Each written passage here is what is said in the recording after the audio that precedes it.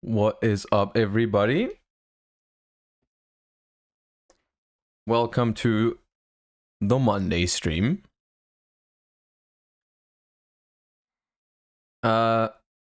Ape Man Paradise, thank you for the 8 months, and Nilmi, thank you for the 12. That's a full year. Appreciate you. Thank you. Also, Misu, Tetsu, Dankoro, and Chris, thank you for these subs during the countdown starting soon timer. Appreciate you guys. Finally, my favorite card guessing stream. Nice. Anyways, how are we today? How are we doing today? Hope everyone is doing phenomenally. This is Quantal's teammate. Yes, exactly. This is Quantal's teammate. Oh my god, next month I'm also banned. No, you're not, because we will simply get a TCG ban list and we will get back Ronin, Toadin, Copium. So by next month, it's not gonna be a problem. When you get the Ronin Toadin sub badge, it's not gonna be an issue, because by that time, it's gonna be unbanned already. Easily. Trust. Just believe. Pretty sure you can get the YG Order without help today. Alright, we shall try it then, but first, we do the card guessing. New AirPods? I did get AirPods, yeah. I can now finally, like, I used to the audio on stream, I used to not use headsets or anything. I just had my speakers on, which sometimes was awkward. Because if I would turn them up too high, it would echo in the mic. But I simply didn't have good headphones, so, you know. But now I got some, finally. Anyways, let's get some cards.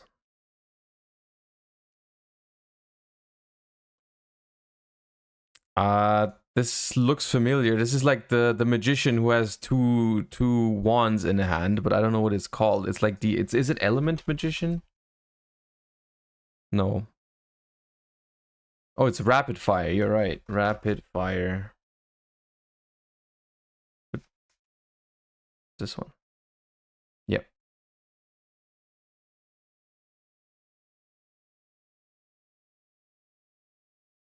This looks familiar. I feel like I've seen this recently, but I don't know what it's called. Ice Jade Curse. Steiny, thank you for the 10. Okay, I'm getting Hazy Flame vibes. The problem is I don't know which one that is. I'm just gonna guess. Hydra. No. Sphinx. Manticore. Oh.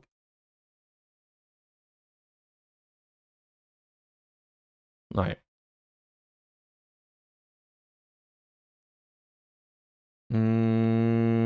Oh, I've seen this as well. This is Colossal Fighter. Assault mode.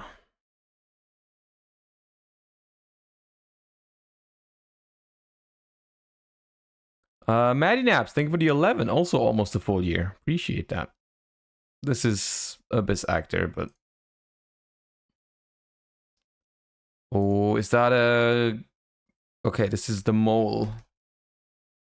Chrysalis is what they're called.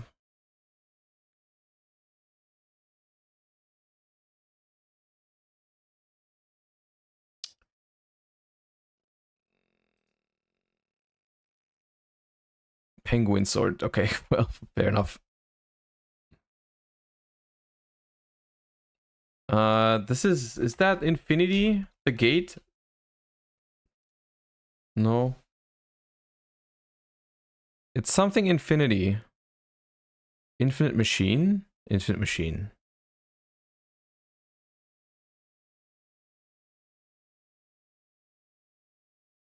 I can't tell what's going on here. I don't know what that is. No, I don't know what that is. Photon Caesar. No.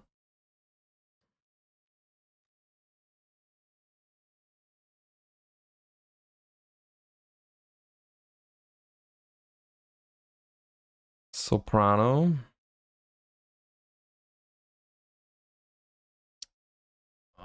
Aquarium. What's that? Nope. Stage. Stage.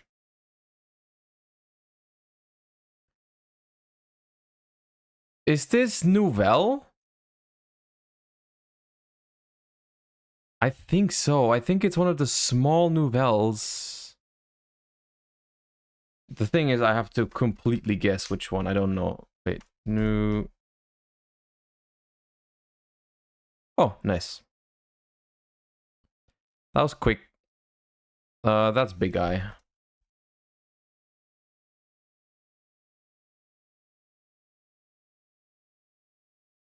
And oh, this is. It's a Gradle Cobra, maybe? No, it's not. I don't. It's something Cobra, nah? Venom Cobra. That's no. Boa? Serpent? God damn, what is it? Is it not a monster? Oh, it's not a monster. No, ambush fangs. Okay. That was terrible. We lost a lot of time on that.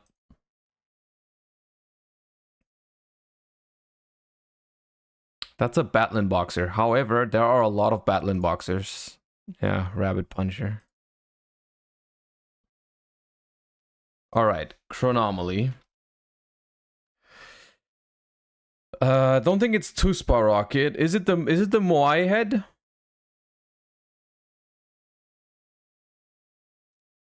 Yeah. It is. This is a fairy card. This is a fairy card. Yeah, I'm not sure what it's called. Liberator?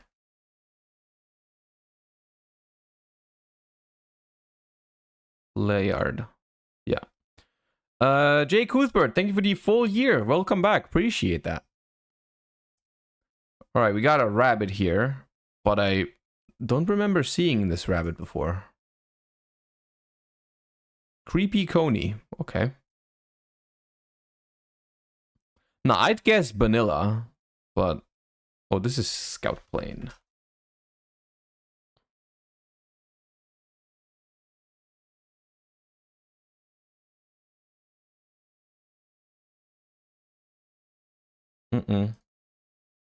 Magicalized Fusion.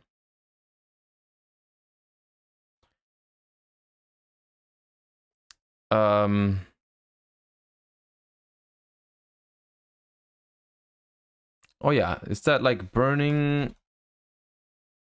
What is it called? Oh, burning arrow? No. Burning spear. Yeah.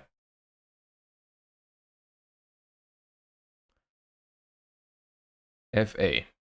It's some... I think this is a dragster. It's not Dawn Dragster. Hang on Mac or skip. Okay, we skip then.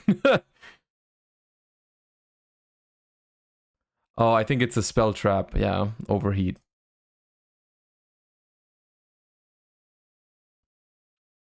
I think this is one of those rounds. I don't want to call it a day too soon, but I think this is one of those rounds that we don't talk about.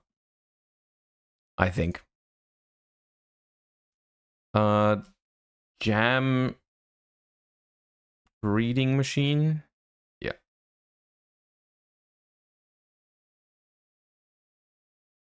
I think this is a legendary fisherman. 2. Pug. Joshy, thank you for the 2 months. This is a tank grub. Yeah. This is the spider, launcher spider, right? That's what it's called. Yeah. Who's that? Bandit Keith? Bandit Keith? Who's that? Sneaky.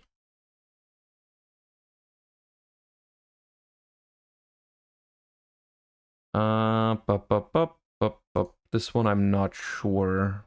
No, I don't know. I don't know. Heroic Gift.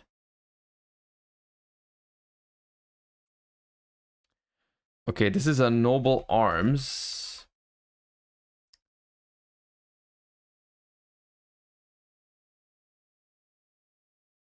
Aukler. Okay. I just guessed. There was like all kinds of different names in chat I didn't know. This is a Twilight Sworn. I want to say Lila? Yeah.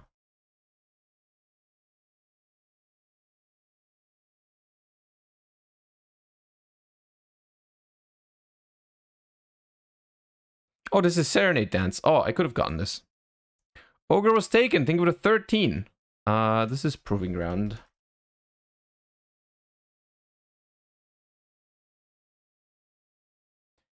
This is Salamangrate Mole. Yeah. This card is almost busted, by the way.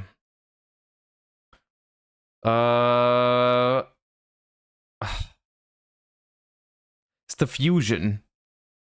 It's a shark. Is it deep sea shark? Yeah.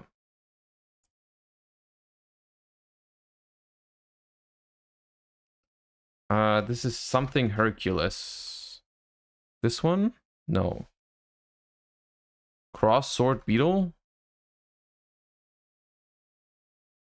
It was not Hercules. I lied. I thought it was a different card. This is Ally of Justice.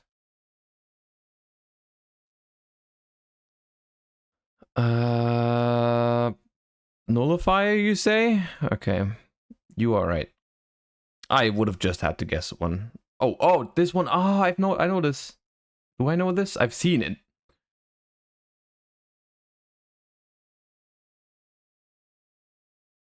I think you're right. I think it's this one. Yeah.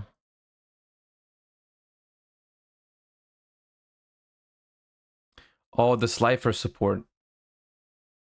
I don't know what it's called. Ultimate Divine Beast.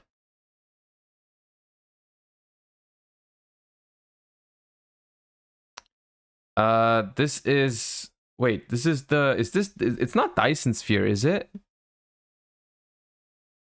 The Chronomaly Field Spell? Oh, okay.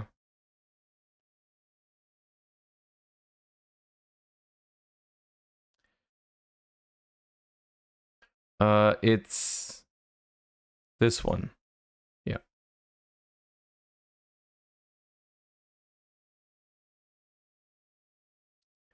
I feel like I've had this in Card Guesser. But I don't know exactly. It's something Pendulum, right? Pendulum Treasure.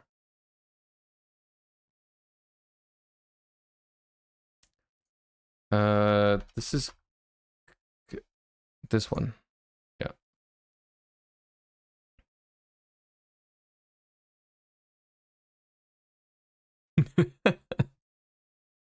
Have we never had Alistair in Card Guesser in like over a year now that we're doing this almost every day?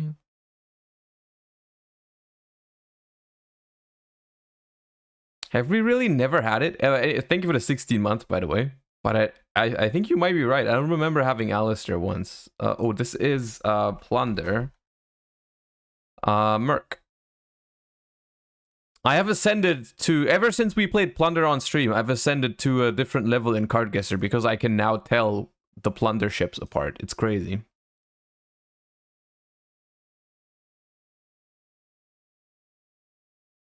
This is Alexandrite.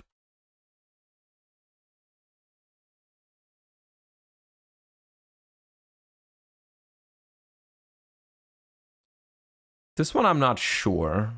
I don't think I know this one. No. Thank you, Gunslinger. Hope you have a great day as well. This might be Lina. Yeah. No. I lied. Is it the art? Spiritual light art? It is that, okay.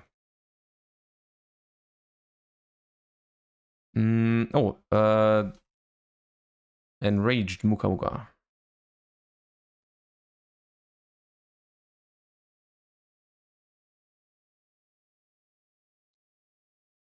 Wait, I know this. Is this the... Oh, actually, no, I don't know this. I don't think I know this. Which one is that? Trance the Magic Swordsman. Okay. Rejuve? No? But it's the one on Rejuve. Oh yeah, it's Cave Dragon. That's the one that's on Rejuvenation, I think. Oh nah. Oh nah. I've played too much Edison to know what that is. I think this is Fateful Adventure. Yeah.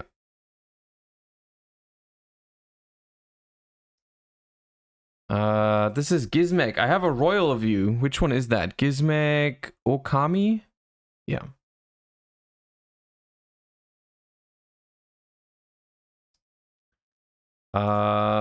It's Monarch. Is it Erupt?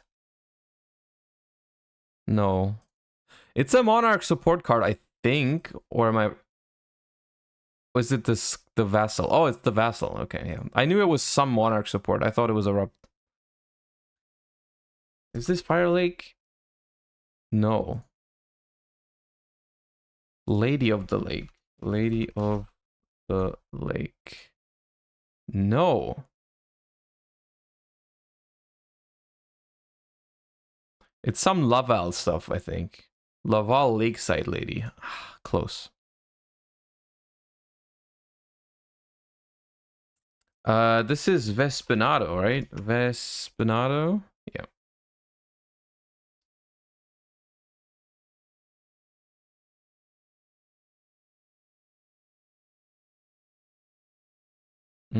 Never seen that before.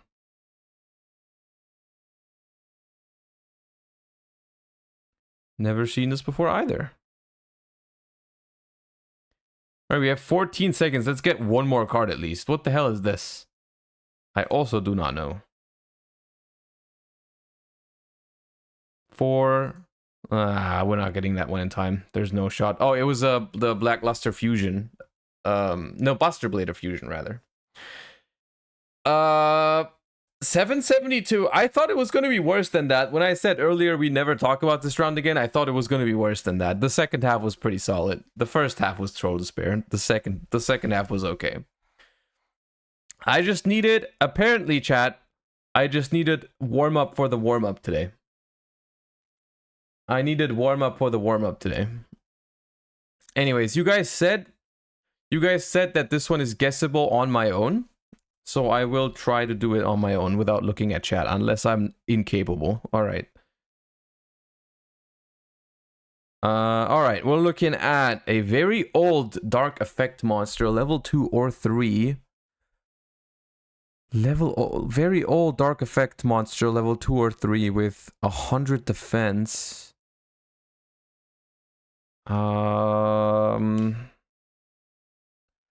Level 2 or 3 Dark Monster.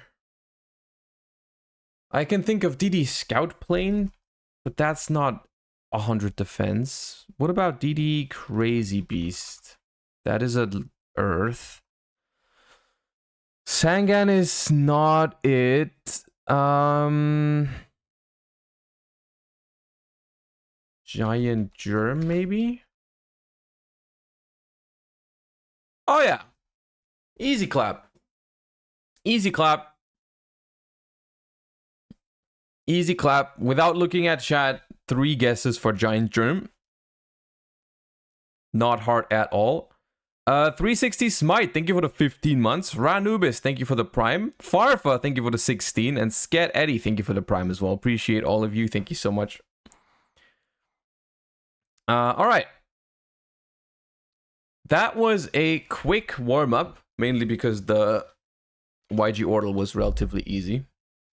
Sprite can play this? Yeah, this is busted. Hear me out. You can go Gigantic Sprite, then you summon Giant Germ, then you make Shadow Mosquito, and when you crash Giant Germ into your opponent's monster, you give them a counter with the Mosquito, and then you get 2 more Giant Germs, inflict damage to your opponent with the effect, and then you can crash more Giant Germs, to kill your opponent with Shadow Mosquito. It's crazy, right? It's actually crazy. It's insane. It's like it's Nimble Sunfish but giant, right? In a way, chat. In a way, Nimble Momonga and Giant Germ were kind of like they were kind of like the same thing back in the day, right? And so they made an archetype out of Nimble Momonga. So just you wait until they make an archetype out of Giant Germ, right? And then as soon as we get the equivalent of Nimble Angler, it's gonna be crazy. PD, thank you for the 6 months, and Lemua, thank you for the Prime.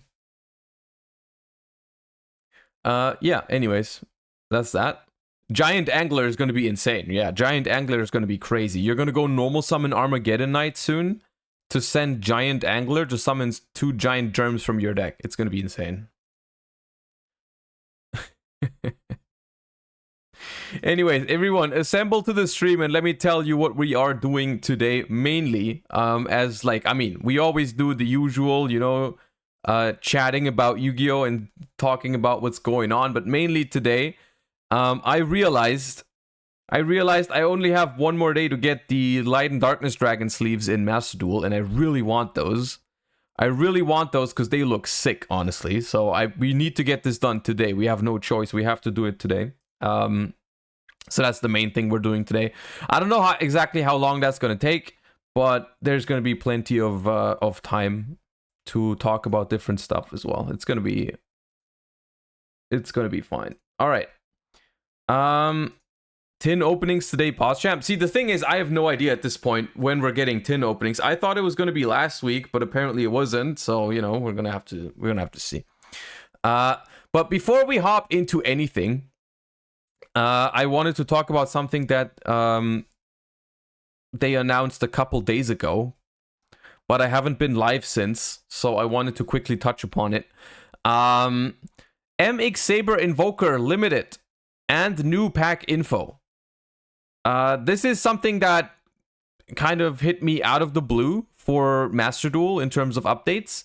They have just randomly announced, because I thought it was going to be the next set is going to be in like 9 days or something, but apparently even before then, we're going to have a new selection pack as well as a random update to the Forbidden Unlimited list for MX Saber Invoker. Right? That card is going to be limited. And at first, I was a little bit disappointed and confused by this at first glance. Let me tell you why. Because after the last Forbidden Unlimited list update for Master Duel, the relatively big ban list that we've already discussed, that we've made a tier list for, which is coming on YouTube, by the way, today, I was under the impression that they were trying to get rid of some of the toxic stuff in the format, right? It felt like they were trying to get rid of, you know, like some problematic cards like Block Dragon, Wrong Go, that kind of stuff, right? That was something I got the vibes from in the last Forbidden Unlimited list update. And that list is not even in effect yet, right? That list, we haven't even started playing with that list, and they're already bringing back some other crazy combo enabling stuff. That was my first impression. I was like, okay, damn it, I thought we were taking the other direction, right? I thought we've been through this, and I thought we had established that, you know, we want to go into a different direction. That was my first idea, or my first thought rather.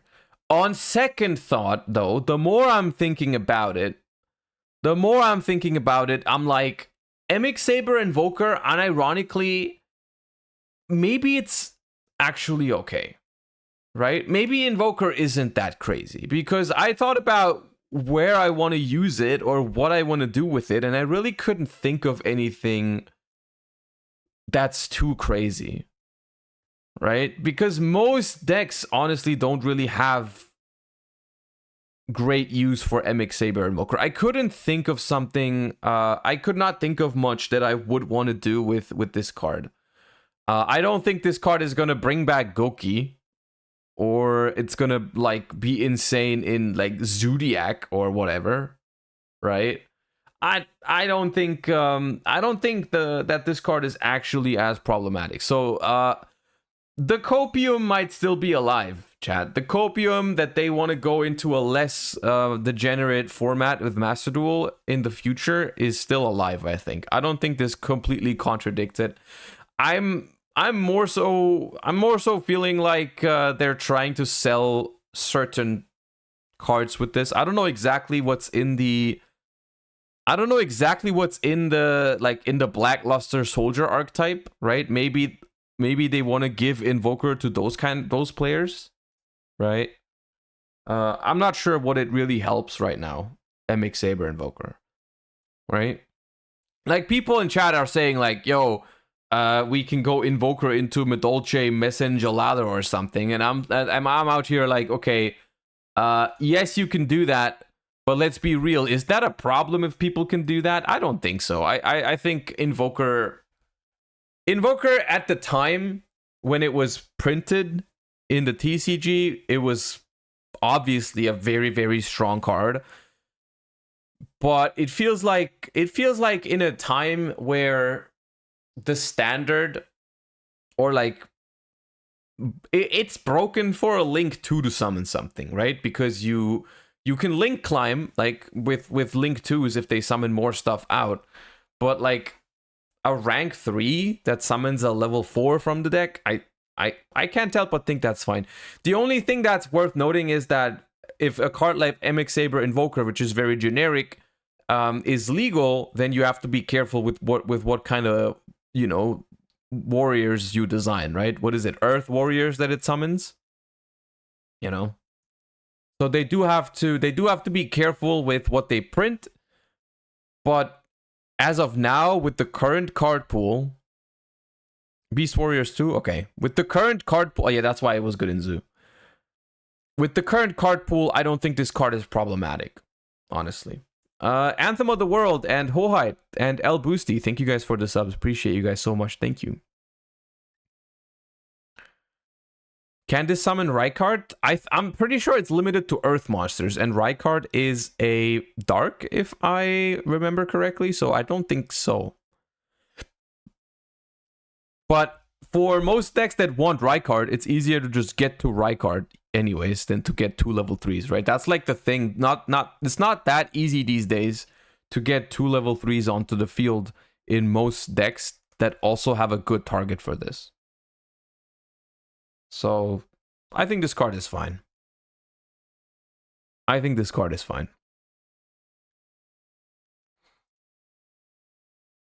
On another note, on a more positive note, look what I picked up this weekend. Look what I picked up. Aren't these nice? I couldn't help myself. I could not help myself. The problem was I didn't originally plan on picking these up, but then I went to I was at E-Man Games' store this weekend, and I helped them open up some of the Legendary Collection stuff, Legendary Duelist stuff that they still had laying around. I helped them open some stuff up, and I looked at these, and they looked so good. And they were like, "Hey, you can take them with you instead of, you know, your whatever we have to give you." And I was like, "Okay, I want them." And now all that's left for like everything coming together, right? The universe is coming together, and all I need now is for them to ban a Rysart or any other thing, any way to kill Kashtira. And then they need to give me back 3 Gazelles. And then it's all coming together, right? That's what we need. Then I will be a Cybers gamer again. It says Cybers, is it a misprint? You would think so, right? You would think that it's a misprint. Unfortunately, it's not. Unfortunately, it's not a misprint. Unfortunately, that's what they all are. They shouldn't be though. You're absolutely right. They're absolutely right. In a much better parallel universe, you know, in a much better alternate reality, all the Salamangreat cards are Pyro, and Cyberse has never been invented. But sadly, that's not the universe we live in. That is not the universe we live in, which is unfortunate, but it is what it is. We have to make do with what we, you know, what we're given.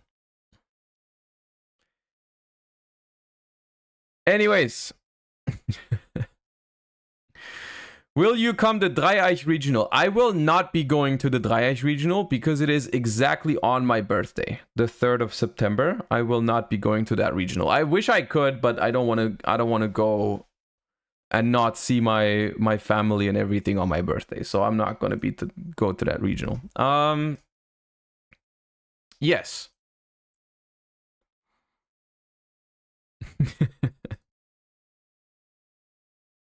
Why don't they join? Ah, yes, my entire family will just play the regional, and that we're gonna have a birthday party right there. That sounds like a very solid plan. I can try to convince them of it.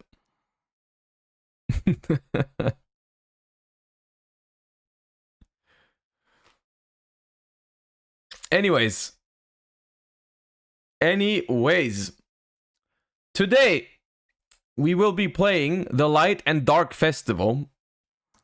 And I know most of you, if you're playing Master Duel, will probably already have finished this festival because this started like, I don't know, a week ago or 2 weeks ago or something. I do not remember when this started. The problem is, it's the last day, so I need to do it today because look at those. I need those. Those are so sick. Light and Darkness Dragon is one of my favorite cards. Also, there's just a lot of gems here. Let's be real. There's a lot of gems. There's a lot of gems here that we would not get if we didn't play this. So we should probably play it a little bit more. So far, I've only played the loner decks, literally. I've only played a game with a couple of the loner decks. I wonder... So I thought we would start with something fun and then work our way up. Because I thought, okay, what are light and dark decks that I have been enjoying recently? For light, I couldn't think of many. But for Dark, it was like, okay, I liked the Dark World deck a lot. You know, we could play some Dark World. We could definitely do some Dark World later. Or we start with something a little bit more based even, which is Orcust. I like Orcust. So I think we're going to build an Orcust deck first. And if that doesn't work, if that does not work, we will be switching to Dark World. Or we just do both. If we ever get tired of Orcust, we can do both. I need an extra Girsu. No problem. We got the funds for that. Pop. Maybe that. This. Babble. Trap. I like return. This.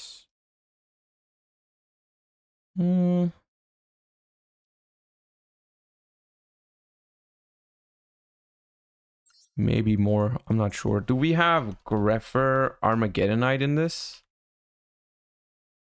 We have an Armageddonite.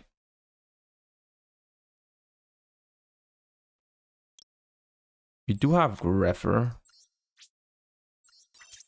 Oh, Glossy Greffer. All right. We can probably just play Rhoda with those two. We can play Allure if we want to. Jack and Tsuchinoko are legal. That we could play some dangers. Let me think about that. I think Crow is pretty good. From what I've seen. Maybe 2 symbols.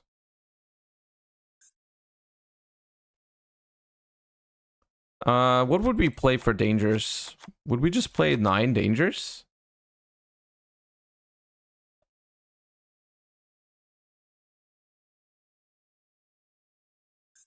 You need Cosmic? Cosmic seems alright.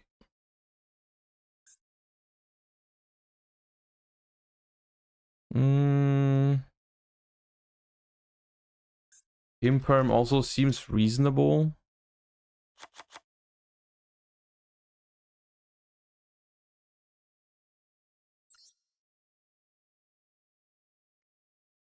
Could play Sharon. Wait, Sharon is legal? Sharon is legal. Sharon seems okay.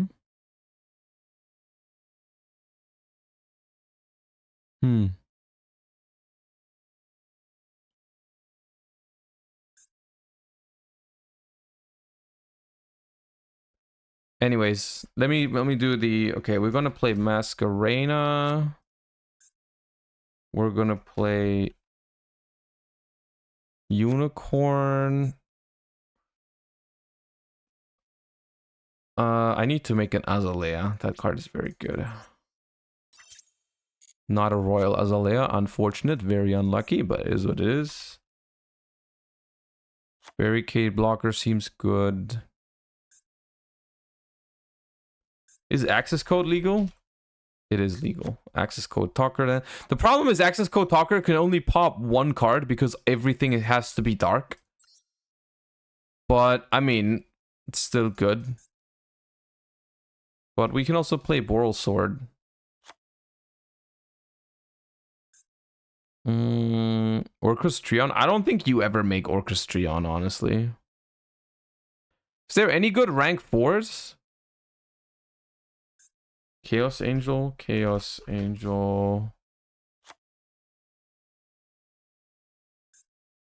Redoer. I don't want to play DPE package. I don't really want to play DPE package.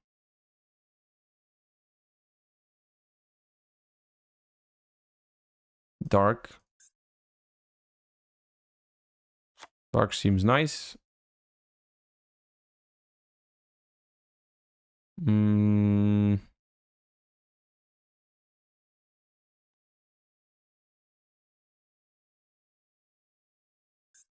Topologic.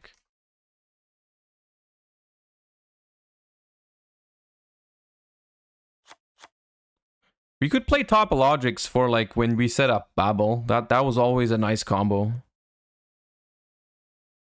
To like go IP, and then on the opponent's turn you either go Trisbana or Zeroboros to banish everything. That seems like it's something that's cool. And then we need one more card in the main deck. We could just play a second Greffer with all the dangers. That seems aight.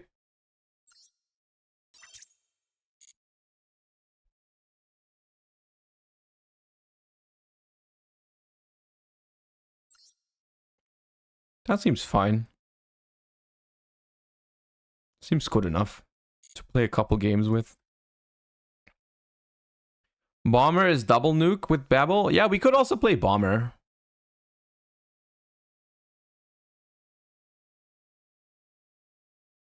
No Goddess? Goddess is a light. No? Underworld Goddess is a light monster, right? Yeah, you can't do that.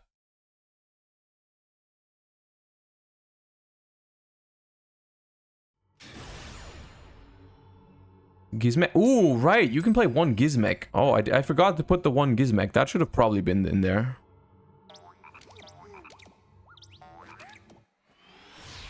You need one more card, just slap a TTT in there, me in every deck. That is not far from the truth, yeah. That's a good hand.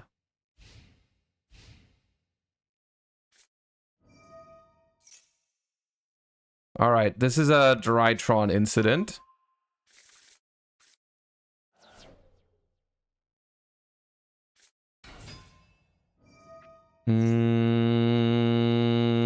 I kind of like Imperming Herald. Because I'm just hoping they don't have Benton.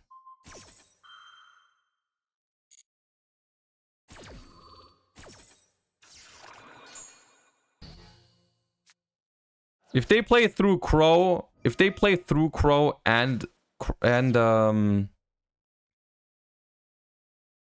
Imperm, I'm gonna be pissed. Okay, they have Alpha, Discord, Zeta. That's gonna search the Benton.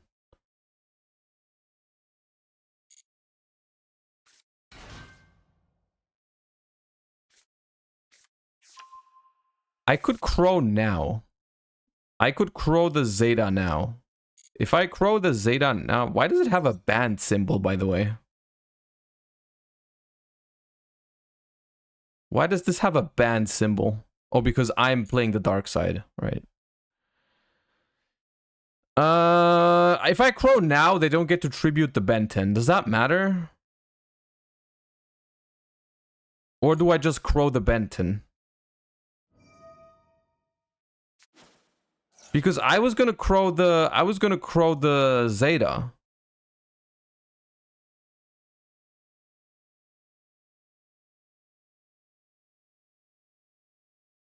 Is it really better to crow the Benton here? Because if I crow the Benton, they still get Zeta, they still get a ritual spell.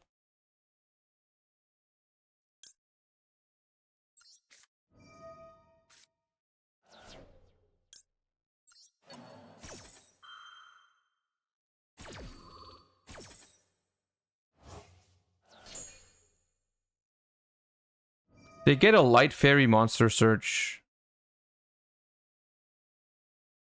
But it depends. Like, how many Bentons do they have? Is it 3 for them? It's a shame that I can't see that. They only have 1. Okay, then it should be alright.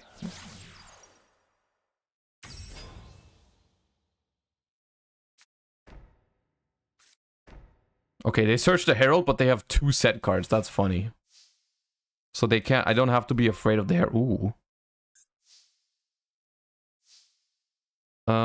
If this card is destroyed by a battle or card effect, target a light. Okay.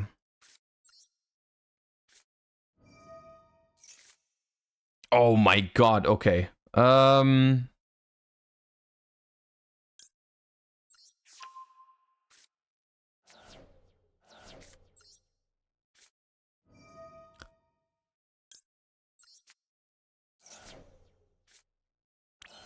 Oof. We have everything. And the set cards cannot be called by, right? They would have called by the Crow. Surely. Mr. Kanira, thank you for the 6 months. Half a year. Okay, we're almost out of dudes. But that's okay. Let's get the one that we don't have yet. And then just activate Nessie, I think. I don't want to discard this though. Let's start with this.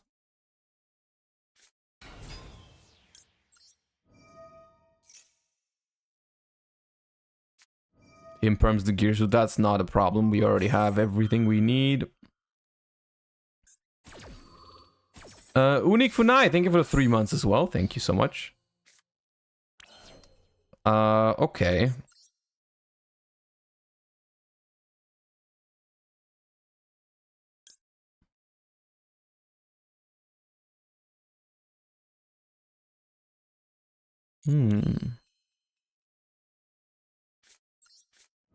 Let's discard Orcust Nightmare.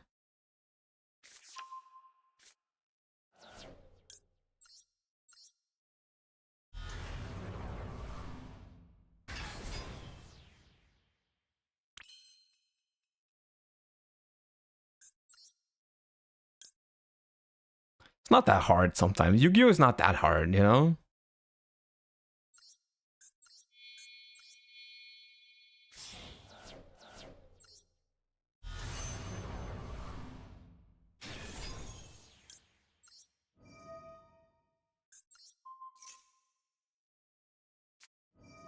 Oh my god, Droplet. They're so sad right now. Oh my god, they're so sad.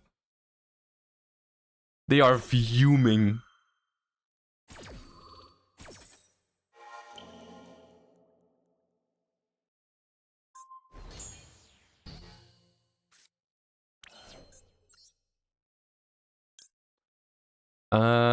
Let us do this.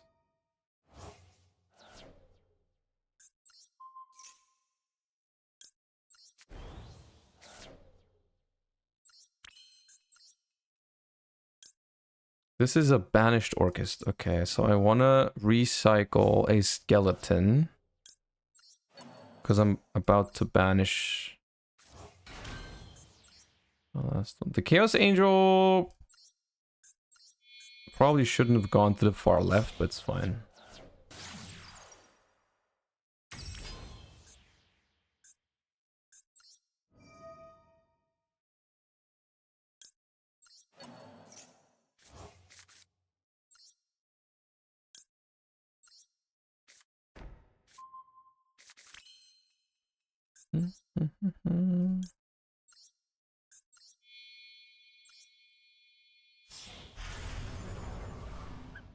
I miss Orcust.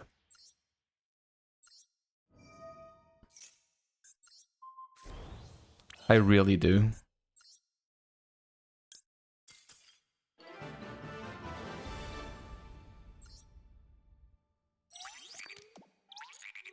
What the hell is a VSP? What is a VSP? Oh, it's because for the event. I see. Versus points. Okay. Oh, I forgot Gizmek. Cancel.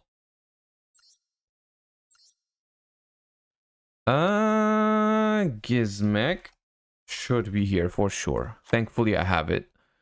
Let's take out a Greffer. Yeah. Gavin, thank you for the 19. Droplet? Droplet would be a good card. Droplet would be a good card here. I'm just not sure. People have scared me. People scared me into playing Cosmic Cyclone. I'm not sure if I need to, but you know. And me, thank you for the 9 months. How's the event going so far? Well, we've won our first game. Before this game, I only played Low Nerd X last time. This is the first game of today. I think it's all right. This event, you know, this hand is kind of banging.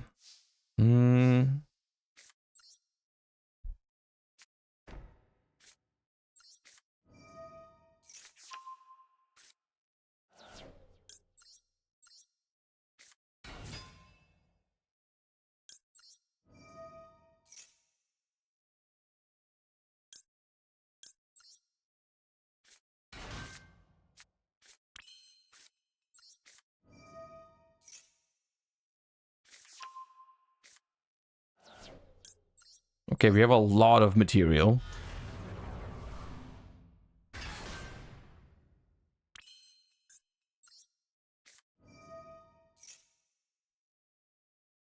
Do the light decks ever play Nibiru in this? Or nah?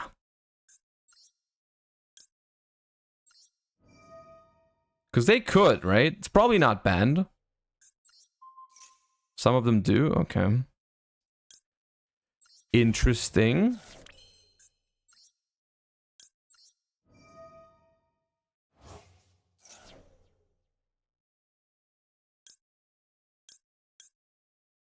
We can probably just go through the Orcust.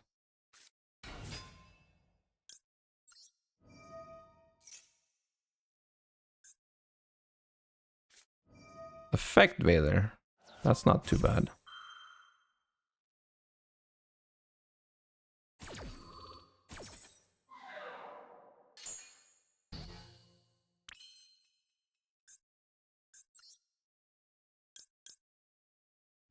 Let's make Galatea.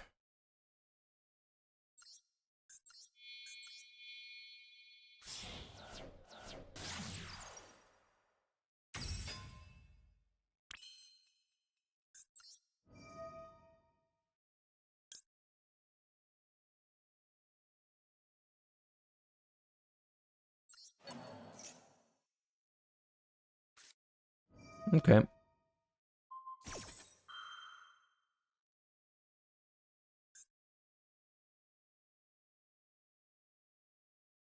That's fine.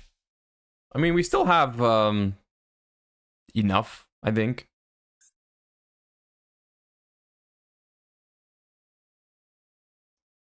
Through this. They have more. Is that Nib as well? Why wouldn't you Nib on Summon of Galatea? Why would you not just Nib on the Summon of Galatea? I am confused by that. However, I'm not gonna question that decision.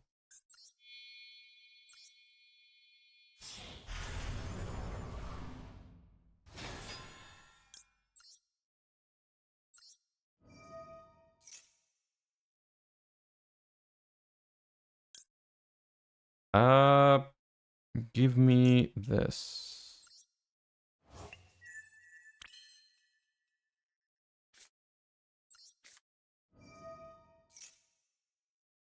They have something. Do you think they have nib? Do I have to bait nib somehow?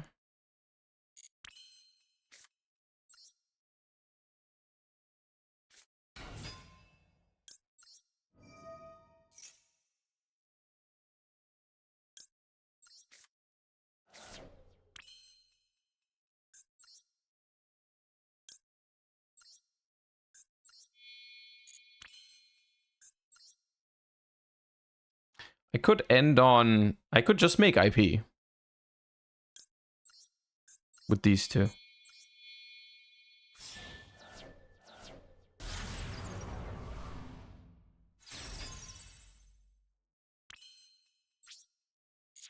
And then pass.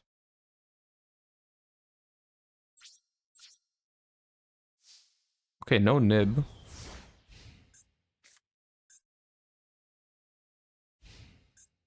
No alternative? Okay, yeah, we can put in alt art IP. We can put in alt art IP if you care about it so much. Yeah, we can do that.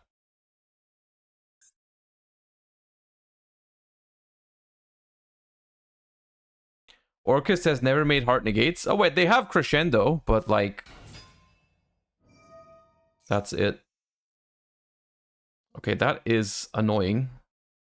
I find Drytron really unpleasant to play against. Maybe I'm the only one, but...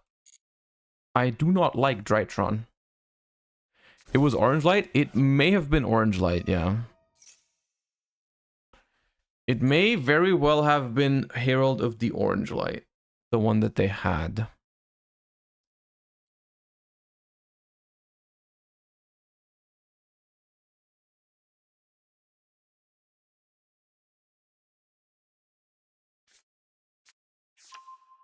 Oh, maybe I did them dirty. They are not that. Okay. Holy shit. You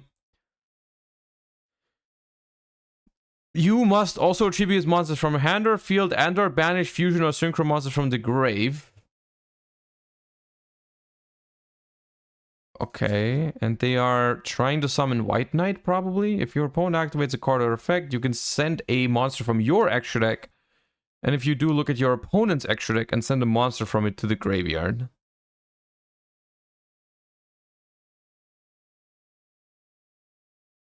Okay.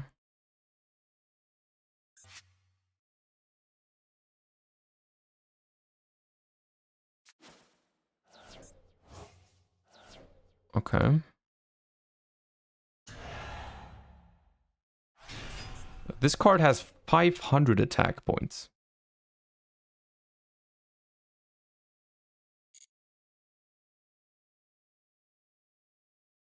It's the end of the main phase.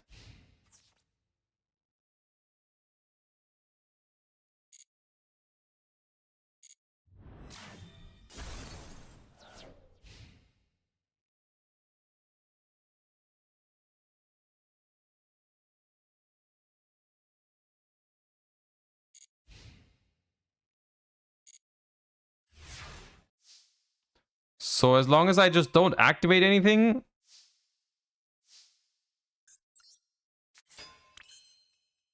It doesn't do anything? Is that really all it does?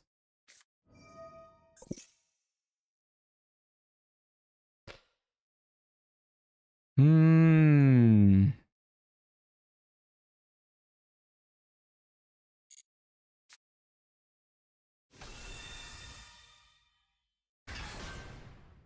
Sure. Well, I just want to attack over this.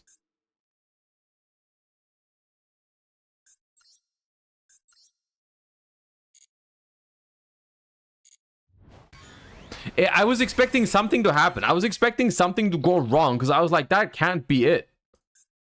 Turns out that was it.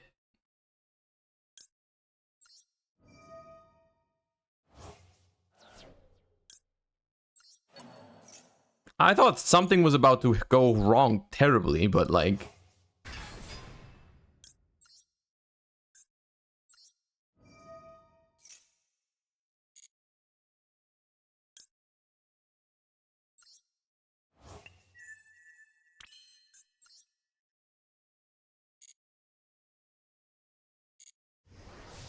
I'm confused. I am very confused.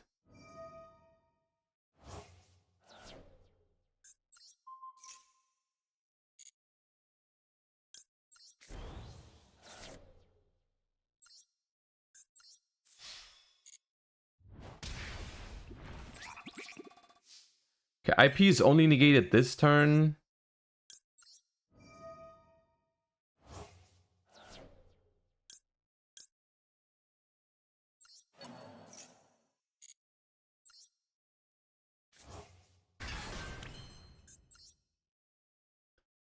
We'll just get Crescendo.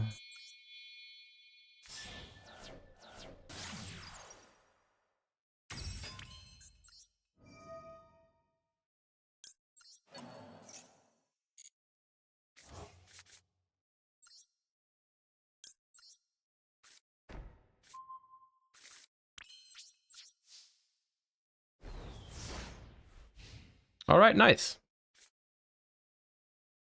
That is one thing I do genuinely enjoy about these festivals, is that you do get the chance to play some decks that you maybe, you know, they're simply not playable in the TCG anymore, but you do miss them. That kind of stuff doesn't really happen in the TCG or like OCG or like regular Master Duel. It only really happens in those events. These days. Very often.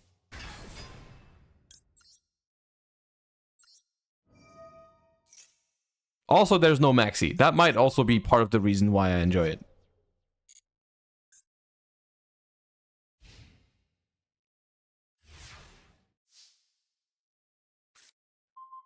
Uh, 26. Okay, this is funnily enough exactly game. Perfection.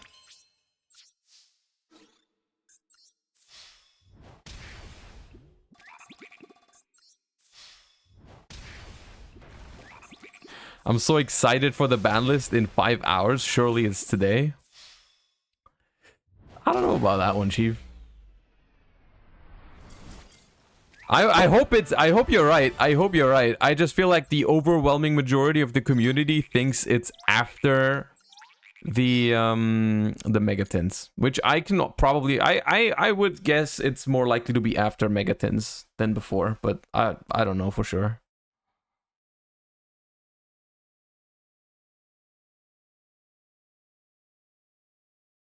Wrong opinion. Okay.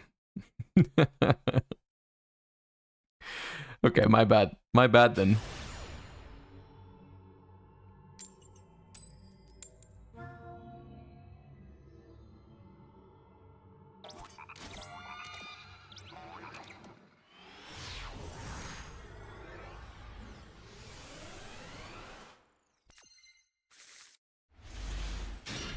Okay, please don't be Drytron. Don't be Drytron. Don't be Drytron.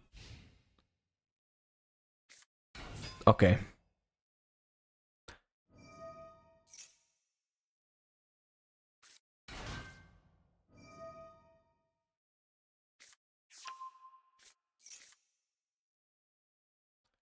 This is also not great though. This matchup is probably not that good.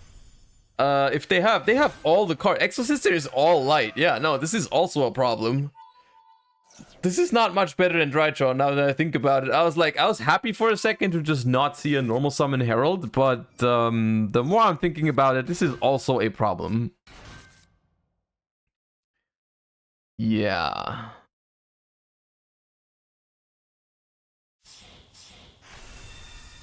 So there's gonna be at least one trap plus Magnifica.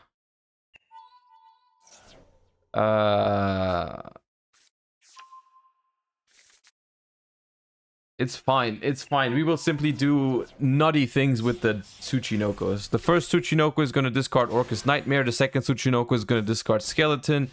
They only have one set, which is Returnia. We drew Return. Everything is fine. We can cook.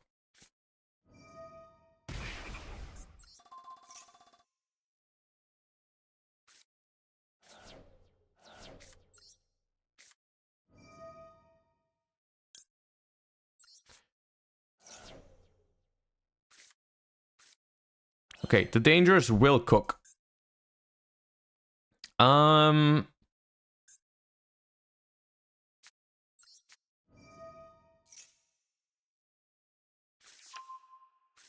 There we go. They start cooking.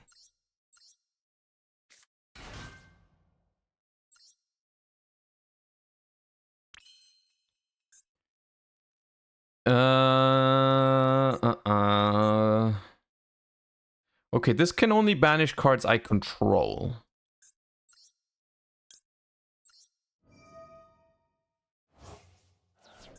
We could genuinely win that. It seems like their hand's not very good.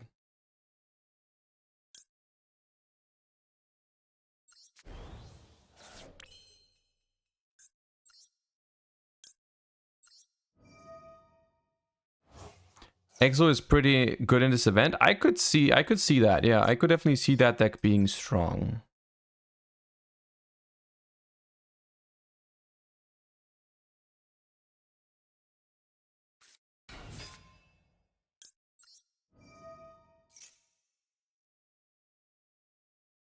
Does Azalea target? Ooh, Veiler is nasty, but that's fine. We can deal with that, I think. Target a card, destroy it. Huh.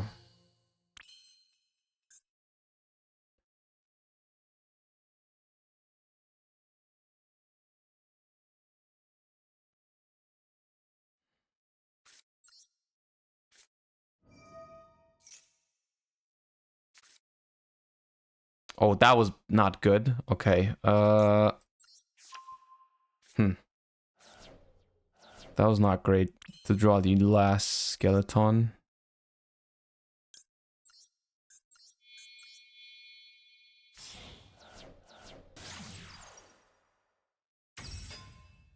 They have to banish this, yeah.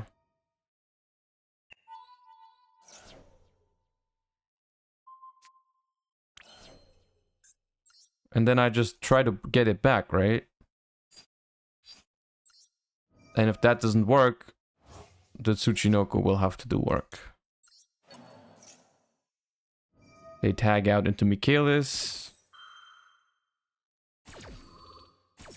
I mean, we haven't normal summoned yet. I think we're breaking this simply because they opened not very. I mean, Magnifica plus back row plus effect veiler. I wouldn't call that a bad opener, but like we can just. Our hand was really nice.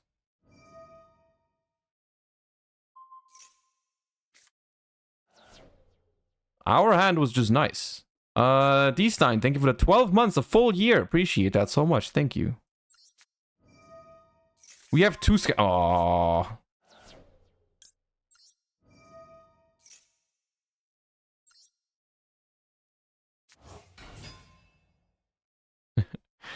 We're friends in LOR, and I saw you playing a bit the last few days. I was playing a little bit the last few days, just out of, I don't know. I don't know why, but I just wanted to. They have more. Why do they have more? Stop having more. Let's Galatea.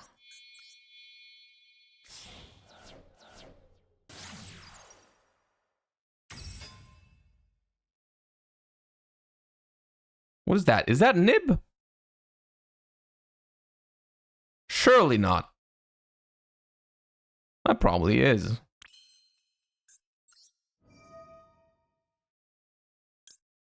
Let's shuffle back World Wand. Another effect veiler, okay.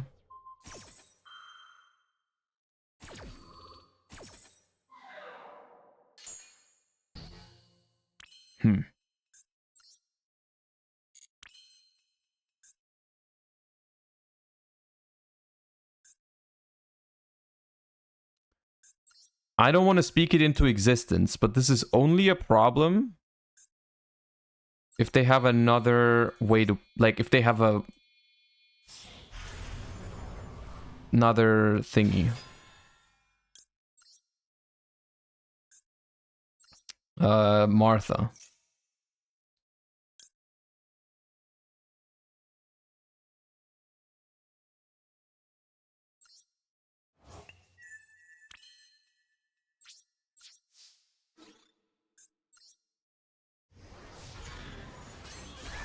I mean, that was nice. We played through Double Effect Veiler, Returnia, and Magnifica. But now we are a little at the mercy of what they are holding here. Let's see. As long as we don't die, we do have a pushback with, like, Skeleton. Okay, they have...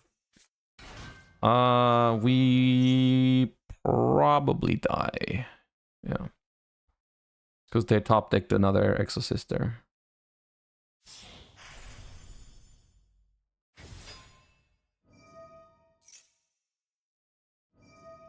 All we needed to draw of all those, like, orchestrated return draws, allure draws, danger draws, all we needed to draw was, like, one imperm, Crescendo, or Babel, and we would have been fine. But we did not. Or we needed them to not have combo. But all of those things did not happen. Do we die, though?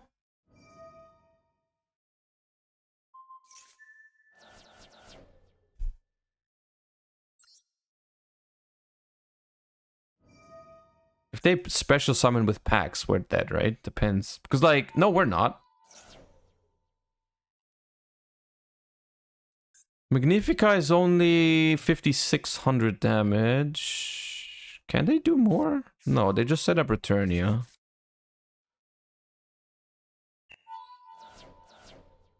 So we have another turn.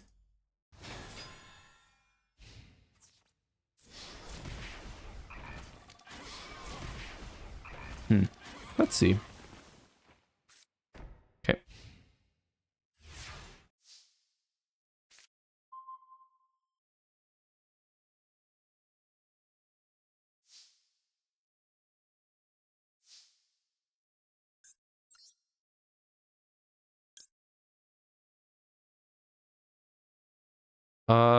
This to bring back Dingirsu seems good.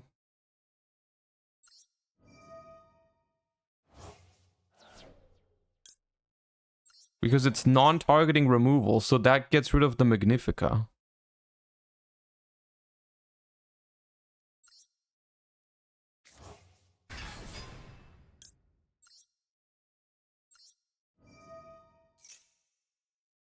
That theoretically baits everything.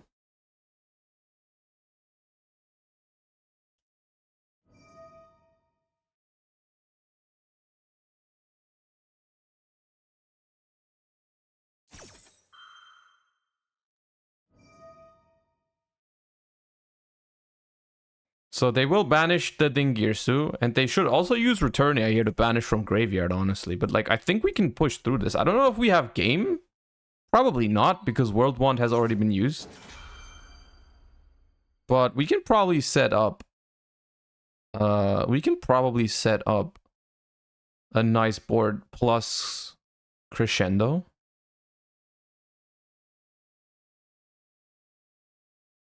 Yeah. They should have gone for Vadis, I think. Vadis was going to be insane.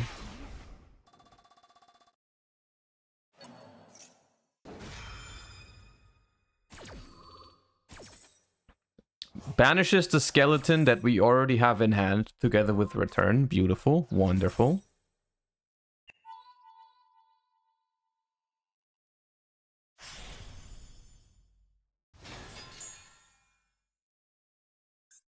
Bye-bye, Michaelis. Alright, and now we play. Wonderful.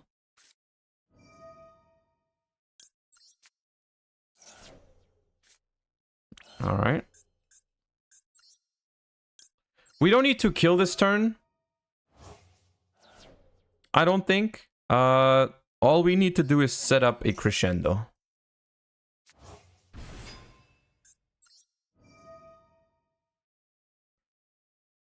Okay. Nice. That was cool.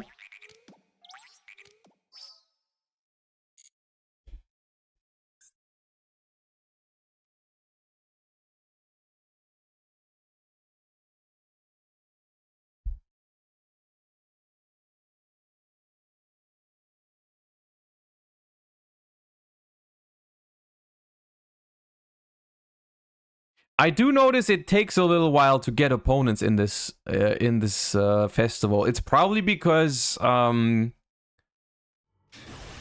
people are already done with it for the most part. Which normally I would also just said, you know, screw it, let's skip it. Let's skip let's not stream it anymore, because it's like I feel like people cared more about it last week. So I'm like, you know, I'm sorry that we're doing it just now, but I realized I really want those sleeves, right? Can I stop drawing 2 skeletons? I feel like I've been doing that very consistently. It's something I'm very good at, apparently.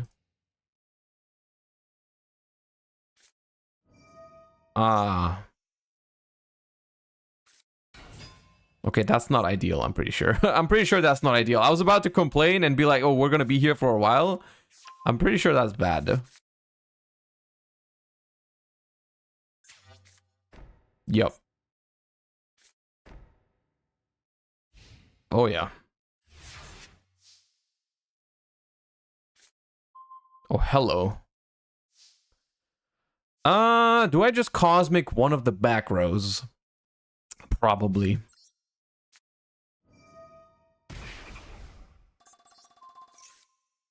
An impermanence. All right, let's start with the Armageddon Knight, because they don't know that we have the danger extender, so they might use like an imperm on this. Yep, it was a second imperm.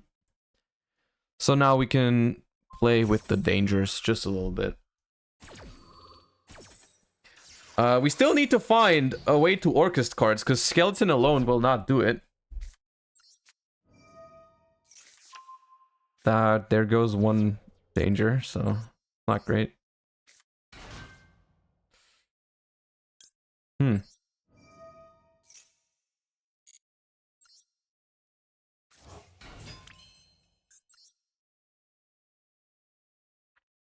Can't really go into... Oh, I can make Chaos Angel. That's funny. What does this do again? Let me read the Blackwing that they added. The Chinook.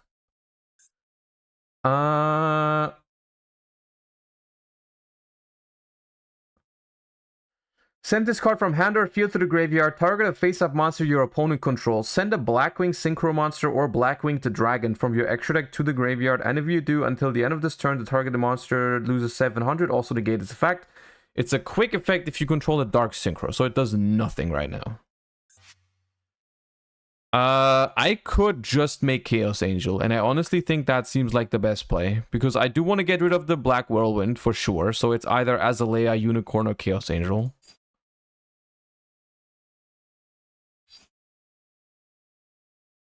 It's probably just Chaos Angel.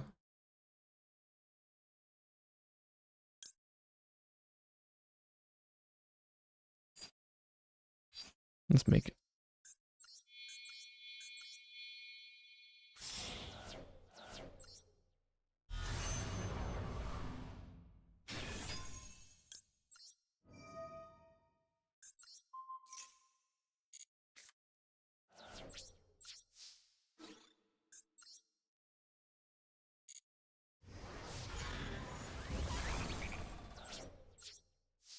And then we just hope they don't top deck crazy one card combo here.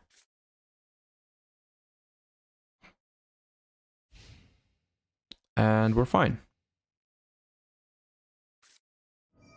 Uh-oh. I'm pretty sure that's not a good sign for us.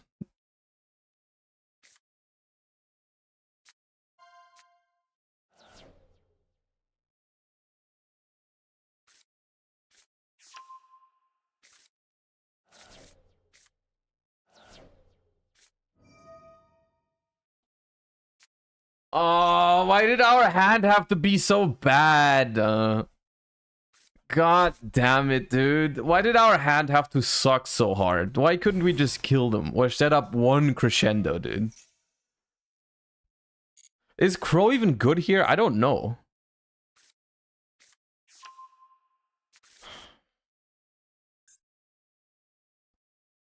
It might be. Let's wait and see. Add a card that mentions Blackwing from deck to hand. Sure.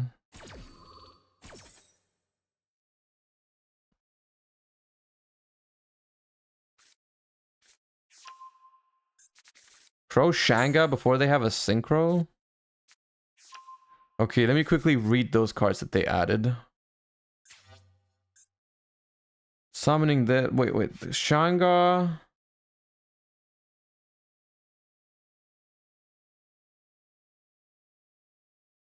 Banish this card from the grave. Target a card your opponent controls. Destroy it. I don't know if I wanted...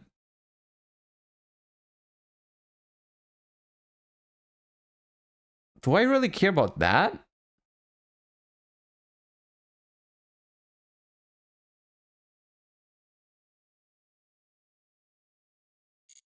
The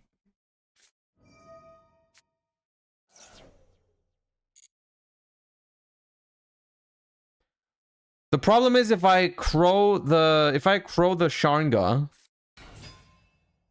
If I crow the Sharnga now, it's just gonna stop them from destroying my Chaos Angel, but they can still play as much as they want. So I feel like that wouldn't be that great. I feel like I have to hope that I can crow something that's a little bit more impactful. The problem is I probably still lose because what do I draw? I need to draw like I need to draw such a good card.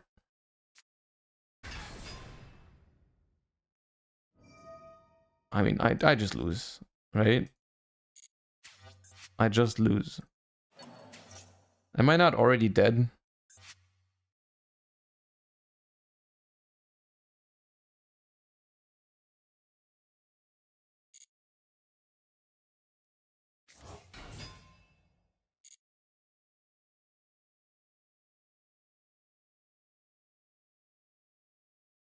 I'm just gonna crow the Zephyros, I guess, but...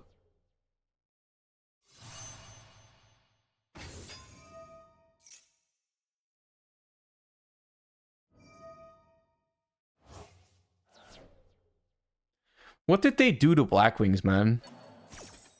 Blackwings used to be a cool deck, and now it's just one of the cringest decks out there.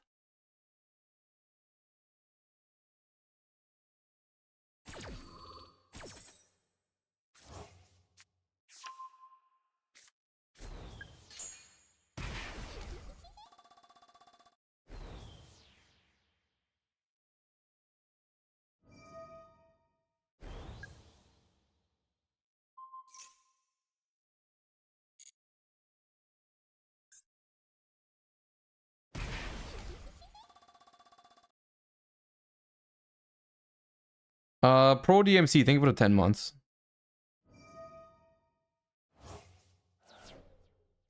Chat, the add back does not matter. We are already dead on the board. It does not matter if I stop them from adding back this card. Don't you realize that? It is irrelevant.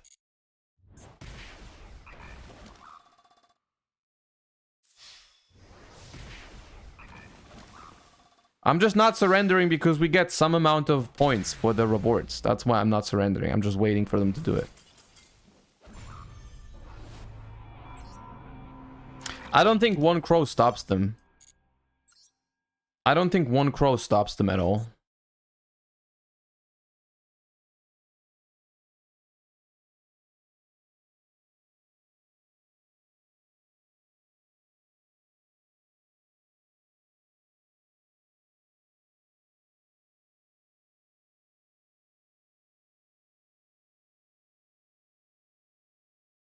It's just, we just needed to draw an Orcust card that was not skeleton. If we drew one of the other Orcusts, we could have done a better play, a much better play. Because one crescendo would have stopped them in their tracks.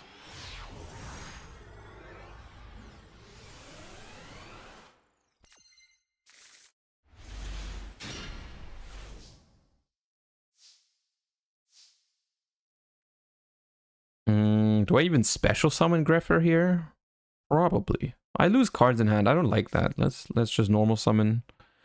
If I special it, the odds of my Tsuchinoko are worse. So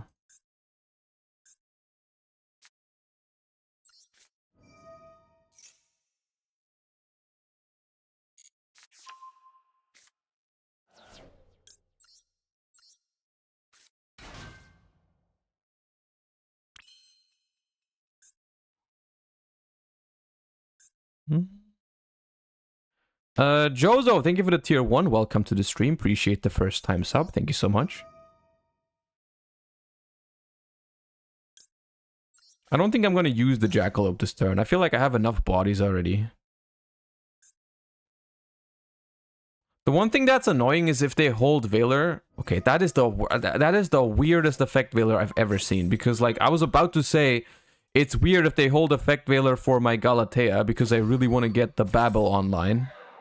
Or the Crescendo. And they just Veiler a Greffer when they can already see all of the important stuff in my graveyard. But okay, you do you.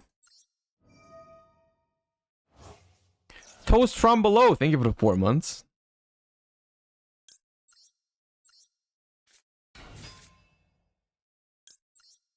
Is there no good Dark rank 4 I can use?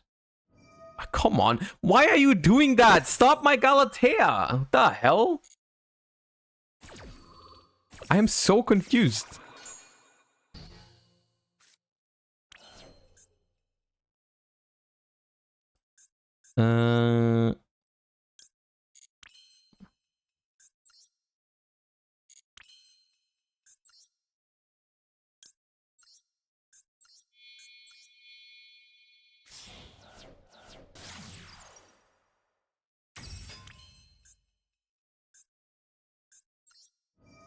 Unless you have a third one.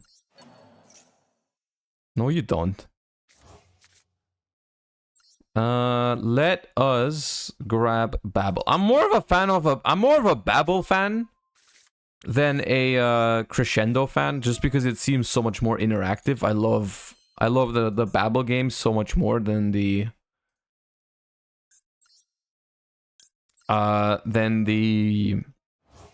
Crescendo games.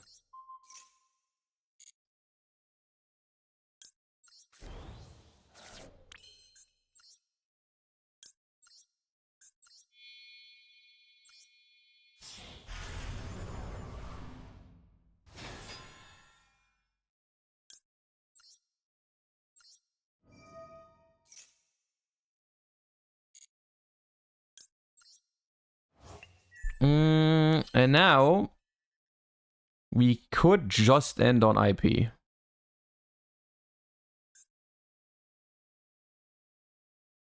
Archangel, thank you for the bits. It's very hard to give you one specific tip for the first YCS without sounding extremely cheesy, but like one thing that I think is very important is to focus on having fun, which is what everyone and their mom will always tell you when you go to your first YCS, but it is true.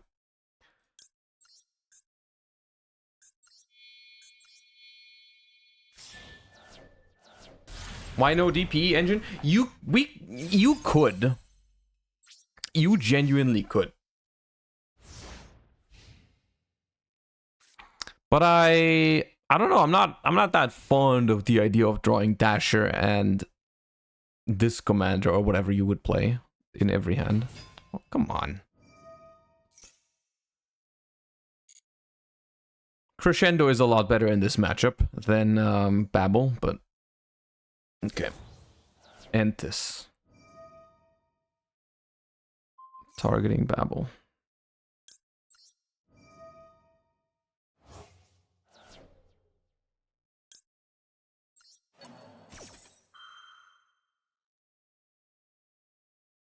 It's not really a point in using Orcust Nightmare here.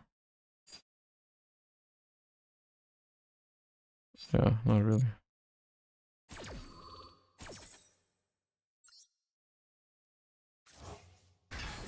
Are Bestials allowed? I'm not sure. Are the Bestials legal for dark players? They might not be. Because I haven't seen any so far, and I would think that you would play those in this format, because they are pretty good. Drytron Nova, we're just gonna unicorn that.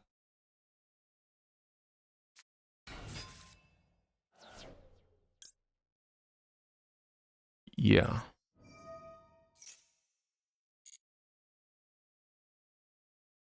I could Azalea, but then Azalea is gonna die. Also, it would send it to the graveyard, which is, that's a much bigger reason not to do that.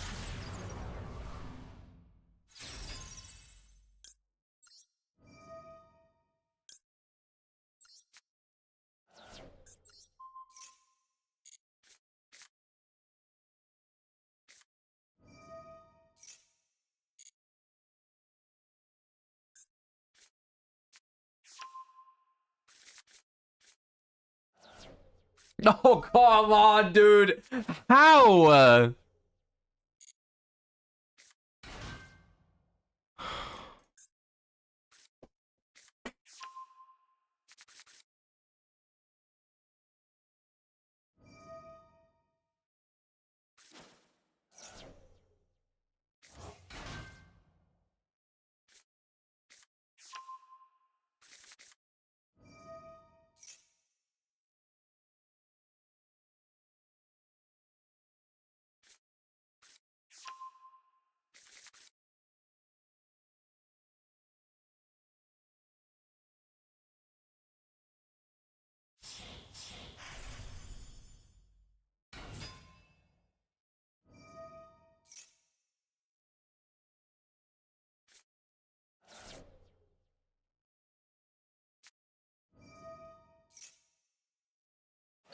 I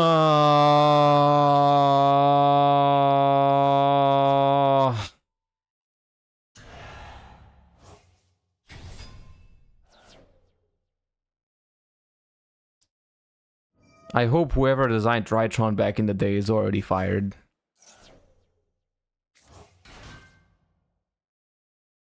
That should have happened a long time ago.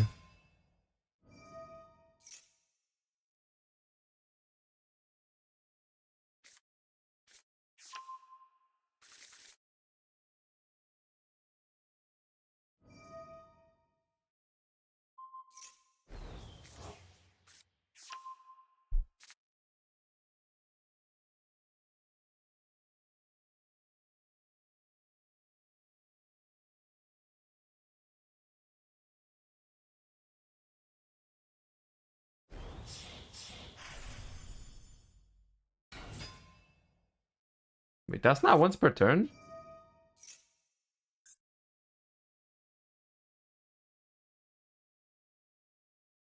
Wait, why did you make a second one?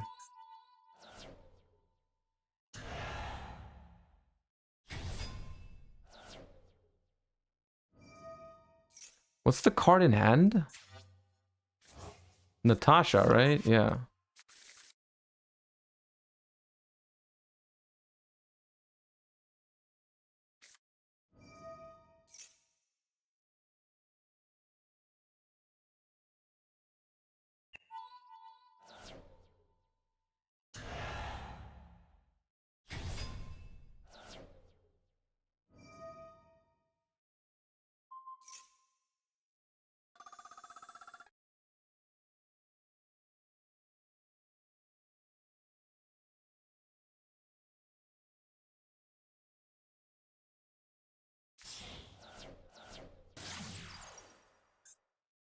I was, dude, for a second, I checked my graveyard. Because I wanted to see if I had a target. Because obviously I don't, because I'm freaking playing a dark deck. Only darks allowed.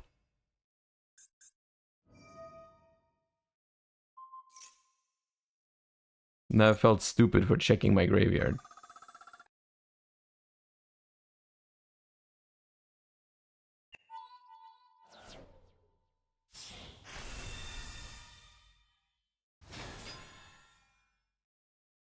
Uh... Yeah, we die. I should have brought back Gizmek, but I was toggled off. I don't think we win anyways. We can't win through the Utopic Future. It's 8,050 damage. Yeah, I needed to Gizmek before the Utopic Future hits the board, but I'm gonna be honest, I don't think it makes a difference. I don't think we have a top deck even into the Monster Negate. It's whatever. He would have done access code then? Yeah, maybe. They could have just made a different... Well, they don't have access code because they are light, but they might have had a different line. Okay, I'll put in the other Masquerena so you guys can stop crying about it. There you go.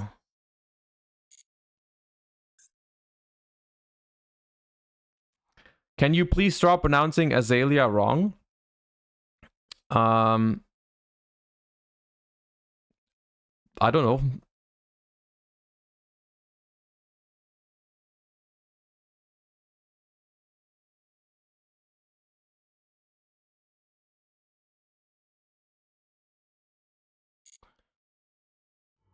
Bro, okay.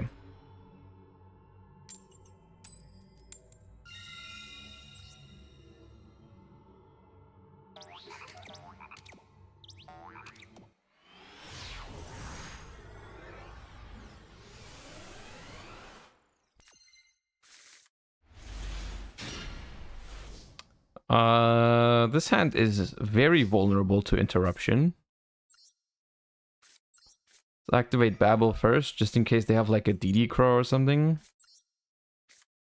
And then let's not get Veilered or Impermed on this. Nice. Good. Good talk.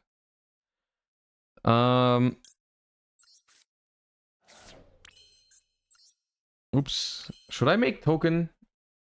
Probably.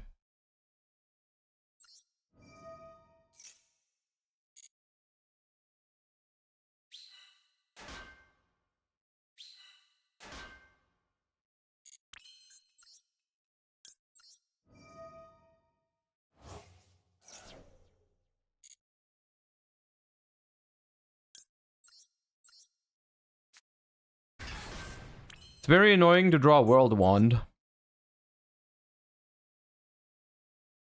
It's very annoying to draw World Wand sometimes.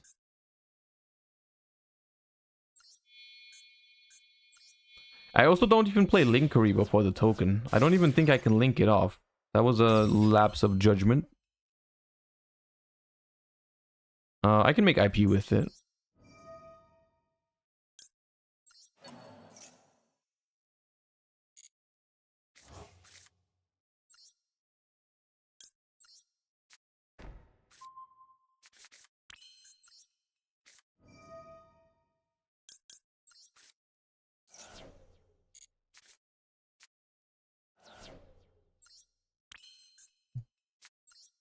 Ooh, we can do something nice. We can draw 2 traps with Allure, first of all. That is one nice thing we can do.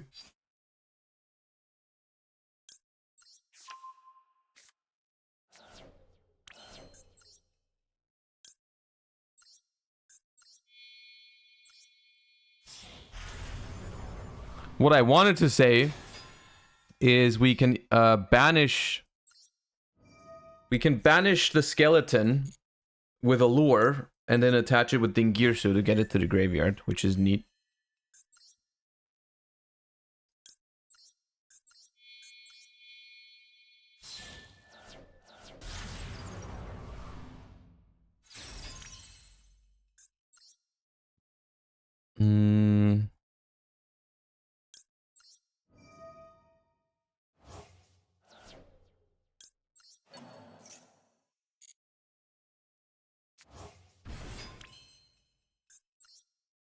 We don't really need to do anything else. But this one is not a quick effect on our opponent's turn anyways, so we might as well use it now.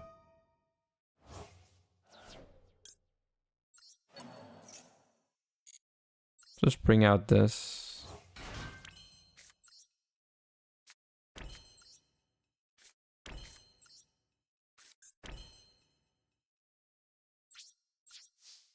It's fine.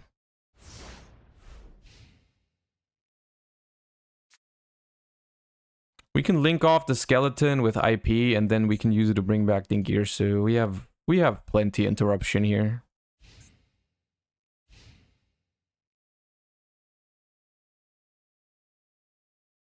Okay, if you guys keep spamming Booba whenever I summon alt art IP, I'm gonna switch back to regular IP, okay?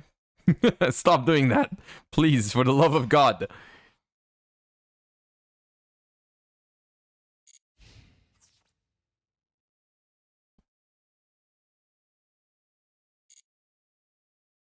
Seems like there's an evenly matched going on.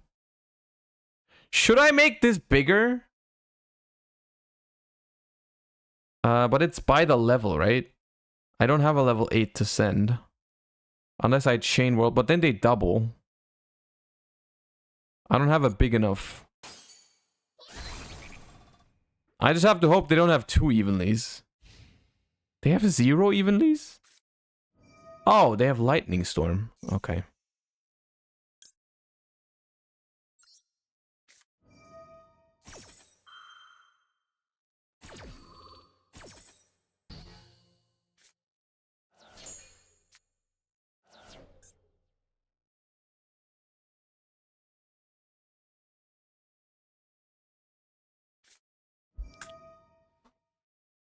Oh.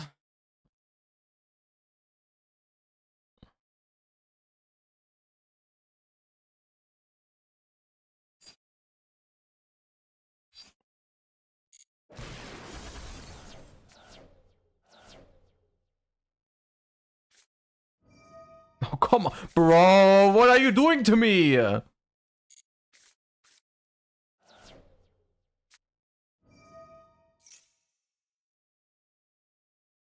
There's no way you're playing Drytron with Pot of Desires. What if you banish your one Benton? Okay, you're actually playing Cyber Dragons. Okay, that's fine, that's fine. No! You're gonna fuse everything! No, wait. Oh my god.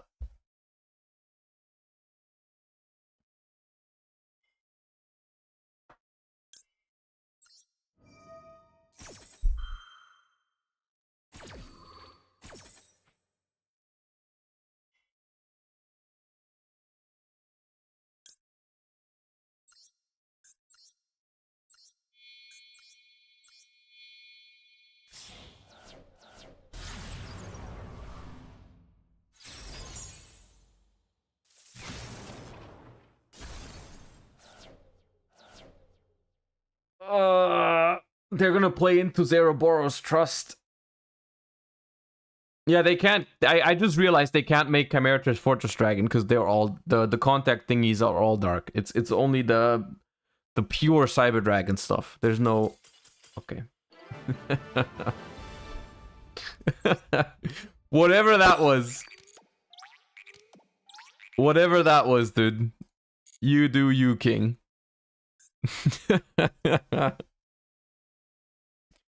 Oh man. Mega Fleet is dark? I think so. I know Fortress Dragon is dark. Mega Fleet I think is also dark, yeah.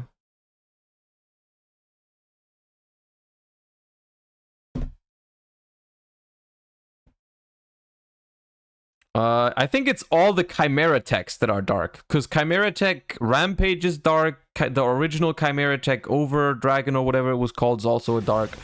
It's like Cyber stuff is light, but Chimera Tech stuff is dark. I'm pretty sure.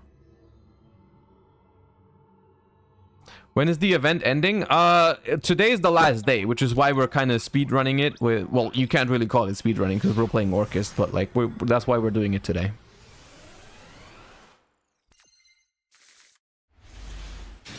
Alright, good hand. But we're going second. There's a lot of Drytron in this event. I'm a little concerned.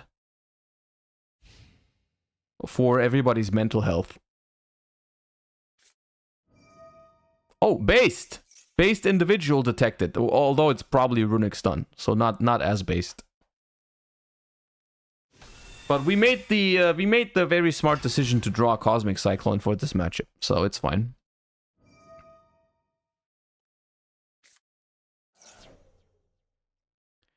Is it not better to main Droll if you see a lot of Drytrons? Well, I mean, if we could quickly errata Droll and Lockbird to be a dark monster, we could try to play that.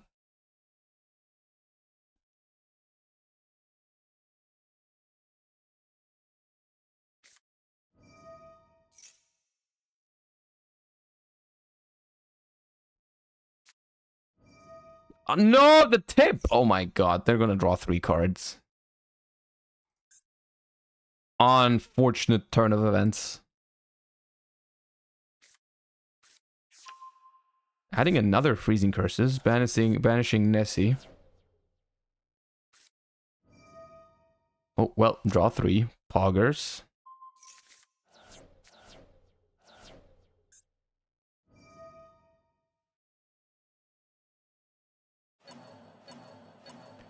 It's fine, chat. We have 2 more Cosmic Cyclones in the deck. We're activating Allure and Orchestrated Return. We're gonna draw hella Cosmics. It's good. Oh, that's not a problem. That might be.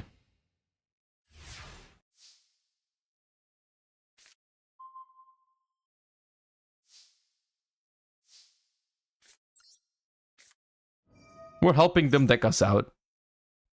We're being nice. Come on, give me another Cosmic. Ugh, not those! I don't need all those. I could just Cosmic the Fountain and hope that this is not a broken Floodgate. That would be nice.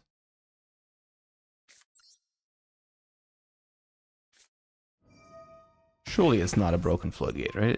There's no way it's a broken Floodgate, right?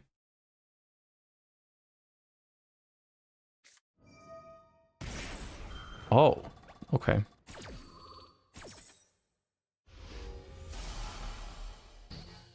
No. I know they have freezing curses, so using Girsu as a normal summon literally feels pointless. I'm just gonna start dangering.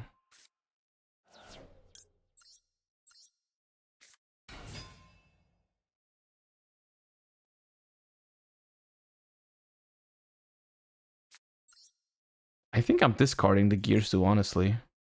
Do I? I might not.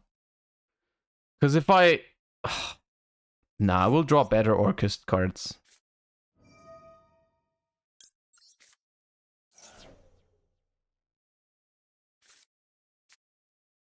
It's kind of the same. Nah, it's worse.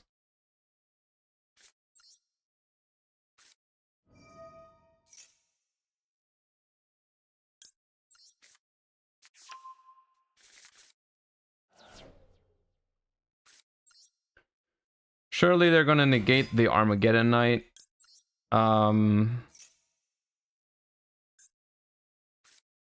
Yep.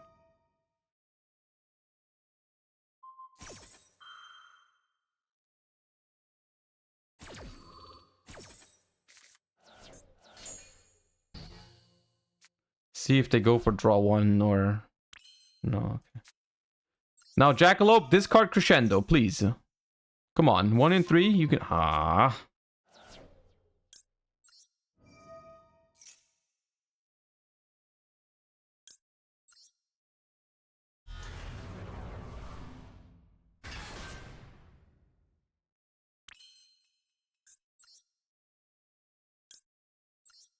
We have...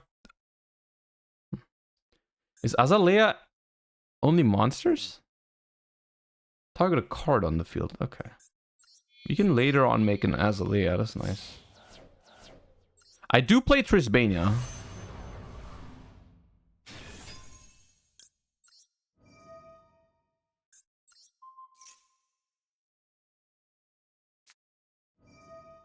Well, they're a runic god, by the way. They just have everything. They open to complete nuts.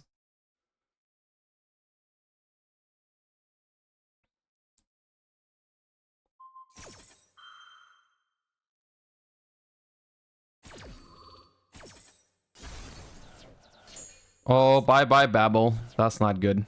Alright, well. I might I think I do attack over the Hugin because they do probably play cards like Majesty's Fiend. I don't want to get like I don't want them to top deck Majesty's Fiend and then destroy me completely. I'll just attack the Hugin.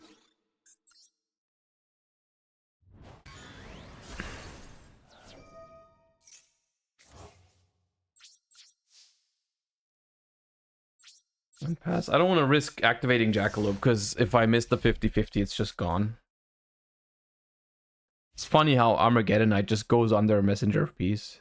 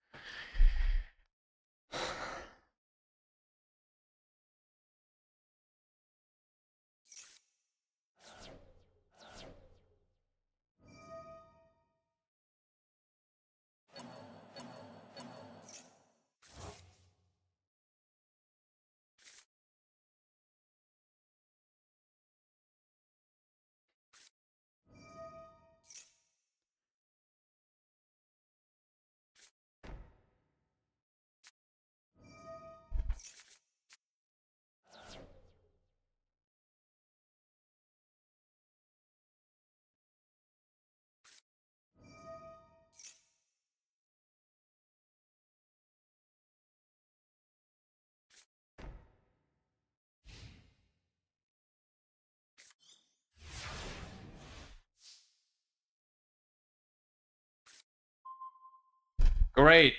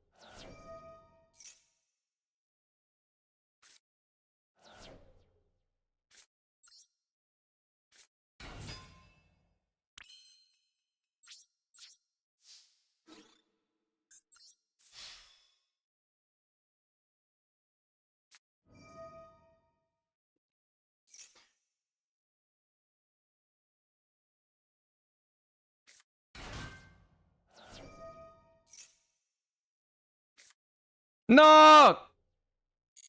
Another cosmic gun. Oh, nah.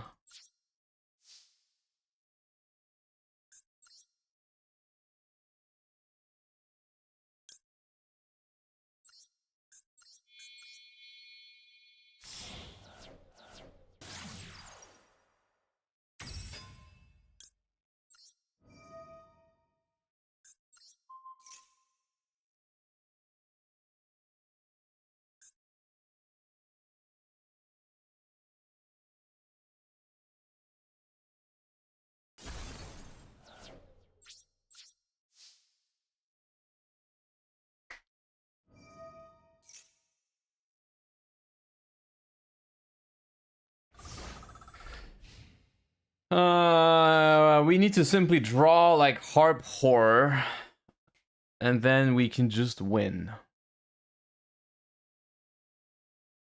Do we even have Harp Horrors left? Surely, right? That card's at 3. We have all 3 Harp Horrors left.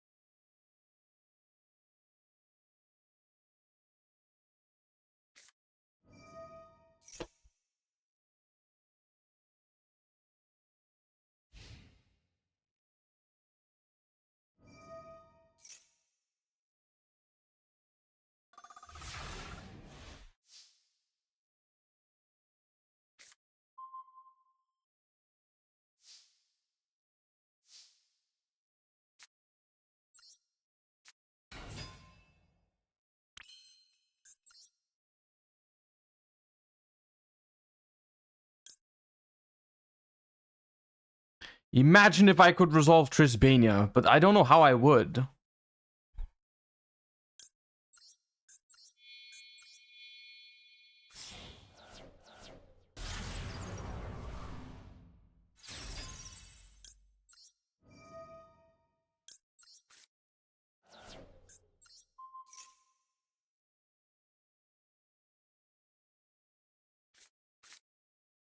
Please, I can't take another. I can't take another dimensional fissure. Please stop. Stop!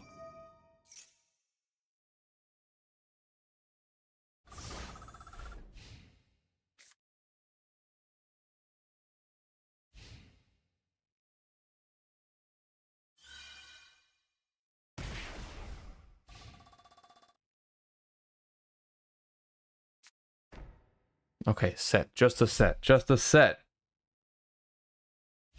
Stuxnet, thank you for the 10 months. Add a machine that's banished or in your deck. Let's do that.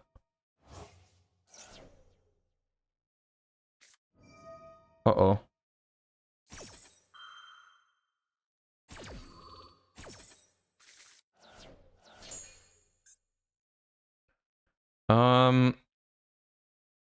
Symbol skeleton. I think we can win. Add a skeleton to hand, I think. From banished. Oh my god, that was the last Orcust nightmare. Okay.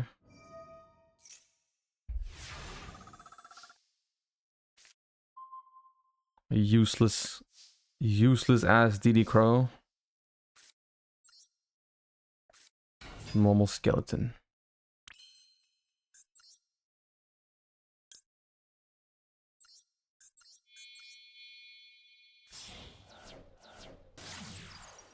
Right, now it's time to play Yu-Gi-Oh, chat. It's time to actually play Yu-Gi-Oh. Isn't that crazy? I hope.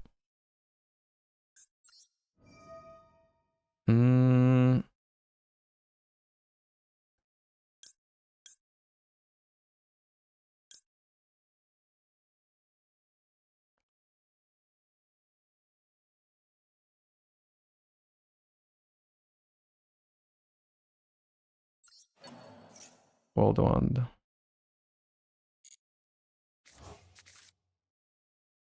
I think I only have the spell card left.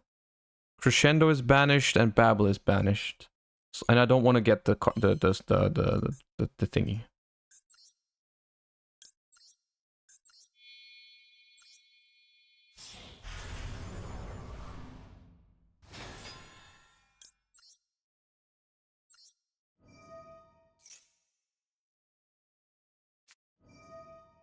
Oh my god, we are so close to decking out.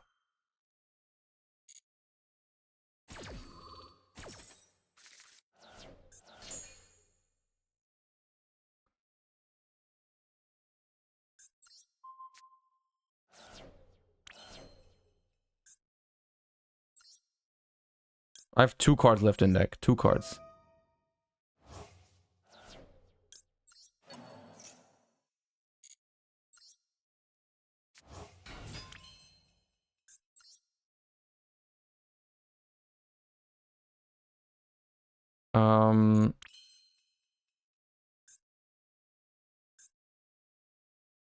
I think I need to just pass here.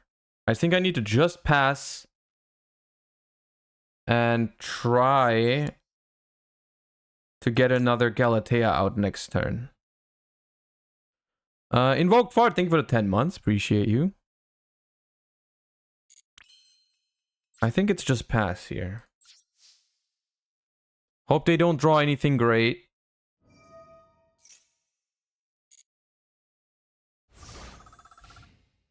And then just make a Galatea to recycle my shit.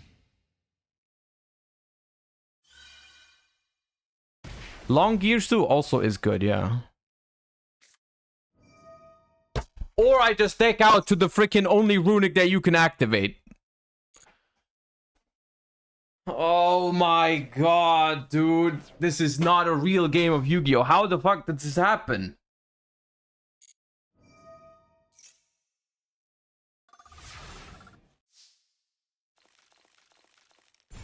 Oh, come on, dude.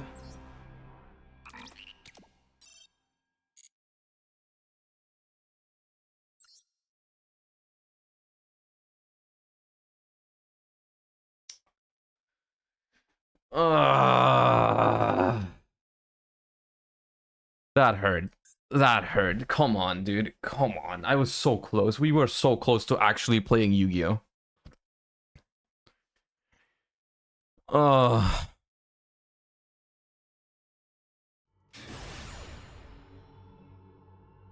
I thought you loved Runick. Oh, yes. Runick was definitely the problem. It definitely was not dimensional fissure and stuff like that. That was definitely not the problem. It was definitely the Runick portion.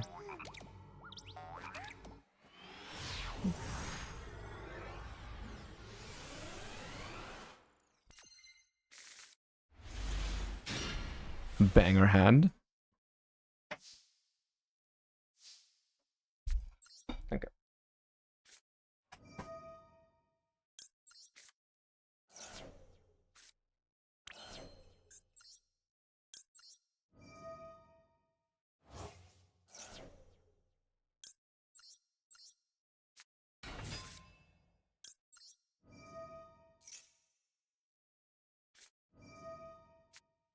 That's fine.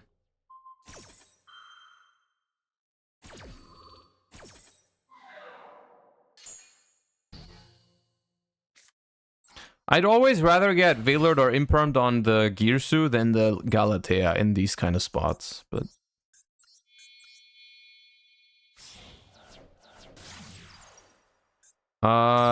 we will probably not make a Ding Girsu here. Because we have nothing to attach. Let's just get Crescendo. And now we are the trap deck now, chat. We are the trap deck. We're gonna set 4 and pass.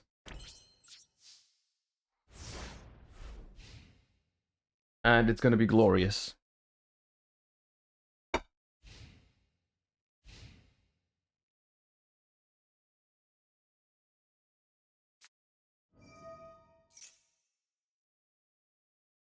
Dark Hole.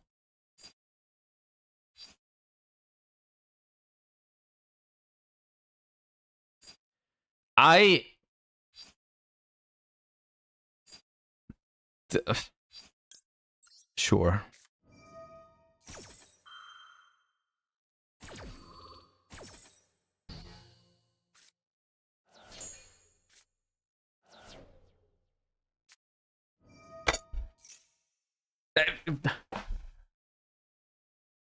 What is going on today?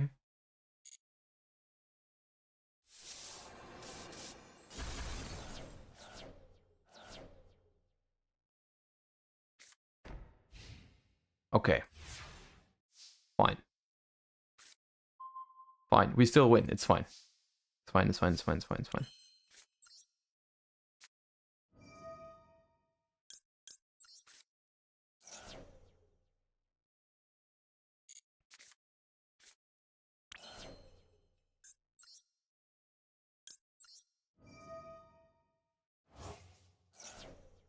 Remember, you can always join the other. I'm not gonna play Runick Stun. What's wrong with you? There's no way I'm playing Runick Stun.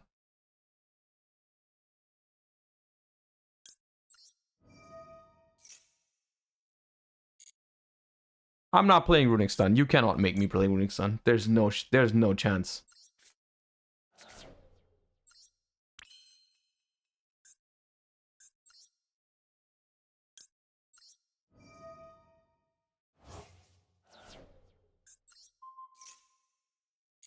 No chance.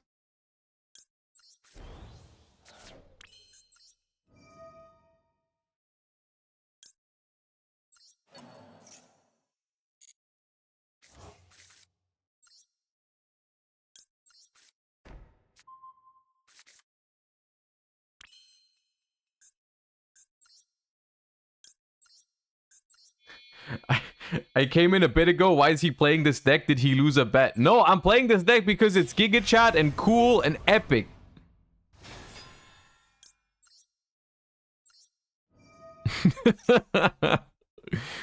Why are you assuming I lost the bet?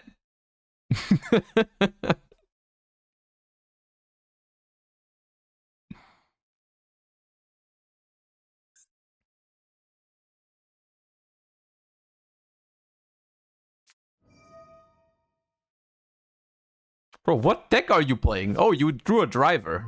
Cool.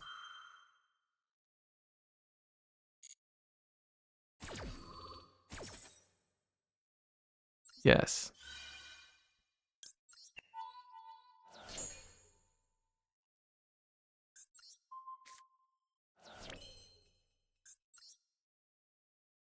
What is this?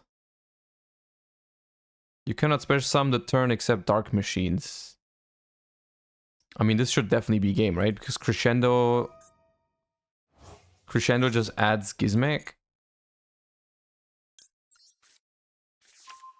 Yeah.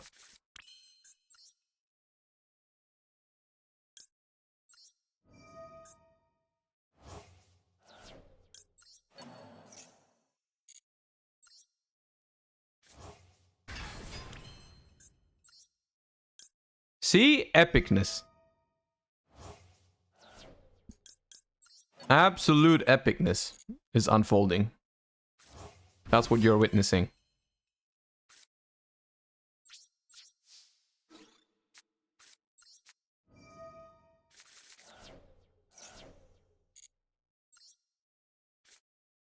Epic.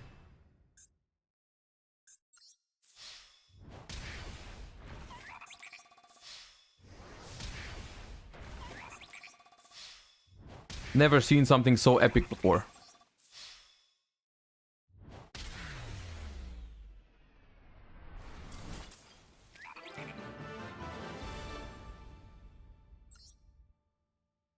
Nice.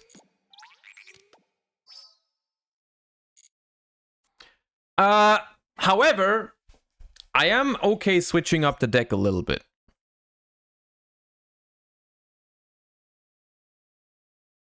I am okay switching up the deck a little bit. We could play some Dark World.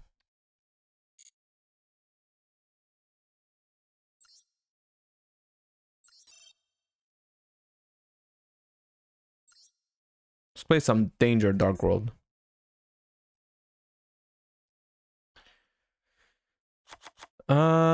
So this probably 2. 1 of that. Genta. What is this sorted by? Oh, like this. Gates. For some reason, Lucent is limited. Why the hell is Lucent limited? That doesn't make any sense. You only play 1 anyways.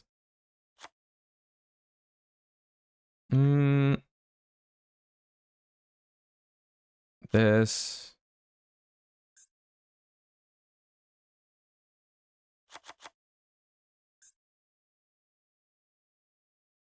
Danger.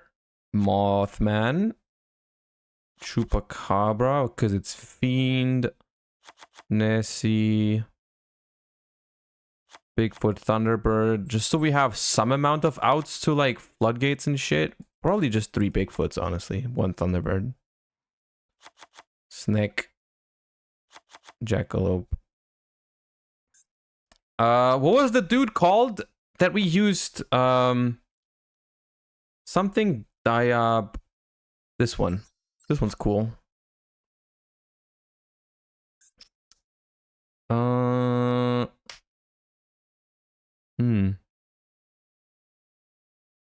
Card destruction.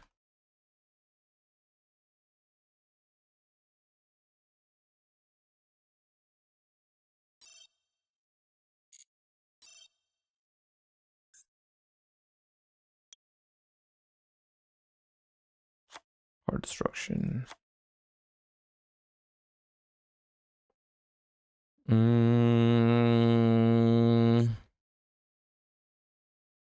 Talent.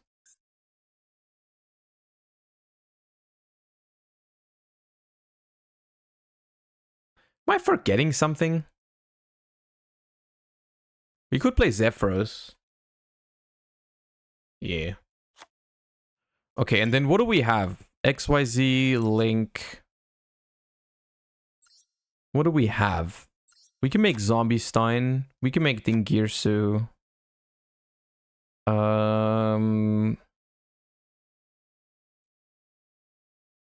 We already have Azalea. We could end on IP, Unicorn, Shenanigans. Oral Sword. Oral Load. Probably don't need access code, but it's big.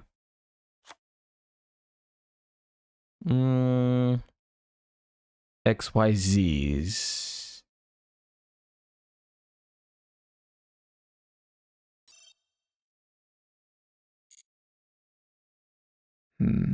Akashic. Seems good. Muckraker for sure. We can make Evil Swarm Nightmare. That doesn't seem terrible.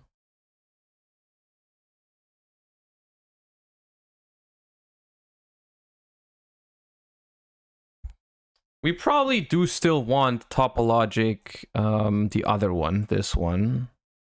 Yeah. Anki, thank you for the 2 months. Appreciate you a lot. Thank you. We can, oh yeah, we can play Chaos Angel. For sure. Chaos Angel. And, Zombie Vampire. I mean, Zombie Vampire, I originally only really used Zombie Vampire to, like, deck people out under Maxi, which is not in the event, but we could still play it. We could also just play Dark instead. That seems better. Zombie Vampire, I don't know if it's that great. Yeah. All right. Yeah, we'll jam with this. This looks fun. I'll be back in a second. I just need to go to the toilet really quick. I'll be right back.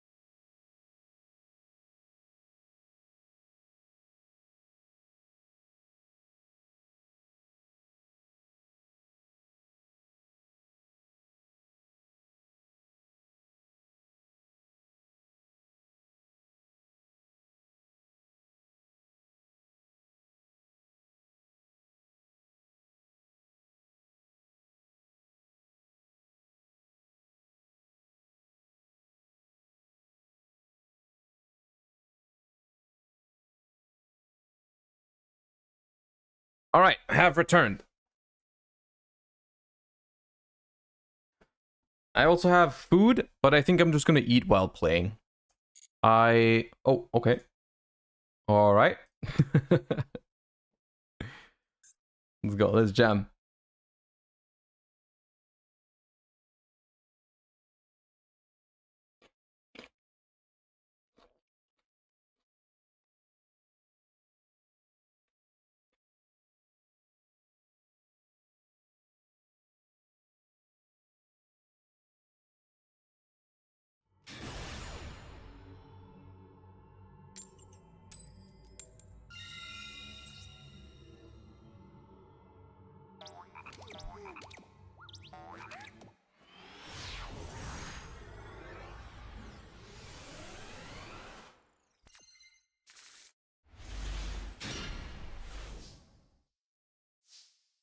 By the way, what is Drytron even ending on when they get to go first in this format?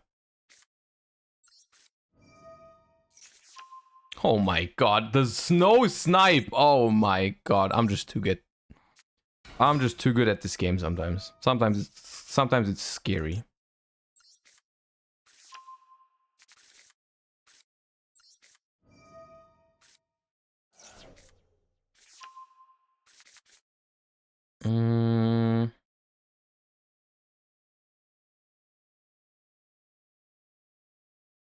I kind of want to have a danger in the graveyard before I pitch my Chupacabra for gates. So I could normal summon Zephyros and link it off. Make my IP right off the bat. So it can sit there. I don't hate that.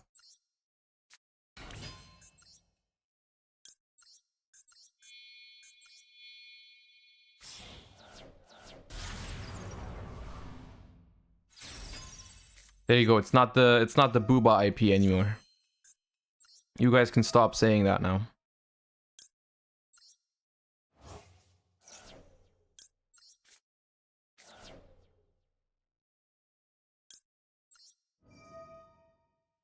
Don't say wrong IP.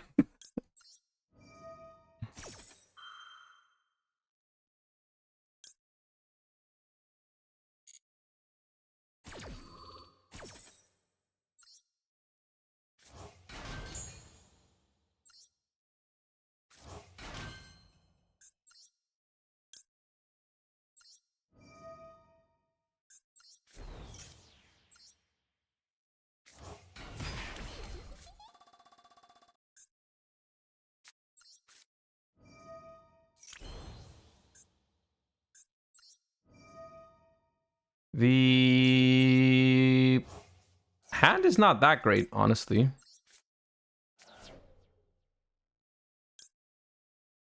Target a fiend, add it to your hand. Ooh, I should have kept the danger in the graveyard. That would have been nicer than this one. I guess this makes our odds. I mean, we just activate Thunderbird and discard as Snow. It's not that hard, chat. It's not that hard, really. Let's be honest. That's fine. That's basically discarding Snow.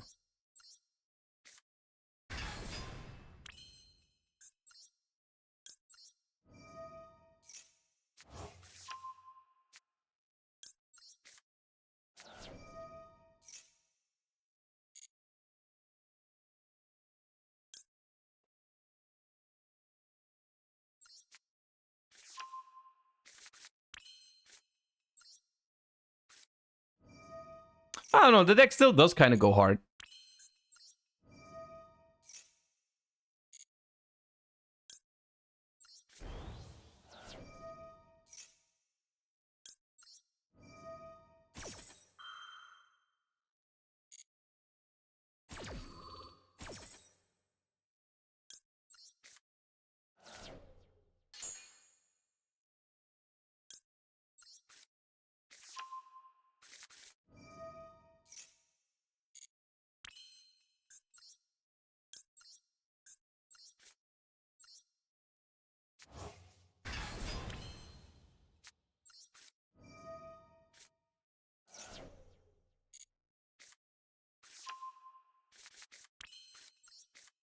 I think the opponent is having the time of their life. However, I don't know if we should climb with this deck because it takes a very long time. Let me tell you, this takes a while.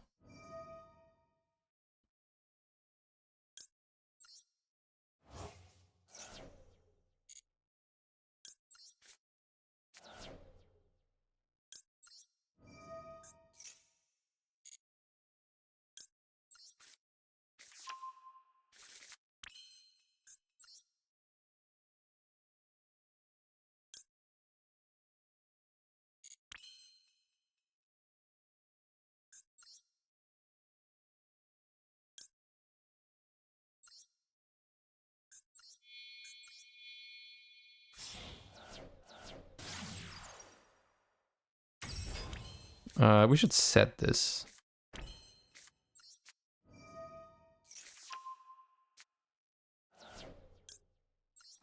We could make the captain here, but it's not it's not a dark, sadly. We can't do the put me in coach thingy that we love to do so much. We sadly cannot.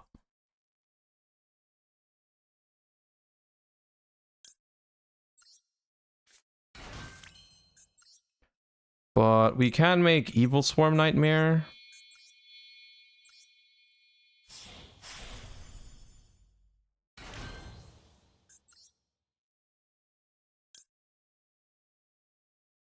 Then we can make this.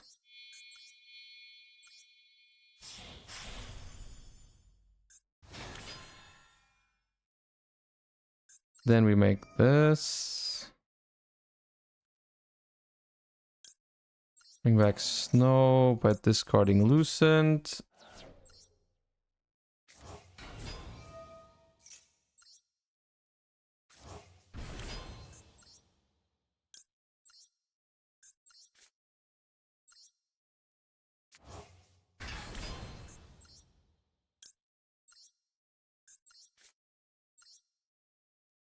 I don't know, something like this.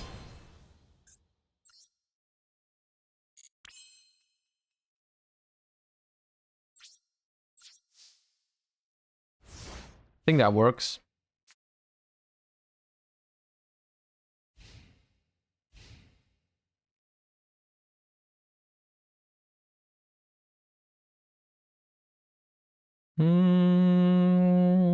This one. Tour guide. Fine. I'll allow it.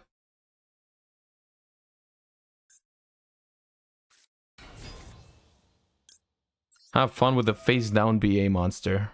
Barfa.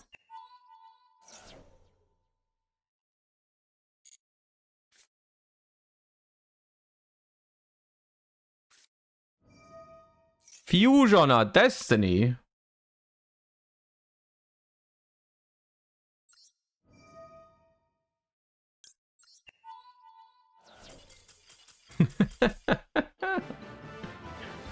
Okay.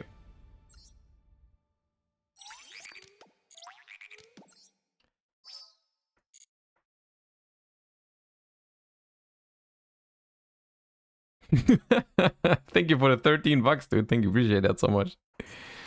We only have 2 more wins to do until we have the Light and Darkness Dragon sleeves, so it's fine.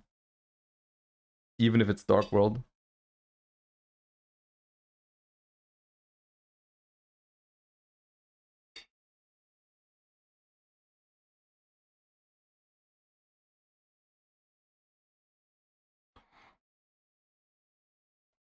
Is it just me? Or was there not that much that was going on this weekend? In Yu-Gi-Oh, I mean. Because I was looking into stuff to talk about on today's stream of stuff like recapping the weekend or stuff, but it didn't feel like there was much. Like, they didn't reveal the Megatins, like, just nothing. Who do you think is a better boy? Bigfoot or Thunderbird? Chat, I need to know for very specific reasoning which one of these two you trust more.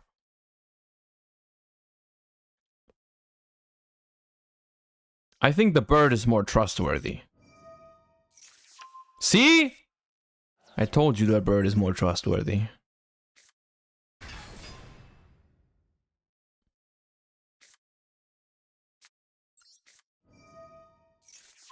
Nah.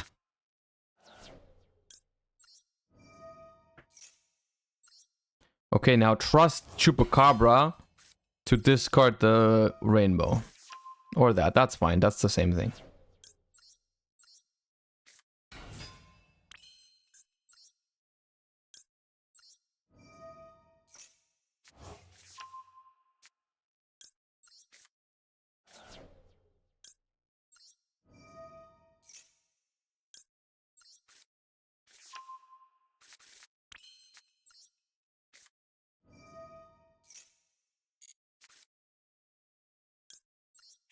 We just have the same hand as before. Beautiful.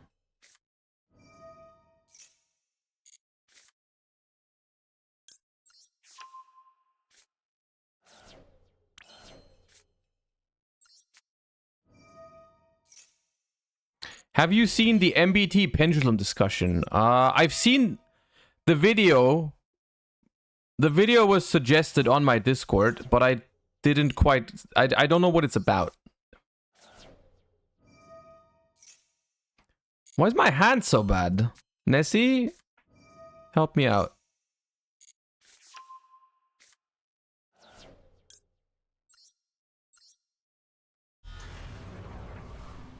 It's about pendulum? Well, no shit. Oh my god. Just in time.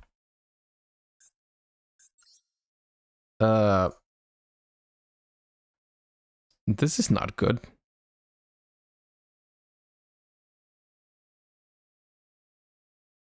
Where are all my Dark Worlds, dude?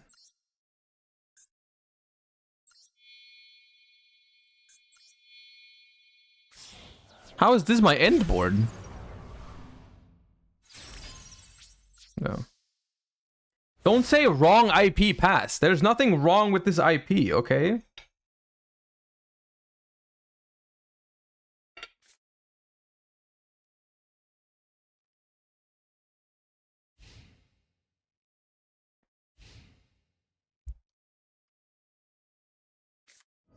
Oh my god! Thank god I didn't activate card destruction. Holy shit. We're still losing, but...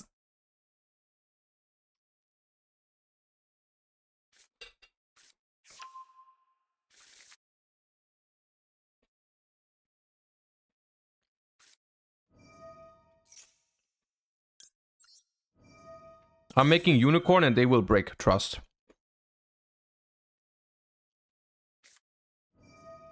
Uh-oh.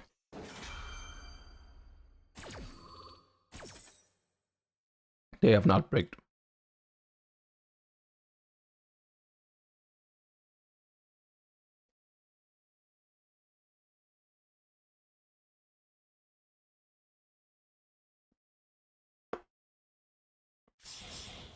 Yeah.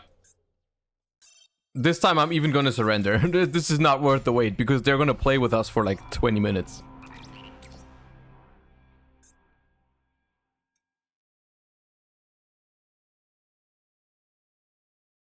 Okay, now it's just 2 more games. Now it's just 2 more.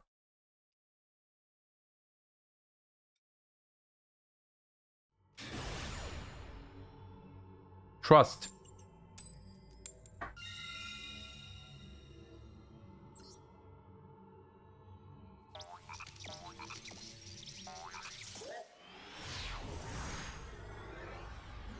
There's no way it's more than 2 games. There's no way we can even possibly lose. We're just gonna hit insane with these dangers. Like, look at this. Look at this Bigfoot discarding the rainbow. Look at this Chupacabra discarding the rainbow. Oh, come on! Oh my...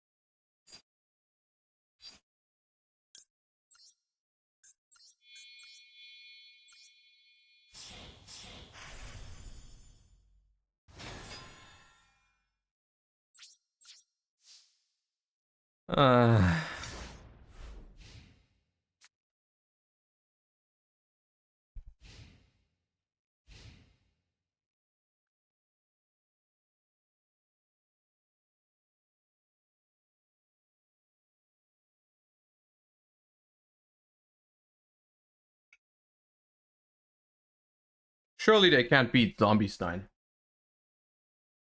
LM Gentle, thank you so much. Appreciate that.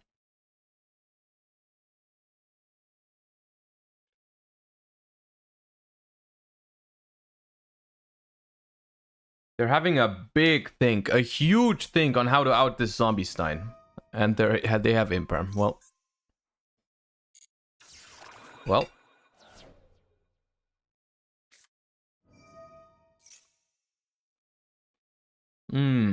I love Drytron.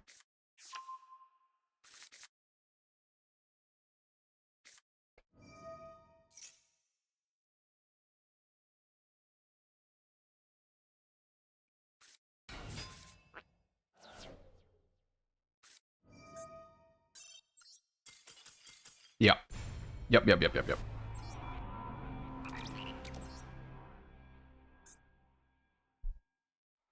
So like I said, only two more games because we're gonna win 2 in a row. I was just incorrect about the timing when we would start winning, right? It was like I was slightly off with my calculations.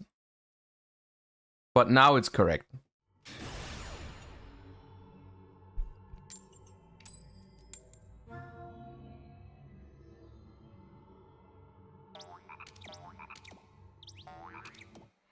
Now it's correct.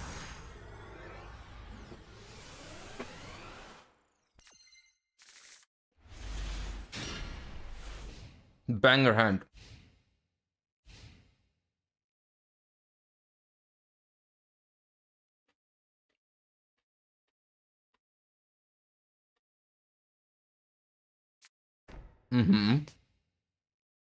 I told you, confidence is everything.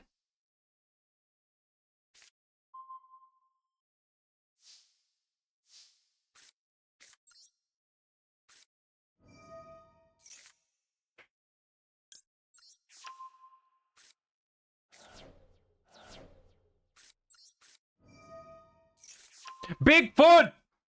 What are you doing?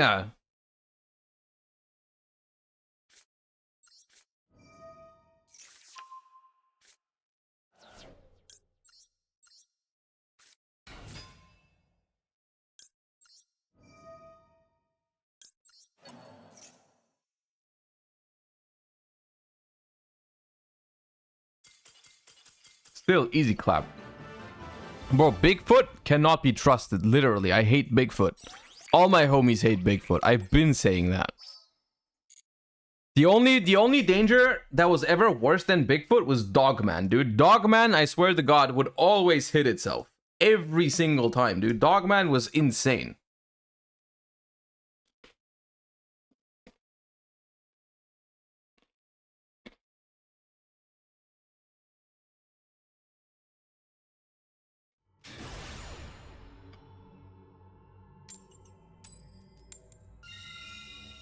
I'm blinding second. It's not Drytron. I'm feeling it. It's not Drytron. It has nothing against my danger OTK powers.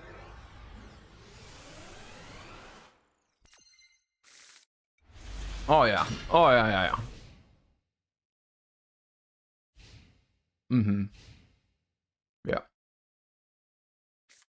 Yeah, yeah. No problem.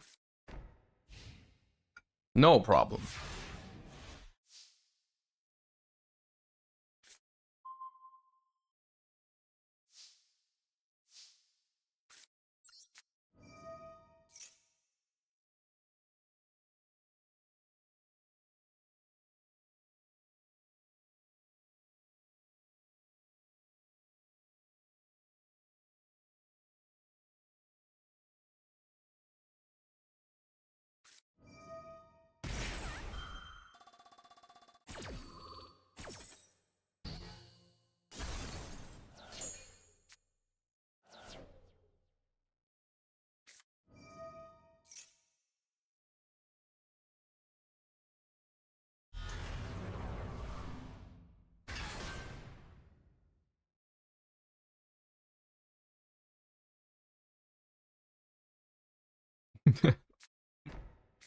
No, Fusion Destiny next turn. We need to get rid of it. Jackalope, concentrate. Nice. Not the best, but it's all right, Jackalope. It's all right. You've tried. I can tell that you've tried. Okay.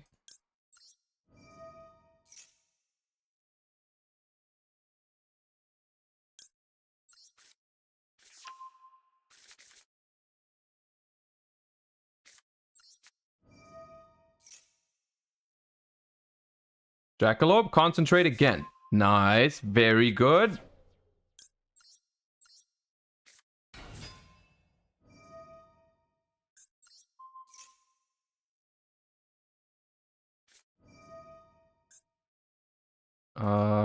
That's not a problem because we have no beast in the graveyard. So they can like revive Grappa, but they can't banish it.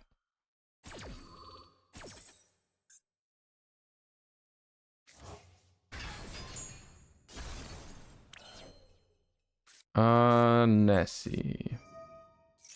No! Guys, focus! Nice, good. Focus. Nice. Do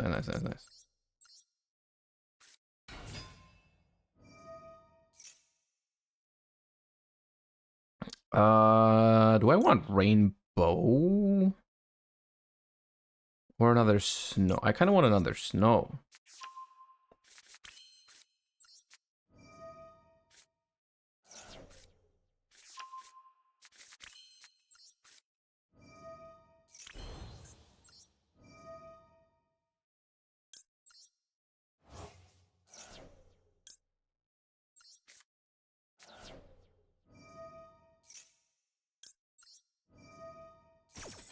All I need is a way to get my Grapha back. Which I could do. I could do that by... I could search another Grapha. And if that gets discarded by one of the two dangers... Yeah, that's probably it. Worst case, I can discard it for Muckraker, but... Tsuchi... My dangers are not focused right now. They are not focused. They are throwing, literally. I could also Azalea it, but that's not great. Do this. Alright, now, Thunderbird. Come on, you've never let me down. Thunderbird has never let me down.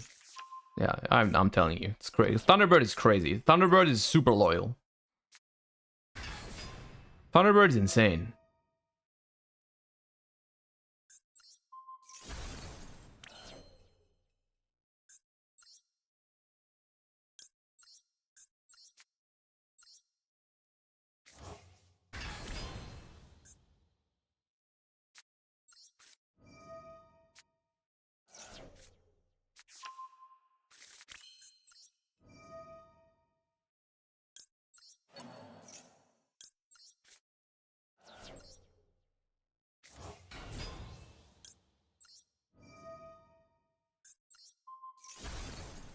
I told you this game was going to be easy. I told you from the beginning. It was not even close. I told you 2 more. Calculated. Not an issue. Everything under control.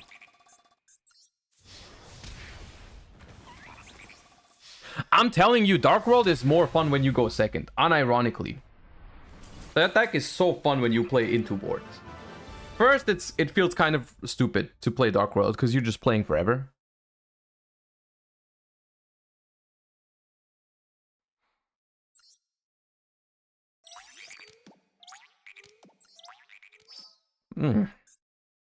Wonderful.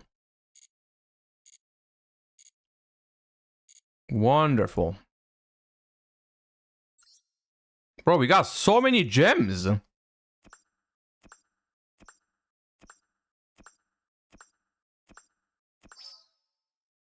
Yo! We have 1,600 gems. I'm opening 10 packs. I'm giving you a gamba.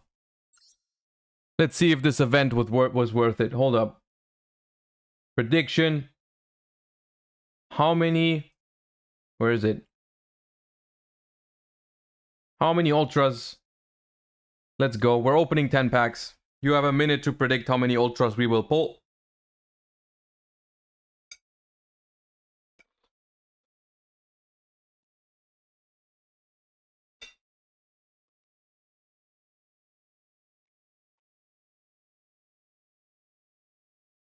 Yeah, why would you? Flipper, thank you for the 2 months. Why would you subscribe and then say 1 UR? Why would you do that?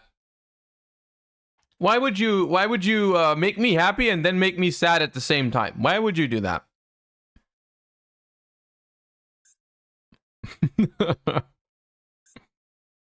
We need more unicorns from this. And I wouldn't mind more Chaos Angels for like extravagance decks. Because I really don't want to craft multiple Chaos Angels for Labyrinth. That feels bad. Alright, Gamba is over. We're gonna prove Flipper wrong. We definitely pull more than one Ultra right here, you disbeliever.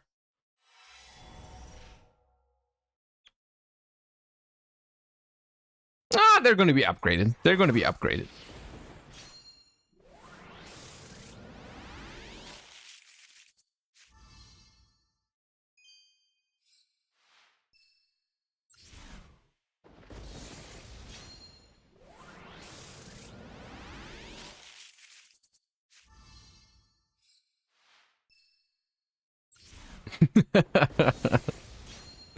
Thank you for the 4 months, Plutuna. See, there's the first. Upgraded. It's only a Chaos Witch, but that's the first. Now the Rainbow Pack. This one has 2 Ultras in it. Surely. World Champ difference, baby.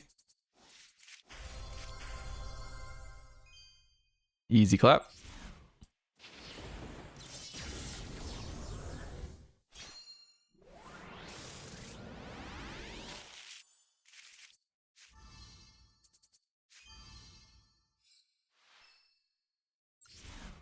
That's what you get for not believing in me.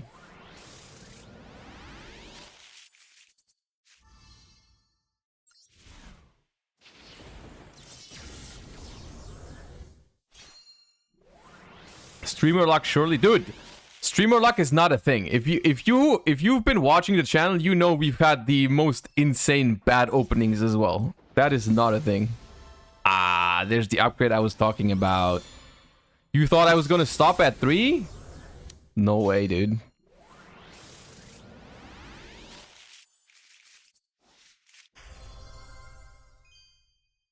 Ah, I didn't flip over. Unlucky. Unlucky. Not even a Royal Azalea. Literally cringe pack.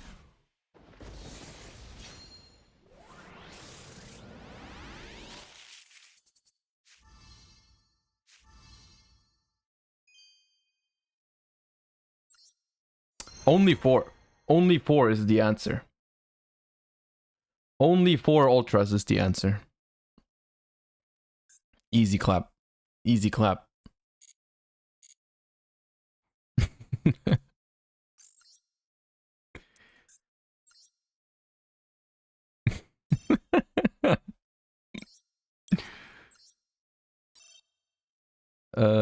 Obtained order. This can go, this can go, these can go. Wait, I have 2 of them? No, I don't. Oh, no, I wouldn't. Dismantle selected cards. This. I'm gonna keep the pendulum stuff around. Birth to 4th can go. Sure. Not bad. Not bad. Okay, what do we do now? We're done with the event. We have the sleeves. The new format isn't even around. What's the plan now? Do we just do ranked? I'm not even in diamond yet. Am I? Oh no, I am in diamond. I'm not in master yet. We could climb to master. Okay, someone is using their points responsibly. Someone has won the Gamba right now.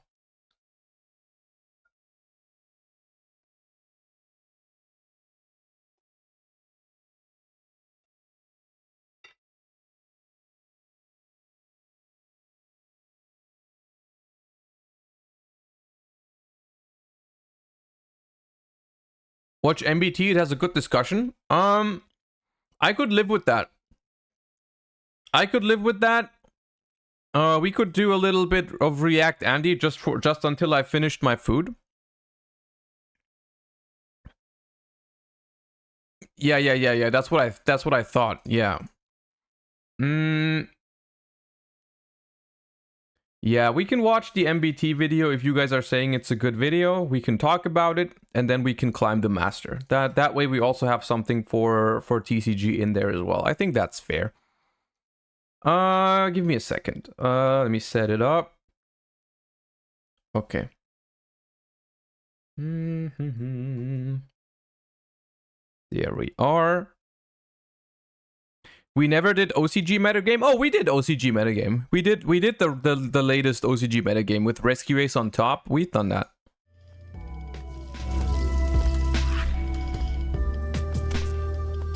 Hello, everybody. 917 is time for another Twitter thread. Oh wait, no, this is the wrong one.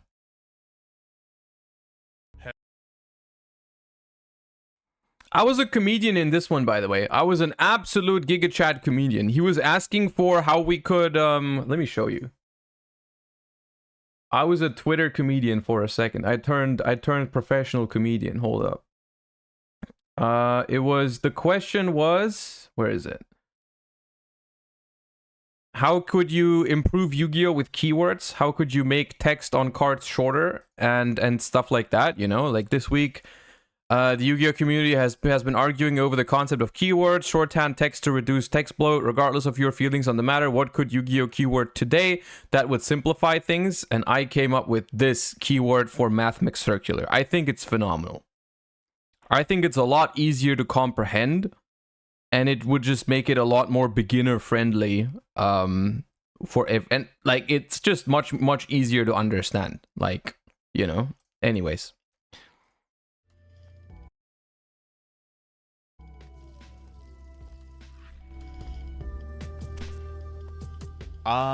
Pendulum. Pendulums were invented in the year 1 AD, when a man named Fuko famously quipped, "Special summoning is much like a prison."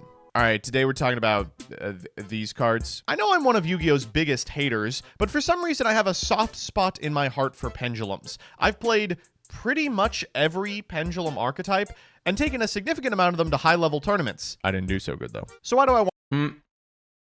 I want to just say, before we even watch the video, pendulum feels weird to me recently because, or like in recent years, it's not a very recent thing, it's just the last couple of years. I've always been, pendulum has either been irrelevant or toxic, I feel like, most of the time. It's like whenever a pendulum deck sees play, it's usually not very pleasant to play against most of the time. The only exception that I can think of is like very, very old pendulum decks, like Metal Foes, for example, right? Like very, very, very, very back in the day. Like I'm talking 2017, 2016 had some cool pendulum decks. Recently, bro, I don't even remember a recent cool pendulum deck. Like the Draco Slayer deck was almost okay, design-wise. The Draco Slayer deck was almost okay, but that's that. All the things that you guys are mentioning are not toxic, right? Valence and stuff like that. They're not toxic, but they are also not good, right? They're sadly not very strong, right? So like those are the only two categories I feel like that pendulums go in, because it's just a very hard to design around mechanic. Anyways, that's probably what the video is about anyway. So I want to talk about pendulum today. Well, as Draco Slayer dribbles into Master Duel, more individuals than ever are experimenting with these weird cards that are sometimes monsters but sometimes spells. This is happening at the same time a larger discussion is brewing among potential new players about how complex Yu-Gi-Oh is, and for a lot of those players, pendulums are the poster child for that complexity. I'd like to spend today talking about pendulum as a noun, the archetype, what it means for Yu-Gi-Oh, The only thing that I always thought was confusing about pendulum is that when they first came out, and let me know if I'm the only one here. When pendulum first came out and they announced how it was going to work, I thought you had to put the lower scale on the left side and the higher scale on the right side. And I thought there was going to be cards that had a different number on the left side and then another number on the right side. And then depending on where you would put them, it would be either treated as the high scale or the low scale, depending on which side you would put that on. And I was very confused and very annoyed by learning that every single pendulum card has two numbers on it, but that doesn't really matter because it's always going to be the same. Like it's always an 8 scale, for example. It's never like different on the left side or on the right side, which arguably I'm going to be honest with you, it's probably better that way because it would have been more confusing even, right? If they did it that way, if like every card has 2 different scales depending on whether they're on the left side or the right side or whatever, it would have just been even more complicated. So it's probably better this way, all right? Maybe that's what they thought they were gonna do, and then they changed it, maybe. But I remember distinctly being confused by, like, I thought that if you put like a 5 on the left side and then a 3 on the right side, you couldn't pendulum summon because the left side was gonna be the low scale. That's what I thought in the beginning. But anyways. Specific design issues it presents and how Konami can circumvent those in the future. And we're gonna do our best not to play the one Triff clip over and over again. Anyone with a brain would realize it was a joke. In short, let's talk about the problem with Pendulum. Breaking this shit into 4 sections. First section is complexity. So discussion of Pendulum has to begin with their genesis in the set that changed everything, Duelist Alliance. At the time that this released, Yu-Gi-Oh! Was doing fine. Yu-Gi-Oh's always doing fine. We have a really easy time retaining players, but a really hard time getting new players in. So when a new series starts, that's a unique opportunity to potentially simplify the game to a state at which players now feel that they can get into it. And for what it's worth, Duelist Alliance did a lot right. Sure, the decks that were released were complex in a way that cards had not been in the past, but they were also super fun, played at wall combo speeds, functionally reset the metagame, and the very early Pendulum times, I will say, up until it was either up until Pepe or after they already nuked Pepe, there was a lot of like cool Pendulum strategies, like Odd Eyes Pendulum, that the one that I brought to, I think it was 2016 Euros, I thought was pretty cool. I'm pretty sure that was before Pepe. When was Pepe? 2016? I'm pretty sure that was before Pepe. Introduced the pace of play that we enjoy today with decks like Shadal and Burning Abyss, which are still occasionally playable. What, 8 years later? 9 years? Let me just go on Glasgow Yu-Gi-Oh's YouTube. Previously, each new summoning mechanic had of course led to waves of boomers claiming that this was the end for Yu-Gi-Oh! And they were stepping away. Synchros, as there's now this addition in my game? Bro, Glasgow Yu-Gi-Oh! Was the worst. I'm glad he's not making content anymore.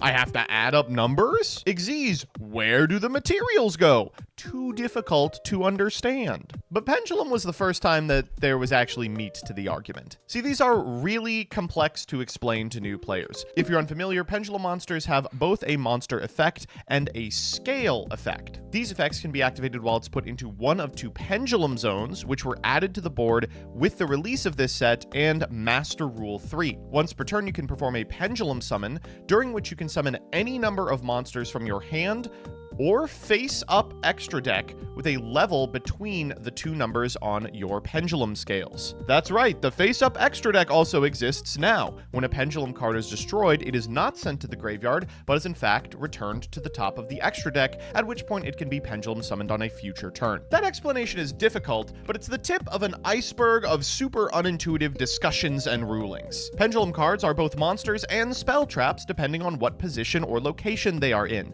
That means that cards that interact with spells or monsters will have different applications based on how the Pendulum card is being played. Replacement effects for moving location, like those on Dimensional Fissure, do override Pendulum's ability to go to the face-up extra deck because those cards have an innate replacement effect that applies when they would go to the graveyard, though they are not doing so. The numbers are weird. There's 2 of them, which implies that at some point there would be one with 2 different numbers. Otherwise, why would you put 2 numbers on it? But there never was. It was always just the same number twice. The Pendulum zones themselves were really weird. They're not spell and trap card zones. They're locations that you can put additional cards if your hand is too full. What's the point? Oh, and if you have a mat that existed before 2014, sorry, it doesn't work anymore. The most frustrating part of all of this is, despite this complexity, there was a ton of design space just sort of left on the cutting room floor. Pendulum decks early did one thing and one thing only: summon a bunch of monsters to perform a big monster combo. The fear among players is that this would eventually result in a deck that was exclusively starters and extenders, all of which had Pendulum scales, which leads me to 2. It's a big club and you're not in it. So famously, Konami employee and designer of the best Yu-Gi-Oh! Product ever conceived, rest in peace Matt Bell, we hardly knew ye, claimed that one of the issues with Pendulum was every new Pendulum design had the potential to be a part of this big Pendulum soup archetype that contained only the good cards from 6 or 7 years of card design. Functionally, Pendulum was one big archetype, and any new Pendulum card could be played within it. That makes designing cards really difficult. When the Pendulum cards first released in Duelist Alliance, Konami was originally very scared about them.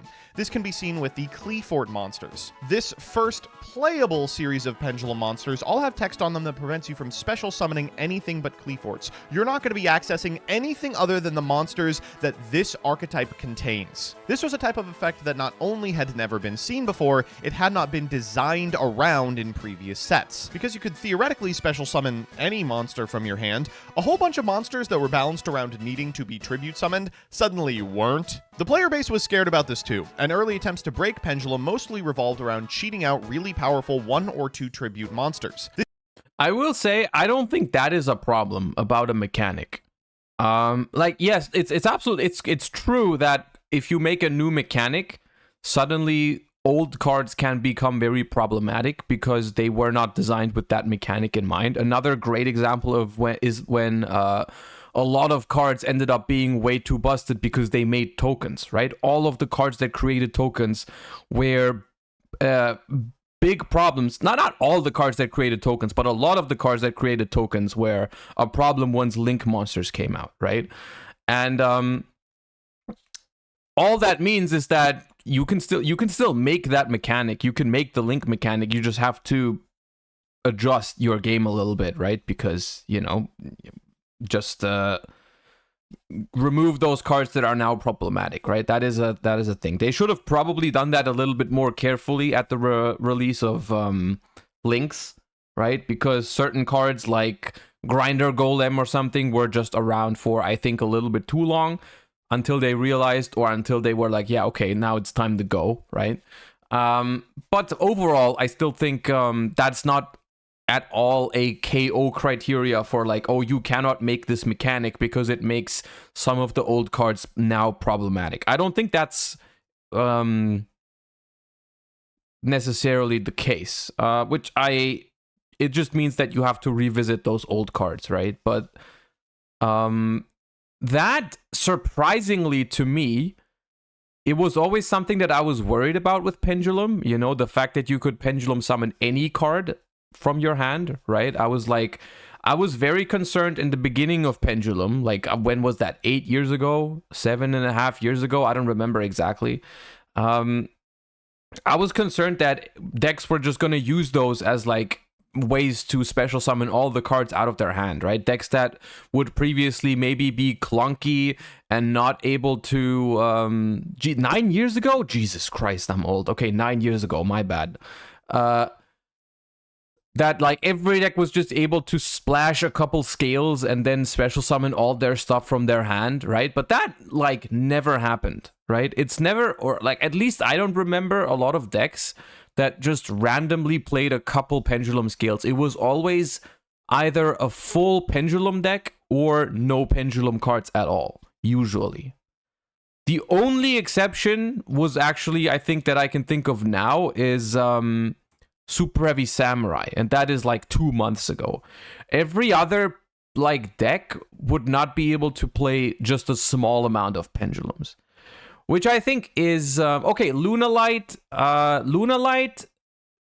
did play Pendulums, but Lunalight didn't really Pendulum summon, right?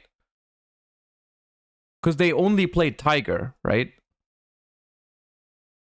That's not what I mean. That's not what I mean. I mean like a regular deck, like, I don't know, just a regular Yu-Gi-Oh deck splashing Pendulum cards for the sake of special summoning, for the sake of getting extenders. And it just turns out that like that wasn't really good ever, because if you don't reach critical mass of Pendulum cards in a deck, you will not consistently draw Pendulum scales, right? You will simply not draw them in the right combination, because if you want to use Pendulum scales as extenders, you have to draw low scale, high scale, plus monsters that you want to summon. It's just very, very unlikely if you only play a couple Pendulum cards, right? So it turned out that most of the time it was just basically full out full pendulum decks, right? That would play pendulum cards. You would only very rarely sometimes see splashable pendulum cards. Like one that I can think of is Archfiend Eccentric, which was just a generically good card. That was also a very cool design, by the way. Archfiend Eccentric at the time was one of my favorite card designs ever, because it was a very flexible form of removal, and a very, in my opinion, a very cool design, like use of the pendulum mechanic, right? The fact that you just made it a card where the pendulum scale didn't really matter that much in most decks. It was just the idea of you can use this card as a spell card or as a monster card is something that I wish they would have done more with pendulum, right? I wish they would have done a couple more just generically good pendulum cards, not even necessarily good in pendulum decks, because Archfiend Eccentric in pendulum decks wasn't anything special. Like, some decks used it, but for the most part, it wasn't that great. It was just a cool utility card, which I think they could have done more often, honestly, with cards like that. I wish they did that more, rather than just design one pendulum archetype after the other. Just like more like another pendulum archetype, another pendulum archetype, another pendulum archetype. And these days, most pendulum archetypes are even like very restricted to the point that they can only be used with themselves, right? Or at least in a very specific environment, which is good for balancing, but it makes it feel like there's just 1,000 different pendulum archetypes that are all somewhat similar. Of course, they're doing slightly different things, but the end goal for most pendulum decks is relatively similar, so.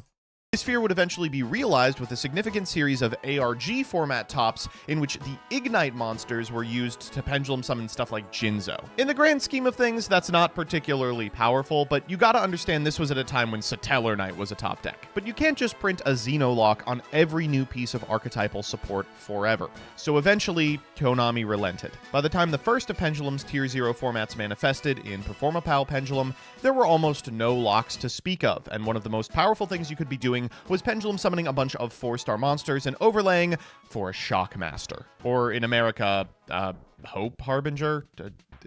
We were just made, it was just material. It was just, you could make anything. Eventually, this became the norm for pendulum monsters. A pendulum deck was one that set scales, pendulum summoned out a bunch of monsters, and then made a bunch of powerful extra deck monsters that weren't necessarily intended to be made with the infinite number of material you could get for just performing a combo that put bodies on board. Metal Foes, Pendulum Magician, Endymion, all of these decks looked pretty similar if you squinted. Nowadays, there's one thing that pendulum decks do. They perform a big-ass monster combo and then use the nigh infinite material that they've summoned as a result of their setup to make a bunch of generic extra deck monsters. The fears of Konami and the community have come to pass in the way that modern pendulum decks operate.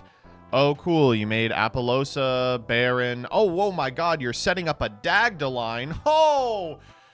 Be still my beating. Does he know Scythe is banned?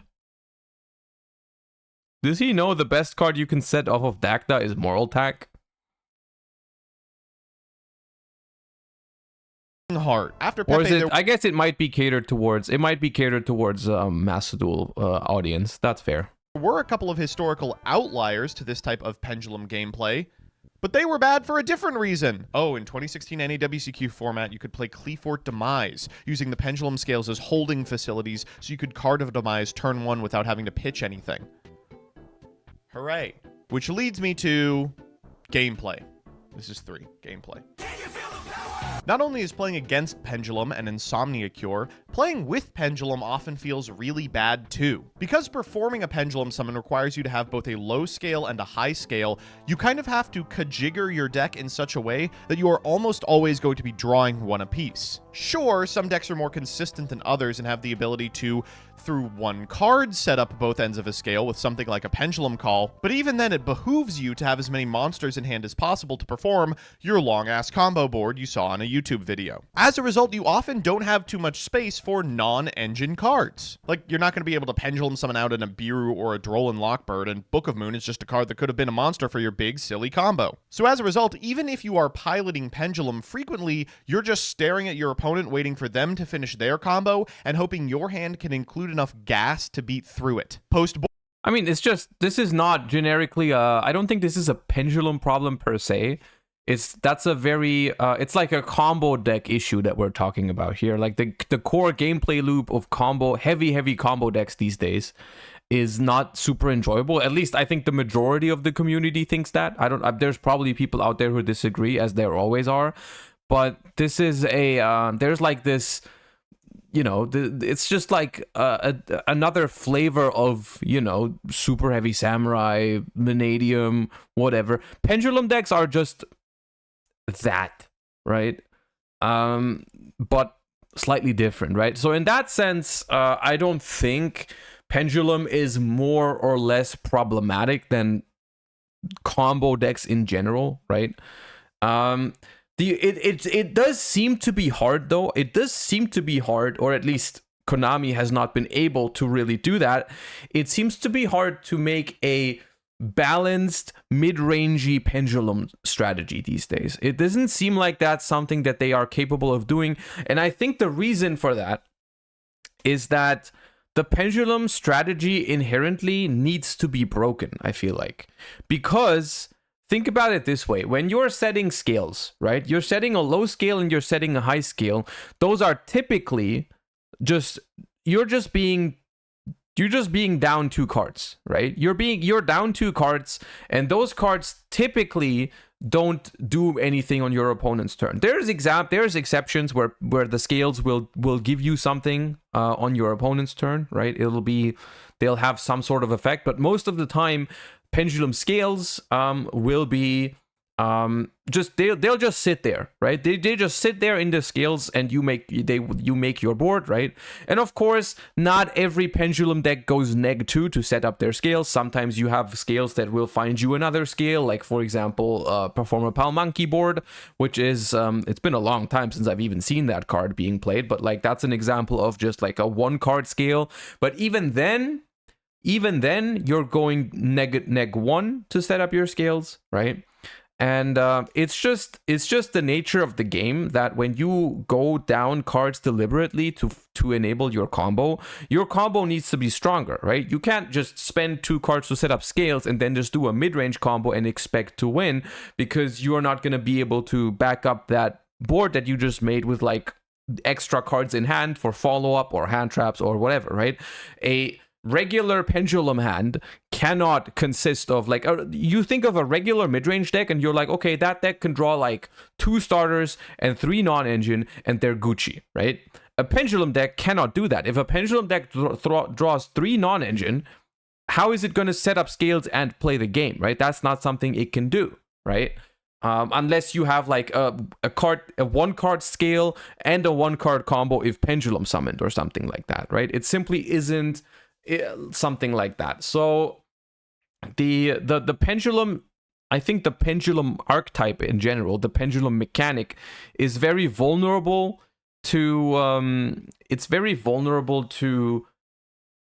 this sort of design problem where they've made it in a way where you kind of have to make those cards you have left after setting up scales, they need to make really crazy boards, right? Because if they don't, then why would I go through the hassle of like playing a pendulum deck, setting up scales, if I then don't do anything that's like crazy, right? Like, why would I ever play that?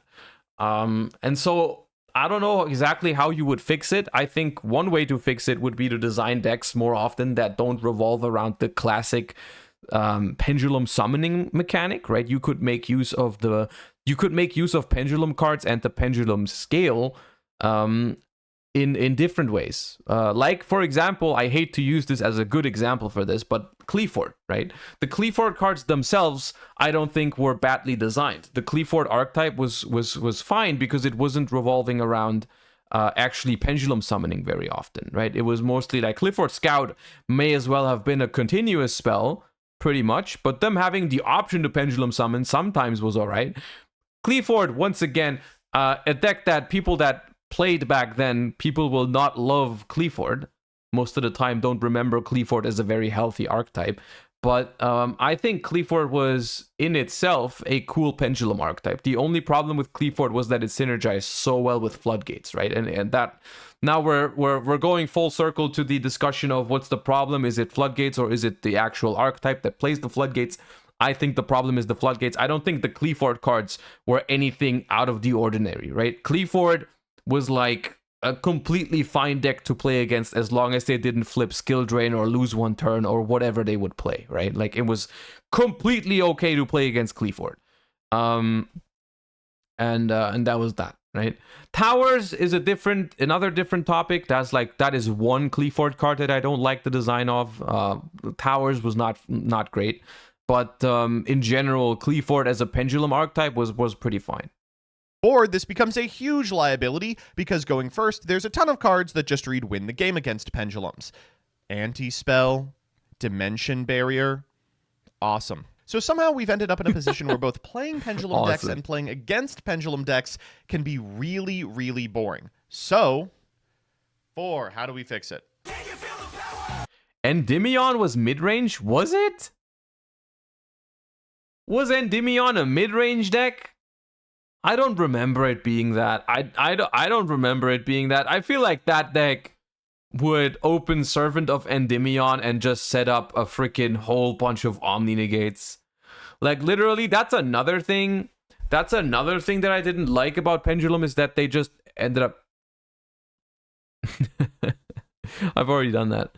I didn't like how they would constantly make more Pendulum Omni Negates. Right? Why was the mighty master an Omni Negate? What was it, the Spell and Trap Negate? Why did they make the mythical beast Jackal that was just also a 1-card monster negate? Like, why did they just give that deck so many ways of just making such a weird way of giving a deck interaction by just giving it so many negates, right? I didn't like that. Yeah. Well, here's how we've been trying it so far. We've made them all terrible. These days, newly released Pendulum monsters are either unplayable garbaggio because Konami is sidestepping around the pendulum problem of one individual deck that contains every single playable archetype. This might just go back to what we've been talking about in recent streams, of them releasing a lot of cards recently, right? They are releasing cards, I feel like, very frequently these days. Which in return means that they have less time to design each and every archetype. And I personally think that Pendulum is probably the hardest archetype to design a deck that is both balanced and also fun. Right? I would imagine that would be the hardest mechanic to build around. Right? Like if someone tells me, hey, you need to design a cool fusion mechanic, you need to design a cool ritual mechanic or whatever. Those are challenges, but I think you could find a way to do that, right? You could find a way to design a balanced and fun fusion or ritual deck or whatever, or synchro or XYZ or whatever. Like those decks I think are a little bit easier to design. Pendulum is, I think, a little bit harder than that. A lot harder, probably, to just make a mid-range, good but balanced and fun Pendulum deck, I think is a lot of work. And it takes a couple people that really know what they're doing when it comes to card design. Right? Yeah. They should just give that task to whoever designed like Vanquish Soul. Whoever designed Vanquish Soul should just give they should just give him like, you have 3 months, you have nothing else to do. We will leave you alone for 3 months. You can lock yourself up in a room. Just come up with a cool Pendulum deck. That's what they should do. Or they're busted-ass novels that have a million words on them, do a million things, and get banned almost immediately. I think this is a great opportunity to think outside the box in terms of Pendulum design. What can Pendulum monsters be? Why do Pendulum monsters all have to serve the same purpose monster combo that a bazillion other non-Pendulum monster combo decks do? What makes a Pendulum deck different than a Synchron deck, for instance? And truth be told, I think Konami's not doing a terrible job. The last couple of playable Pendulum archetypes have been different. Abyss Actor, for instance, has to play... Bro said playable and Abyss Actor in one sentence. That's crazy.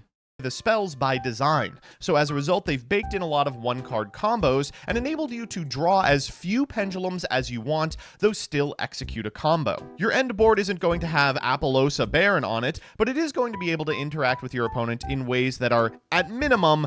Okay, I'll give it to him that way. I'll give him that. The recent pendulum archetypes have not been terribly designed in the sense that they did not ruin the game. They did not feel unbalanced. That is true. I think they are just lacking on the playability side, right? That's what I said earlier. It's a deck is either toxic or irrelevant, the pendulum strategies, right? Also, I mean, freaking Super Heavy Samurai is a big counter argument to this entire thing, right? Super Heavy Samurai was terribly designed. It was awful. So yeah, I think they should lean on more. What they should really do more, in my opinion, is lean on the fact that pendulum cards in itself have a lot of flexibility to them, right? They are basically, by design, pendulum cards are very, very flexible because you can either use them as monsters or you can use them as spells, right? And that is maybe something they could lean on a bit more because they've not really been doing that. Most of the pendulum cards that I can think of are either most of the pendulum monsters that I can think of right now, you can let me know if you can think of examples that prove me wrong. But most of the pendulum monsters that I can think of, when you read them for the first time, you really know whether you want it in the scale or as a monster, right? Most cards don't really do both really well. Most cards are just one of the two, right? They either are a really good scale or a really good summon, right? Like Vakaushi needs to be in the scale or whatever. Or like Performapal Pendulum Sorcerer, you read that card and you know immediately, okay, that thing needs to be pendulum summoned. It doesn't really do well as a scale. It's not really a good scale. They're just putting any scale effect on it just so it's playable as a scale, but it's not really giving you flexibility. It's like a very bad scale, but a very good monster on the board, right? And like, I think they could lean on that flexibility a little bit more, right? Just like give cards like good scale effects, but also good monster effects, so that whenever I draw a specific pendulum card, I have the choice where I put it, right? I think most pendulums don't have that. Most pendulums are like made to be a scale or made to be pendulum summoned, not either. No, not both. Like the one perfect example of a card that I really loved is Archfiend Eccentric, like we've talked about before. That card, you read it and you're like, this card can definitely do both, right? I can scale this card, I can use it as a scale and then pop a back row. I can summon it, I can normal summon it to pop a monster. I can pendulum summon it and then pop a monster afterwards. I can use it as a level 3 monster if I don't need to pop anything. It's just a very flexible card, right? It's not a broken card by any means, right? I'm not saying make the cards more broken. I'm just saying design them in a cooler way that they're actually flexible. Because in my opinion, when I look at pendulum, that's the one thing that separates them from other cards, is that every card theoretically could have two purposes, right? Different than other decks. Nemorelia is another interesting concept. What if instead of the pendulum zone just being cool where concept, you put but one sucks. monster that conceivably could have been part of a monster combo, it was a place where you put a little girl to sleep. And then she dreams about big-ass guys. Big-ass beefy fuckers. They hit hard. I like Nemorelia. It's very funny. The new Valmonica monsters are another incredible reimagining of what a pendulum is allowed to be. What if instead of just spaces in the back row, the pendulums represented the angel and the devil on your shoulder, and then you're in the middle making plays based on which one you listen to? Yu-Gi-Oh! That deck seems cool. That deck genuinely seems nice in terms of a design. Is a game that, for the majority of its lifespan, has been very... But those are really... He's right on that. Those are the designs that make me look at the pendulum mechanic and I'm like, okay, I'm not completely sad that they made this mechanic, right? Like those... I don't know if those are good decks, specifically the Angel and Devil deck. When I read those cards, I was like, that's a cool use of the pendulum mechanic. That is a sick use of the pendulum mechanic. I like that. Right? And so I think they should just do more of that. I agree on that. I agree that they should make more unique pendulum archetypes that are not just like, yeah, I set up scales as efficiently as possible and pendulum summon as many dudes as possible to make whatever I can from the extra deck, right? I think they should make more stuff that just leans on the pendulum mechanic being very special rather than that. Very derivative. It's largely retread a lot of ground that other card games like Magic the Gathering already started, which makes sense. Its genesis is in being a Magic the Gathering ripoff after all. But to me, pendulums represent one of the first opportunities for Yu-Gi-Oh! To do something uniquely different. It's a type of card that does not exist in any other card game, and almost cannot exist in any other card game. And it's frustrating that historically, it's been used to facilitate the same type of monster combos as every other deck. I really appreciate Konami's willingness to step outside of the box in terms of pendulum design and give us things that are more interesting and innovative than just setting up a silly Baron line. I enjoy that they're giving cards reasons to be pendulum, not just slapping the super type on a card and being like, ooh, now it works with amazing pendulum. Wow! To close this one out, I also think it would do a lot of good for the identity of Pendulum if a lot of the generic negation tools that lived in the extra deck just went away. Appaloosa isn't a particularly good card right now, but the fact that she exists means that decks like Pendulum that summon a bunch of monsters are always going to be considering her rather than their own in-archetype plays when they're deck building. That's a whole nother discussion, right? And we've had it countless times here of like, at which point do we talk about hitting generic extra deck monsters simply because they end up in like every deck? I'm just not sure. I don't remember specifically. Appaloosa is a card that I don't remember the last time I thought Appaloosa was the big problem, right? I feel like Appaloosa is it's a good card, but I hate to say it, but I feel like Appaloosa is fine. I think cards like Baron are I think Baron is something you could argue is a little bit obnoxious. Because Baron is just pretty much like, I mean, right? It's like, I don't know. In a vacuum, I think Baron is just a little bit too strong. And the problem that's one of the other problems with these synchro cards is like or like with these extra deck monsters, you don't really have a way to weaken them in any form, right? There's not really a way we could just make Baron weaker. Right? We cannot limit Baron and that would be okay, right? We cannot semi-limit or limit anything. But as long as I feel like as long as Baron is around, every deck that has access to tuners is just gonna end on Baron, right? Like I can hardly imagine that there would be a way to make a better synchro, and I don't want to imagine a better synchro to end on than Baron de Fleur. Like I really don't want to even imagine that, right? Like it's kind of crazy.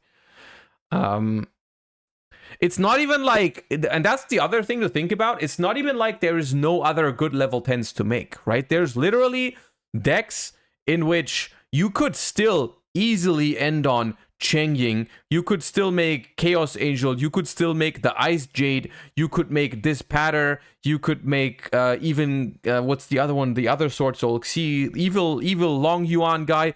There's a lot of good level 10 synchros out there. It's not like if you ban Baron, synchro decks suddenly fall apart, right? Absolutely not the case, right? There's still very good options. It's just like everyone is doing Baron because Baron is an Omni Negate. What can be better than an Omni Negate most of the time, right? Like 99% of the time, an Omni Negate is just better. But if you banned Barone, there would be a lot of decks that would now go for Cheng Ying because they have Banish synergy. Or you go for the Ice Jade if that's better in your deck. Or you go for Chaos Angel if you want the protection from that. Or you go for whatever, right? Like, I think it would be more interesting if that card was banned. I personally am like kind of sick of seeing Baron in every single format, just in a slightly different shape or form, right? I don't know. But that's a whole different topic. That's a whole different topic. The pendulum topic is interesting because I do genuinely feel like most of the good pendulum decks, and when I'm saying good pendulum decks, I don't mean Abyss Actors, right? Which, that's the problem, right? A deck can be as well designed as you can possibly think of. Like, you know, it can be the best designed archetype ever. If it's not playable, that doesn't matter, right? It's just completely irrelevant. All of the relevant pendulum decks recently have not been very healthy for the game, I think, right? They have not been better or worse than any other combo deck, right? And so, like, you know, it's like, yeah, that's in general a problem sometimes, not all the time, but like, they should really design decks more. They should design more like unique pendulum decks, and they should make them just a little bit stronger. I think something like Nemleria or whatever, the mechanic is funny, but why did they make it so bad? You know, like, that deck's not even close to playable. So that's weird. But anyways, that was a long reaction. But it was interesting. Give me a second. Up. And let's turn the music back on.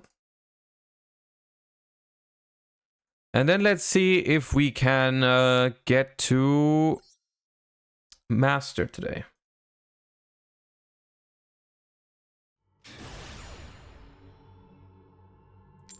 By the way, there was a new OCG metagame report posted yesterday. Oh, there was a new one yesterday. Okay, I didn't know that. But we'll probably look at that tomorrow.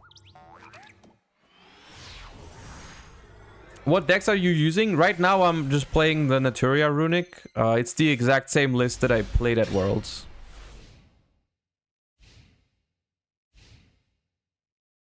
$46 cards means they are probably guaranteed to open a... Wait.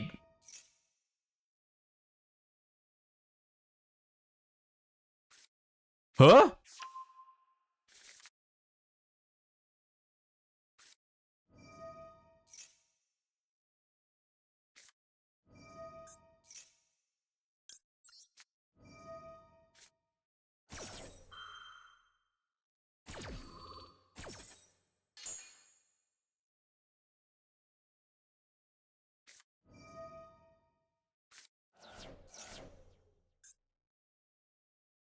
Oh, there's a Performapal trade-in?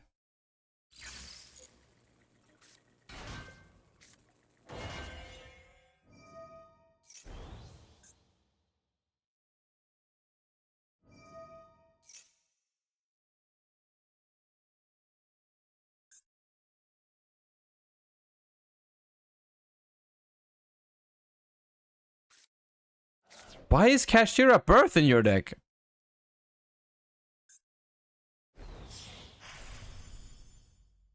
Ah, Baboska. Okay.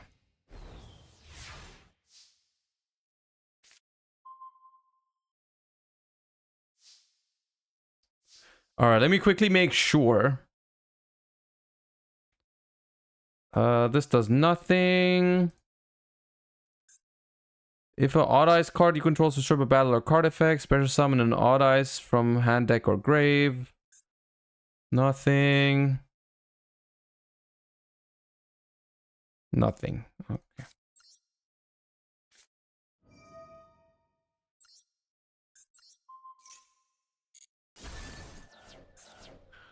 Say goodbye to Baboska, everybody. Peace. Alright, good start. Nice pendulum deck. Very fitting to the theme. Very fitting to the theme of the video as well. Very nice. Perfect.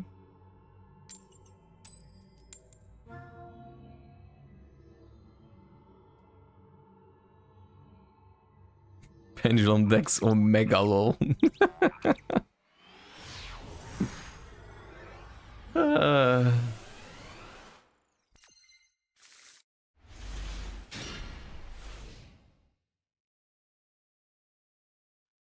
Is there a card you want to see unbanned? Thank you for the 8 months, first of all. Are you talking Master Duel or TCG? In the TCG, I want to have the I want to have Ronin Toad back, or I want to have the Dragon Rulers. In Master Duel,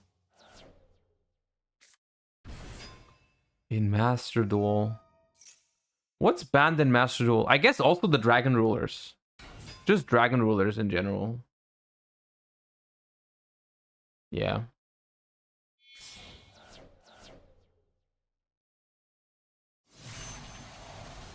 Ah, another Speaking of the Devil. All right, cool. We've talked about this. Their hand is really bad, by the way. Their hand is all full. We're gonna cook.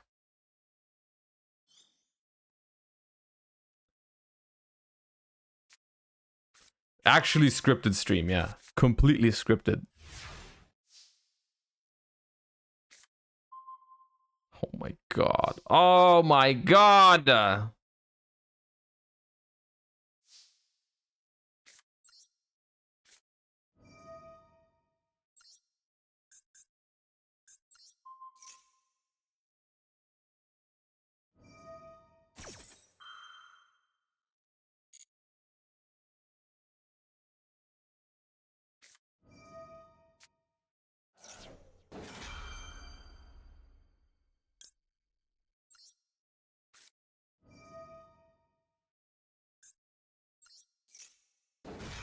Of course, last card in hand's Maxi, because it would not be a challenge otherwise.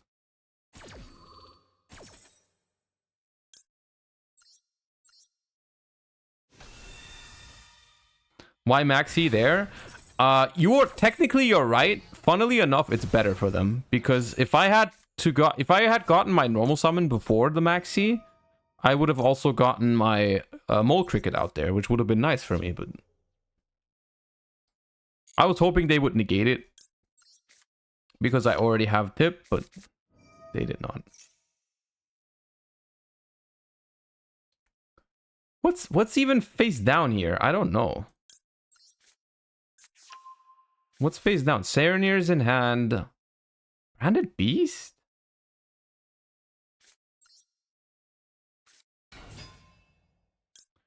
How does Naturia Runick fare against the Kashtira cards? So on the one hand, you have a lot of outs to a Rysart in your engine, right? With Flashing Fire and Freezing Curses, which is nice. The downside is a Rysart is still really good against your deck, and also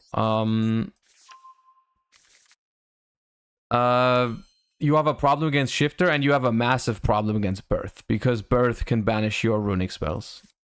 So it's so-so. It's not phenomenal against it, but you can play runic decks in a Kashtira format. They're not dead.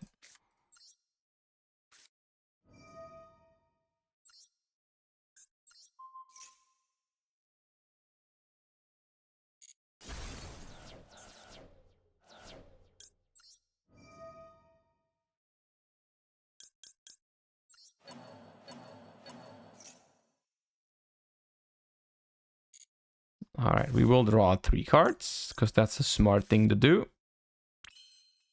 Okay.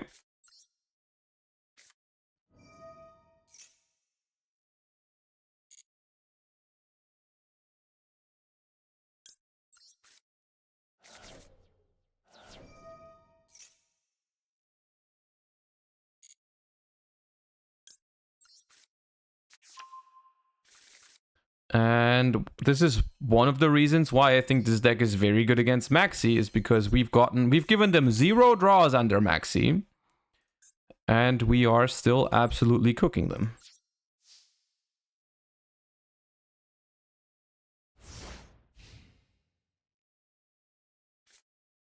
Like this setup, if you understand Naturia cards, you understand how sick this setup is, right? Against a Maxi.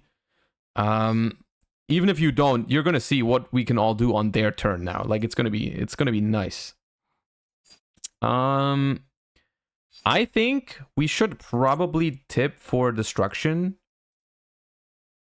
because this card could be another Super Poly. And I don't want to put my Naturia cards out there when there could still be another Super Poly.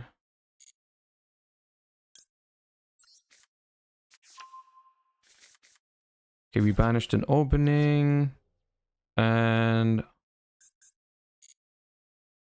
we're just gonna activate this. Target the Super Poly. Hopefully, I mean, if it's Super Poly, this is ideal.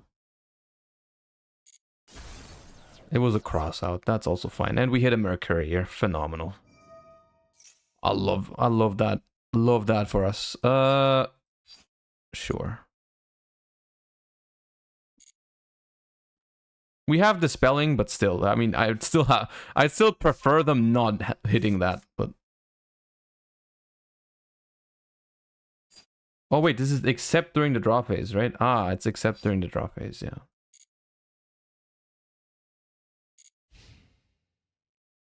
That's fine.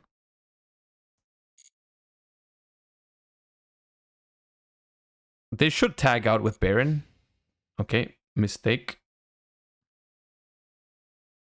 Slight mistake.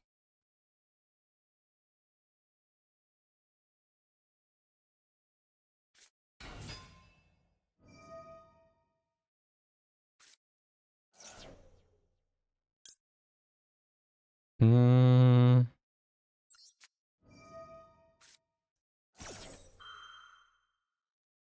not quite sure what they are trying to do.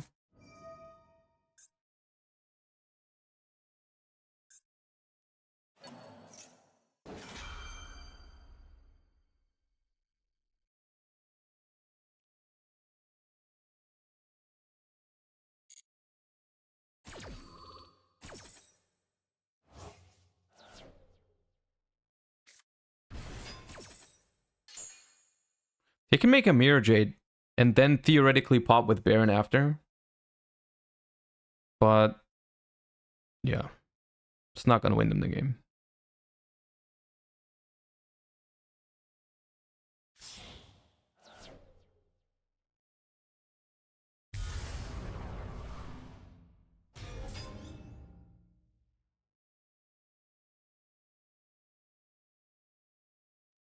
I could Blessing to get... Nah.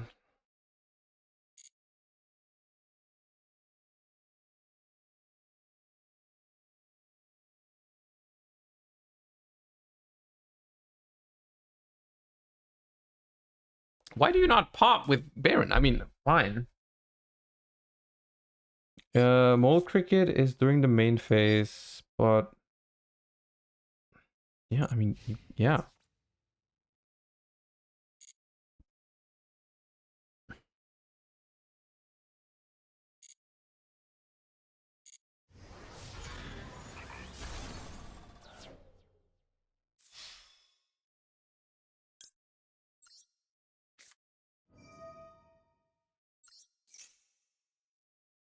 I'm not quite sure what the point of this is.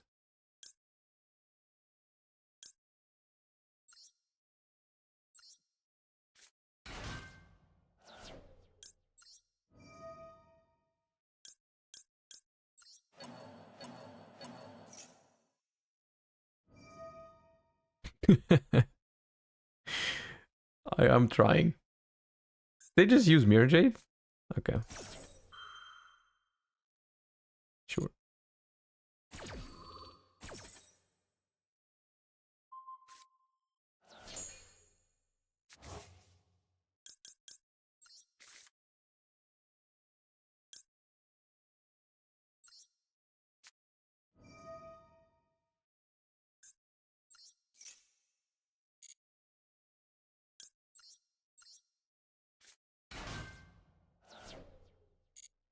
Nice Mirror Jade.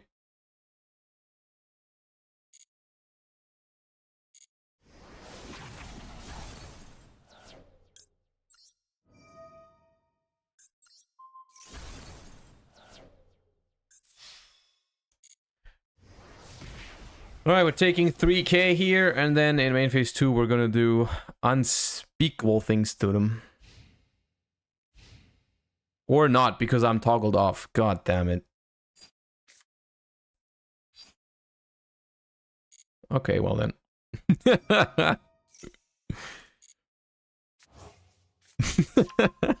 I spoke too soon. It's fine.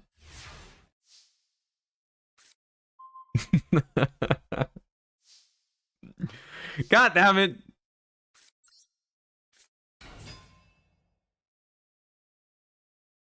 Hey, what do they have? Oh, they have Rindbrum in the graveyard now. Nice.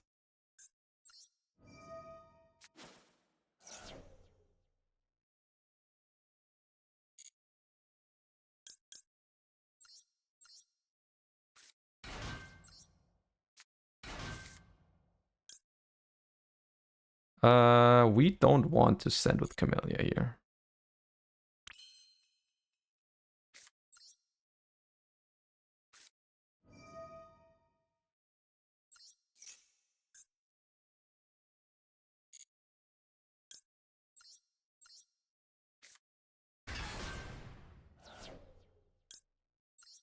We're greedy here. We're going Slumber, and then we go draw 3 with Fountain. They will simply not have... we will simply not draw Fountain off of Fountain. Even if we do, it doesn't really matter, but like, we will simply not do that.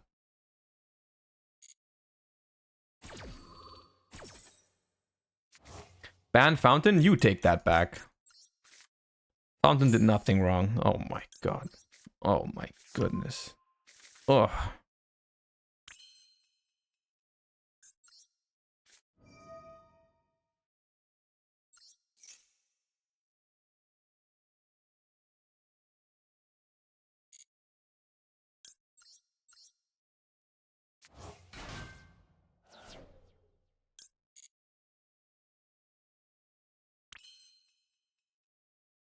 Runick is the best designed archetype ever. You cannot change my mind.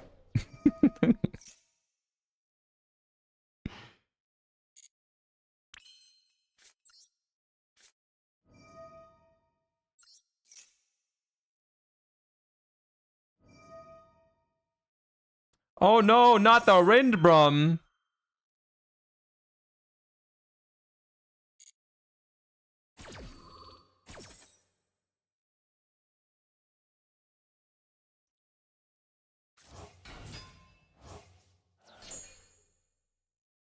Does Runick have lore? Of course it has lore, dude. YCS Utrecht, Master Duel Worlds, lots of lore.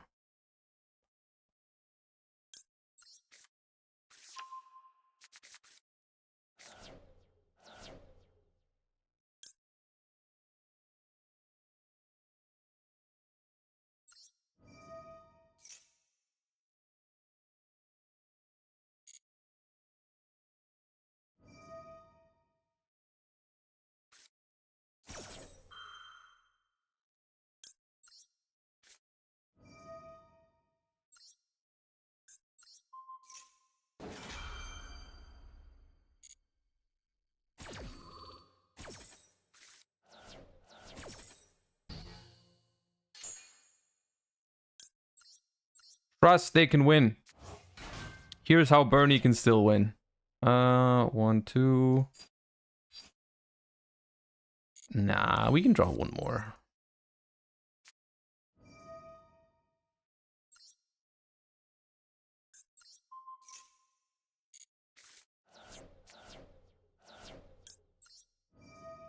Three is more than 2.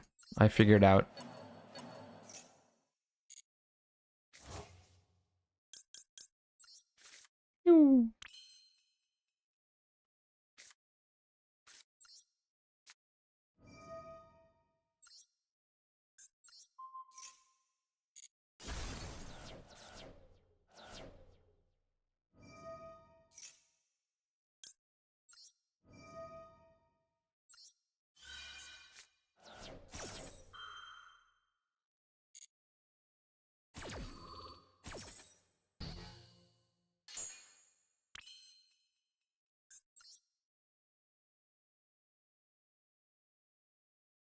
What's the funnest way we can do this? Take Albaz, make Trish? Hell yeah.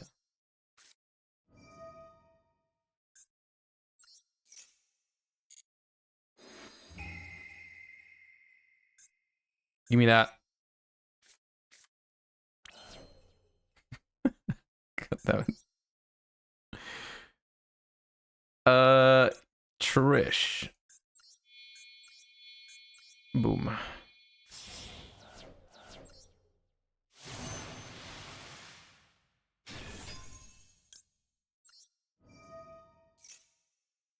So the unspeakable things just happened a little bit later.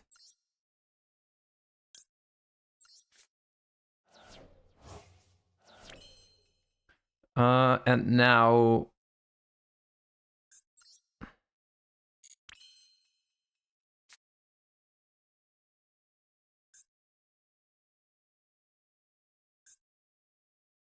Yeah, you simply enjoy your turn.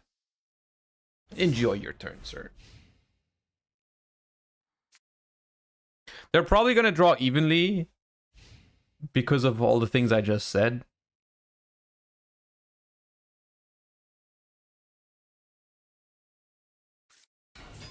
Or not.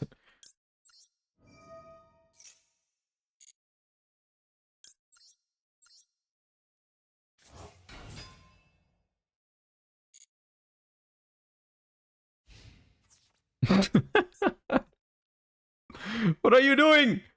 Leave my... Yo! Rude!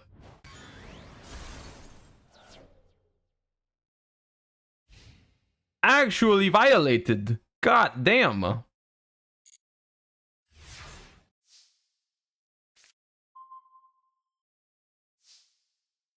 How could Sunflower do this to me? That's crazy. Oh, no, wrong one.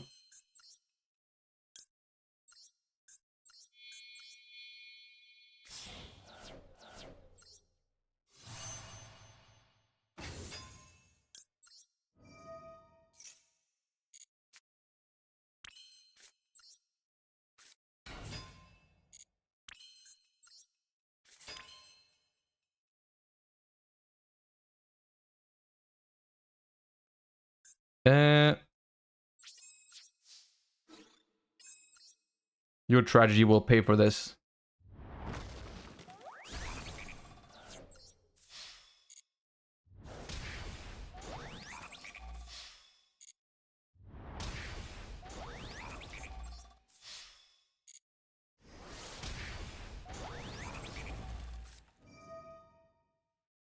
We're doing the cool effect. We're synchro summoning with Blessing.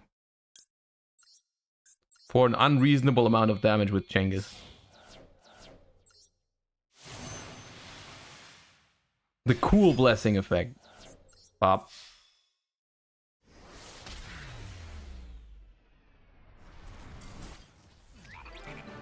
Close one. Close game. Close, very close game.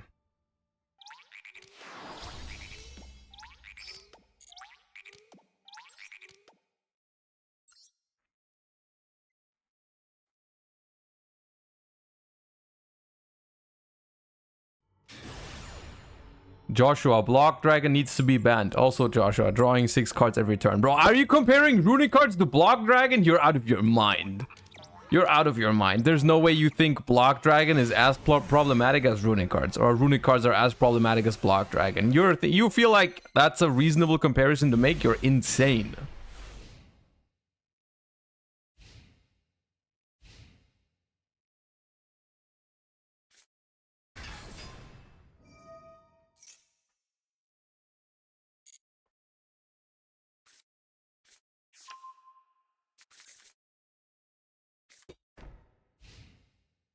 Yeah, that's what I thought.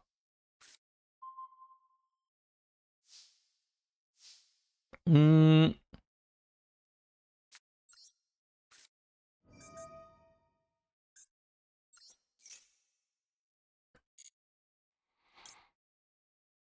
me a favor and don't negate this Hugin.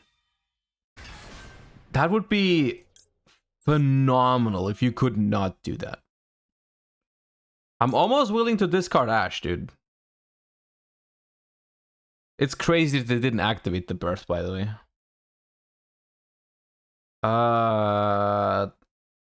Yeah, pitch Ash. Come on, I can be trusted with Fountain. Oh, man.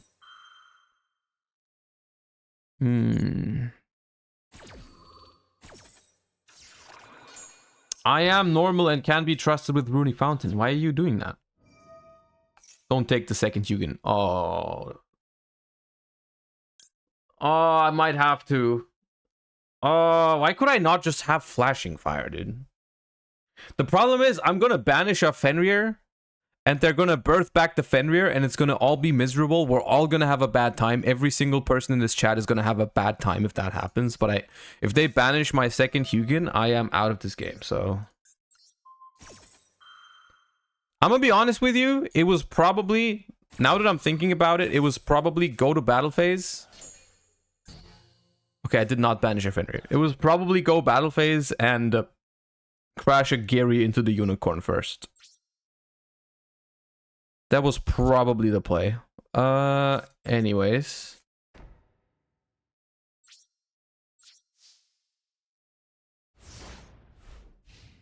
Losing to a single Imperm. This can happen if you simply don't draw any Fountain, Tip, or Naturia card. Which is like... I mean, a Naturia card that's not Blessing. Or Sunflower.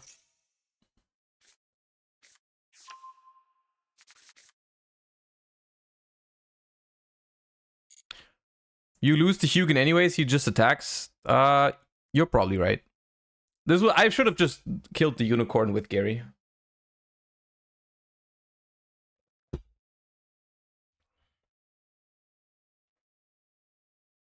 I could stop it from attacking with Slumber, but then I also can't summon another Hugin. Yeah. They will simply pick Baguska because they're so scared. No. Okay.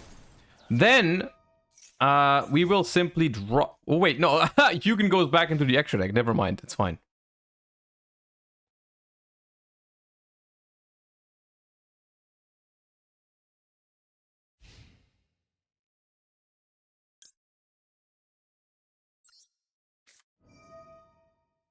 We forgore? I'm not gonna lie, I forgore too, chat. It's fine. I forgore as well.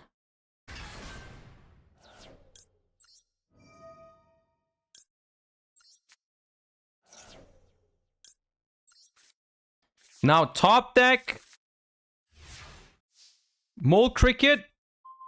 Or that... Okay, that could be fine.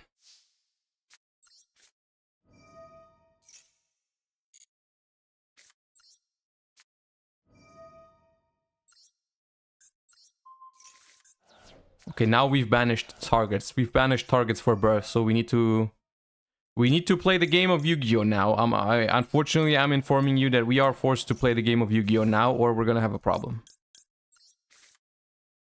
We're not playing the game of Yu-Gi-Oh. Come on!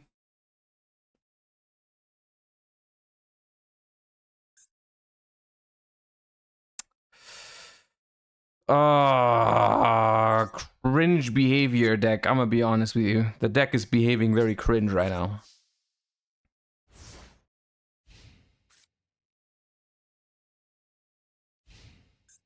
The deck is being very cringe. You can't crash without a battle phase.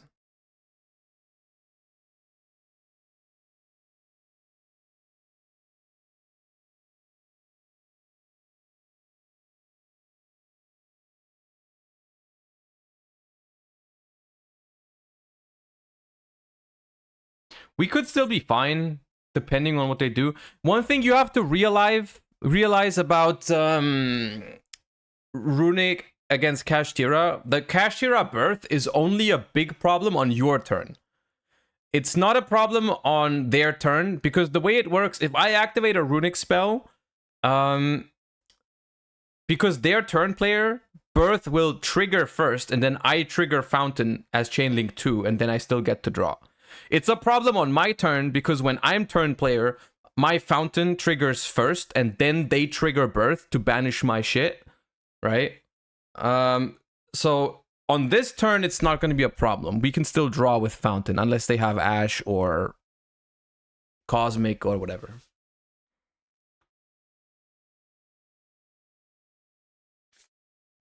There's Birth. Do I let them summon? I could also... I have to let them do it. Right? I just let them do it. Normal summons another unicorn. Alright. Alright. So what is their hand? Probably all 3 births, right? Because they searched twice. And they're not searching now, so they probably already have 2 births in hand. Otherwise you would... I mean, they're surely playing 3 birth, right? Surely they're playing 3 births, so they have 2 births in hand.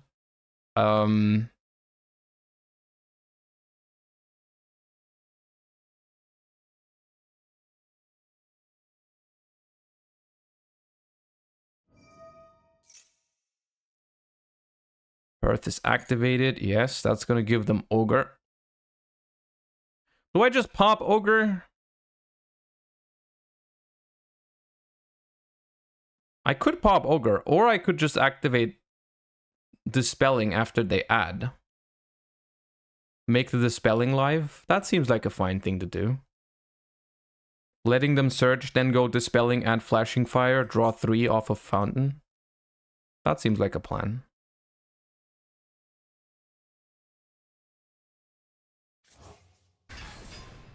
Yeah, that's what I'm gonna do.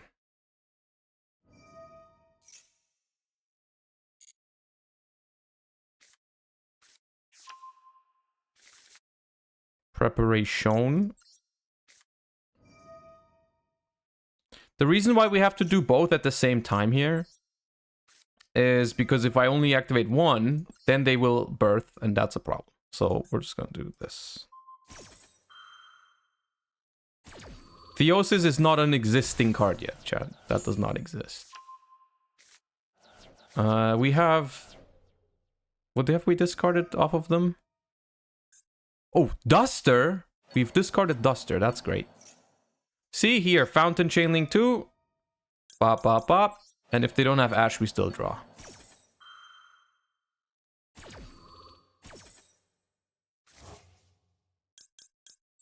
Beep, beep, beep.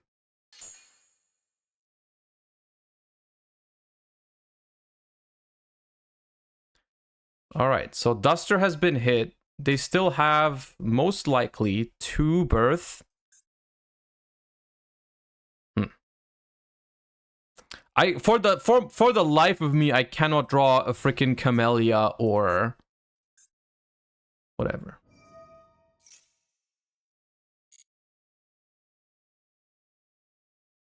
This is also incorrect. They should have attacked with Unicorn, not used it.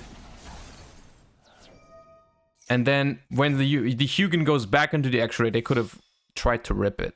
I think we just take 25.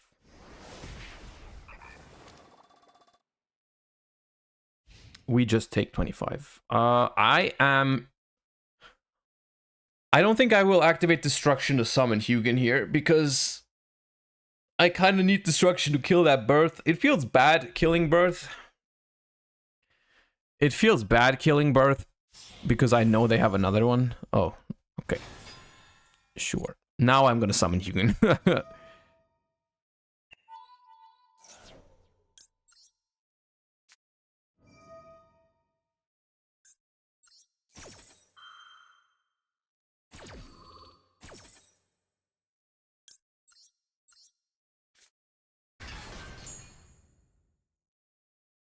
Dodging.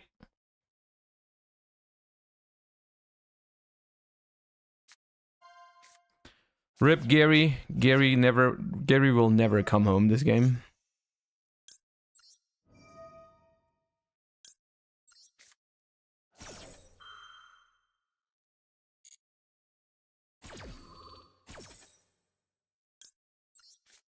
We lose, what, 3 face down cards here? We've lost just a couple Runics and an Ash Blossom, that's fine. And we will finally have our Naturia engine. Isn't that just phenomenal?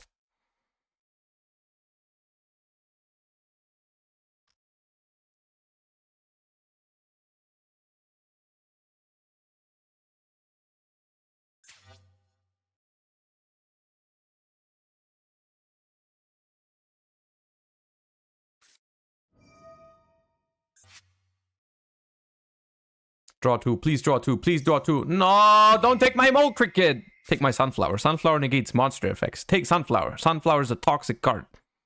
It negates monster effects. Please take Sunflower. It'd be so funny if they took Sunflower. Take Sunflower. Take Sunflower. Look at Sunflower. Look at it. Smile. Take it. Take it. Take it away from me. Take it. Oh, the suspense. No! They read the card. That's not fair.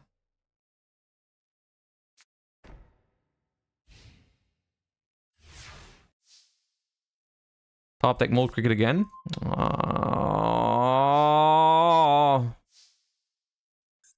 That's not a bad draw. I'm complaining. That's not a bad draw at all. That's fine.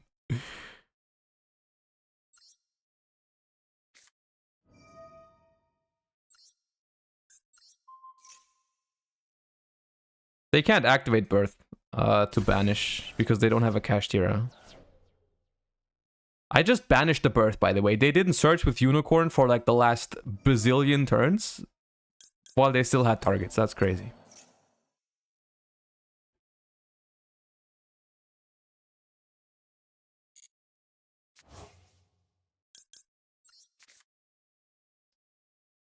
I just cannot. I just cannot draw.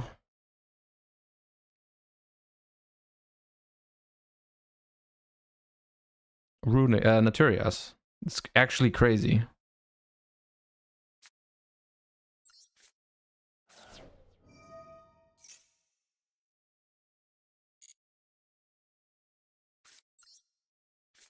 If they let this tip resolve, they are certified out of their mind. If they let this tip resolve to get destruction, they are oh my god.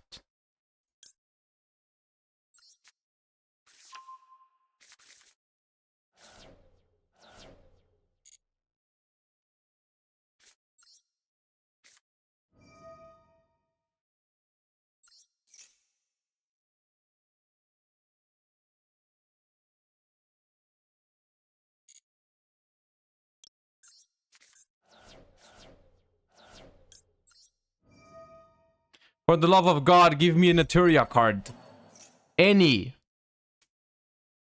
No, that's not blessing. And not tree! Oh my god, I didn't specify. I did not specify that I didn't want tree. God damn it, dude. Stas, thank you for the prime. Jay Pipeman, thank you for the tier 1. Appreciate you guys a lot. Thank you. No,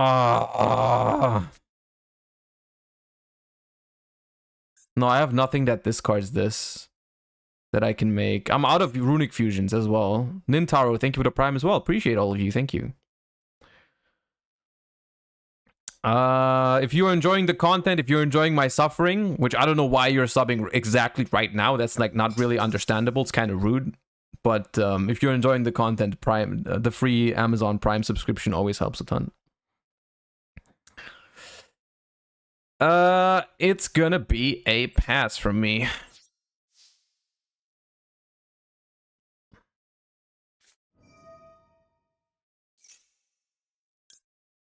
Tree has an effect, but it's not very good. Actually, maybe I could have.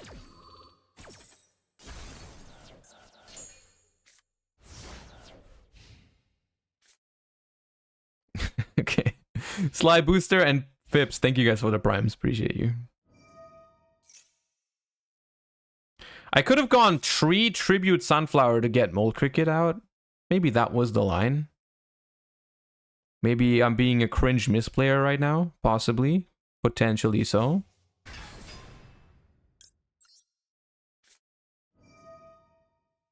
Are we watching tin openings today? Well, if they happen, yeah. But no one knows when they do happen. Alright, I think we're... Now that's crazy. Now that is just crazy. Anyways.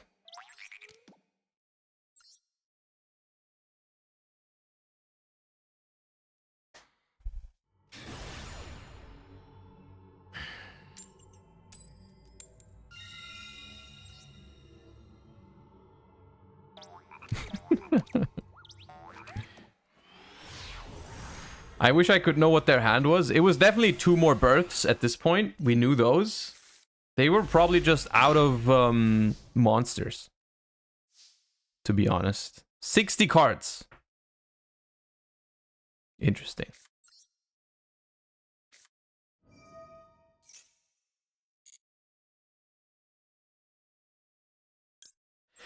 Goods is a good card in this deck for consistency reasons, but I still hate opening goods because it means you play the game with 1 less Sacred Tree, and Sacred Tree is a very important resource. Like, I just... You know what I mean?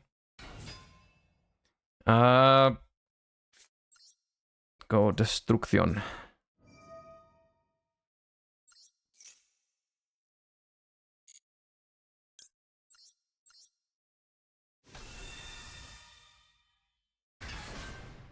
You can play the Shufflers. We didn't play the Shufflers at Worlds because, of course, we had a shared card pool, so we couldn't. But in Master Duel Ranked, you can play the Shufflers. They're good discards. It's just that when you draw, let's say you draw Sacred Tree and a Shuffler, you would always rather obviously discard the Sacred Tree. And then it can be annoying to draw the Shufflers. We did obtain the Light and Darkness Dragon sleeves, yes. We did obtain those. Is there TCG content planned this week? Absolutely. Yeah, for sure.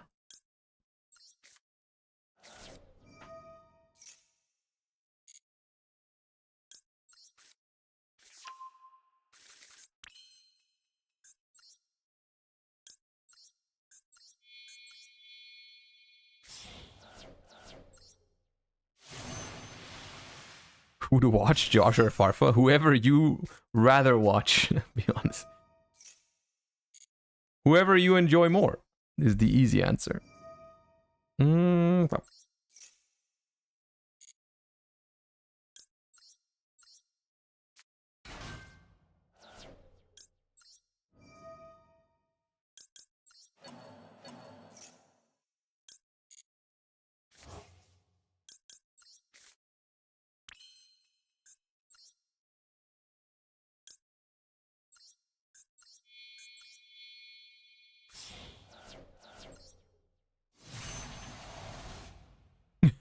I will not choose between my 2 fathers, both open right now.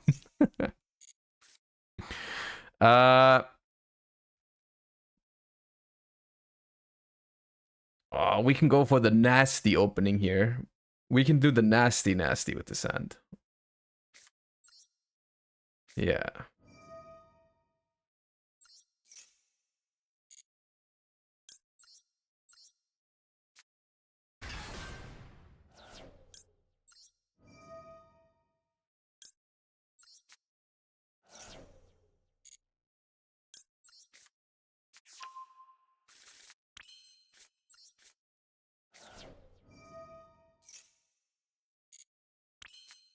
This opener is truly something else. Sleepy, thank you for the 4 months. That's a nice copium right there. I haven't heard that in a while. Or ever. I don't think I've seen that copium before.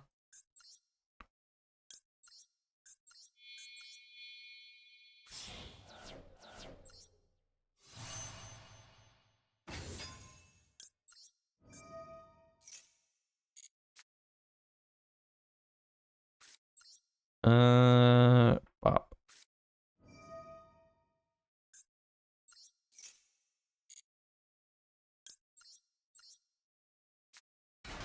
The Shufflers would unironically even be used a lot in this deck to just recycle your fusion monsters, because this first turn just went through all 4. So we are literally out of Runick fusion monsters now. But we will also be up a bazillion cards, so I think it's fine.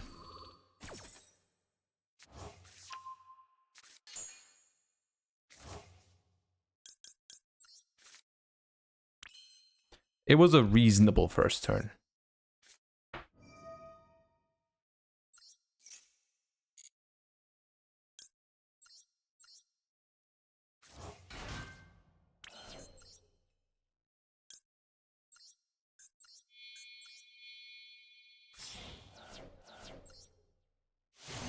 Japanese opponent must be so confused. Oh my god, where are the floodgates? Please go back to the floodgate version. Please floodgate me.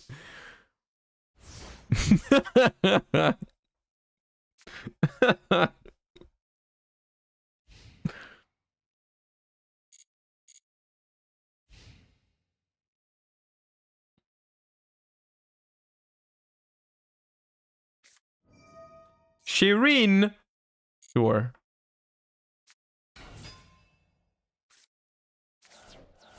They milled a shuffler. And another Sharon.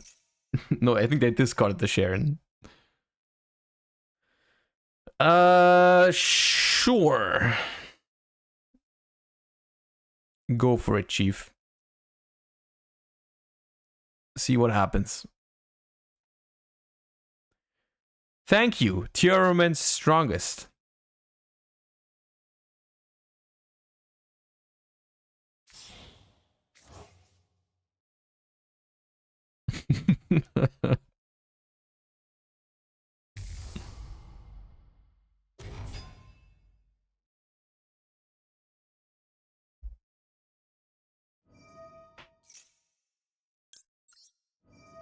It's just a small little cricket. Let it resolve. Let the cricket resolve.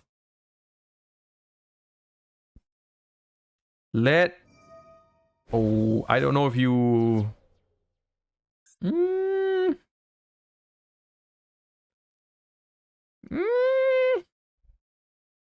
I don't know if they know. I don't know if they are of the aware kind of human, you know? I'm not sure if they are knowers right now. It doesn't look like they are knowers. Why would you recycle my spell card? That's good for me. Anyways, thank you for that.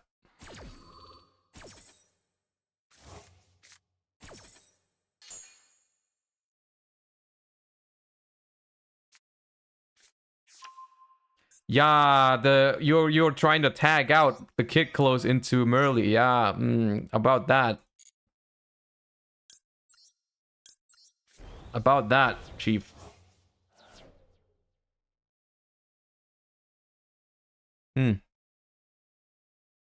Where did it go? Where is Kid Close?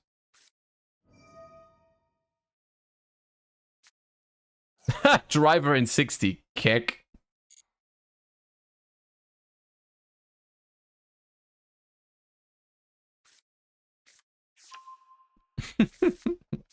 What is it? Dragon Link? How is it Dragon Link? Well, they're putting Kid Close back into their extra deck. That's funny. Pearl of Rhino? Yo, bro, I don't even draw like that in 40.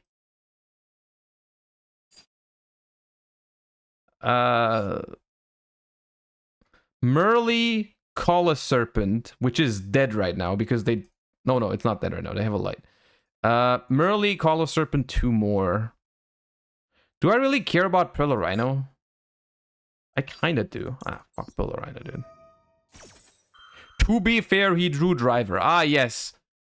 Ah, yes.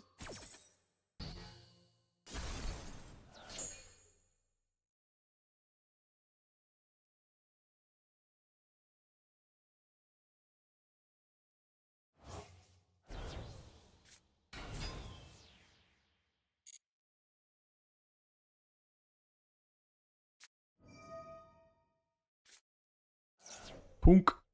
Sure. Bro, everything is in their deck. Everything. Name a card, it's in there. Name a card, it's in there.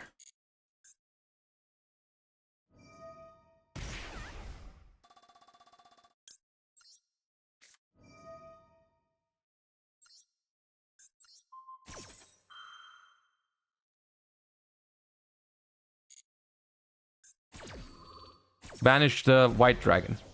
Ah, but we hit Keldo. What do you think the odds are that they play Black Rose Dragon? Is that something that could happen? Because if they do, we are in slight trouble. It's not that much trouble, but it is. You could consider it slight trouble.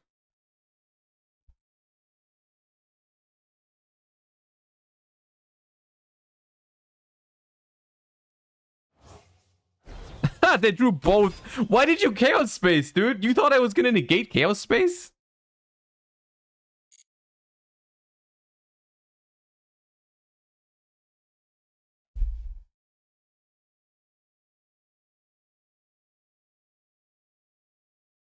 What is that? Punisher? No. Romulus? Dark? I have no target for that, my friend. You cannot use that. They can't summon Gary with it. You can't summon Gary with it. Oh my god. Oh my god, what?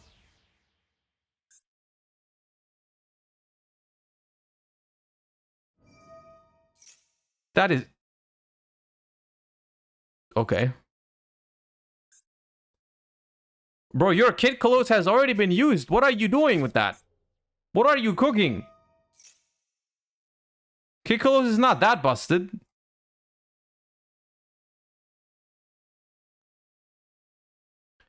Tierman's... Yeah, and now what? Now what, Chief? Yeah, exactly. God damn, what was that? Oh my god.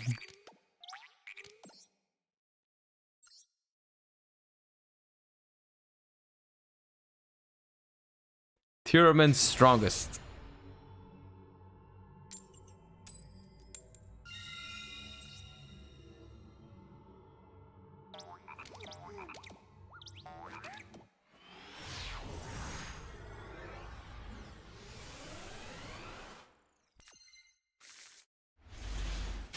I keep opening no Naturia cards.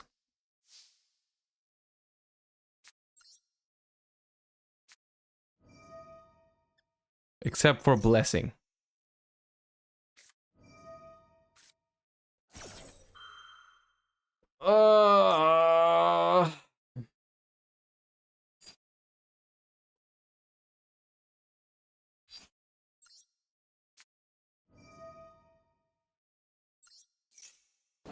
Just don't have Ash as well. Please don't have Ash too.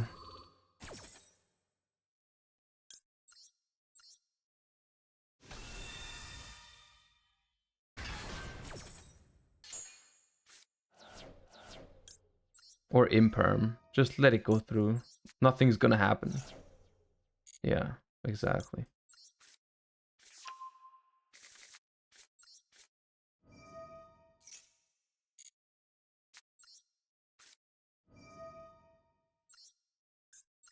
Is it also Labyrinth? No, it's not. Ah, I banished Fateful Adventure. I'm the best.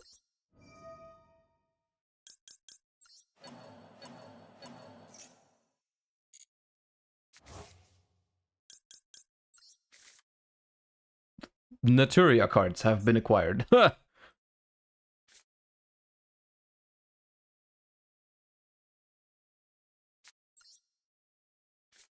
Which is not good that it's 3 of them. I wish it was just 1 Runick at least. We are under max C. I am aware of that. I am aware of the fact that we are under the max C.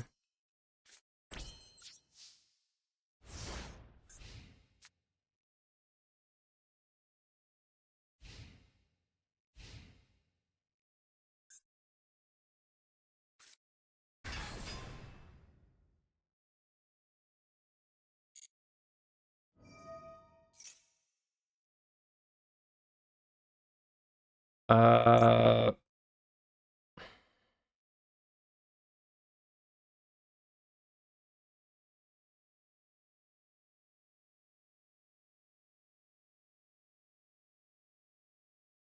Sure.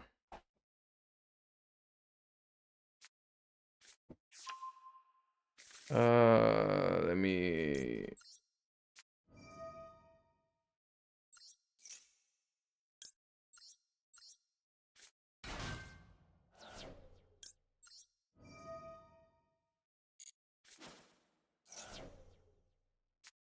Oh, good God. Goodness gracious.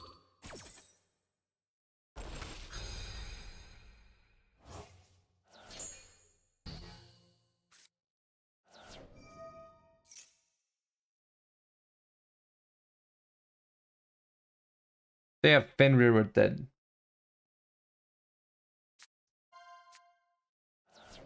They have Fenrir, we lose. Oh, they activate Birth. That's not a good sign.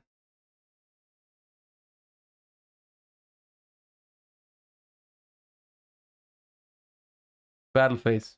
Battle phase. No. Okay, that's not that bad.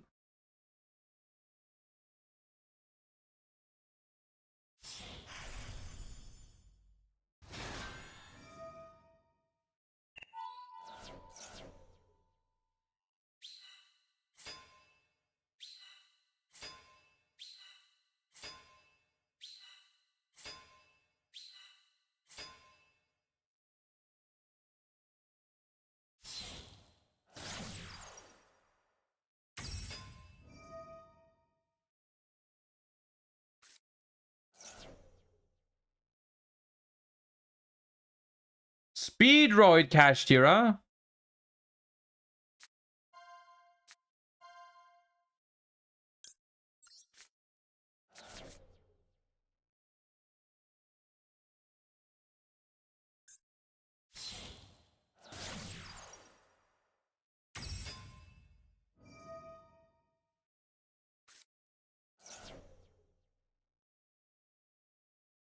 Please make Aurora Dawn so I can ash it. Thank you.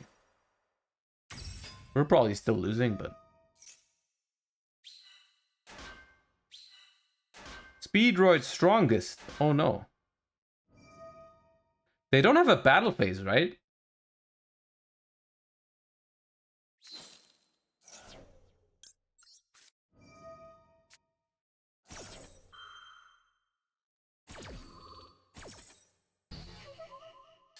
They do, but no damage? Oh, is it just no damage? Oh, it's no damage, right? They do have battle phase, unfortunately.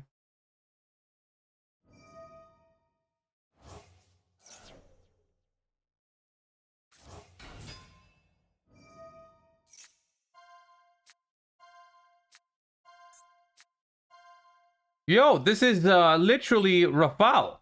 Speedroid Rafal. Good God.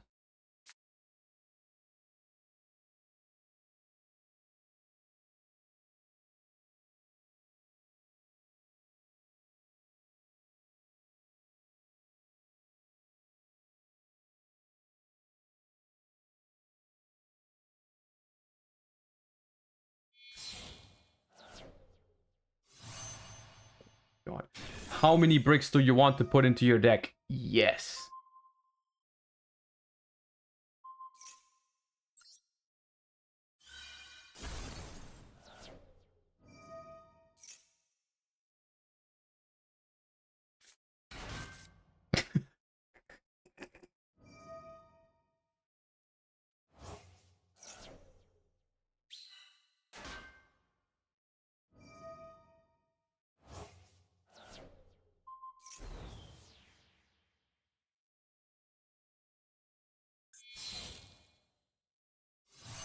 Oh, come on! Your deck! The thing! Oh my God!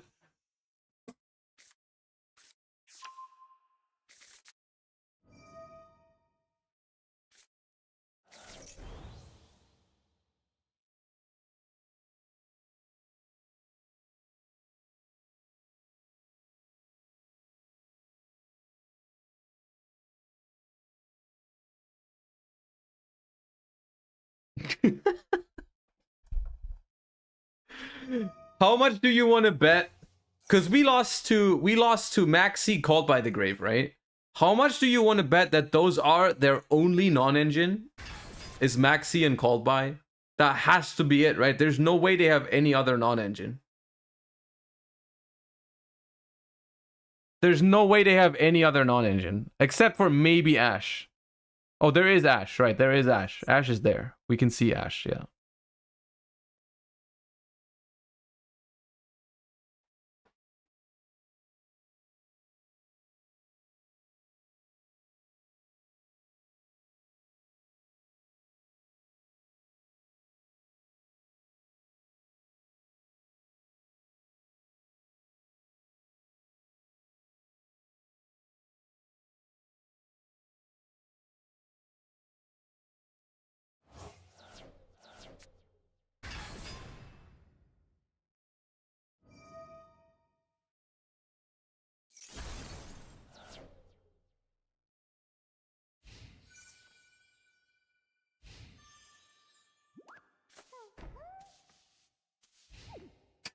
Sick endboard.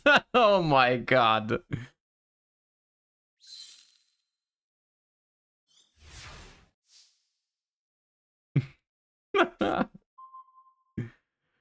God damn it.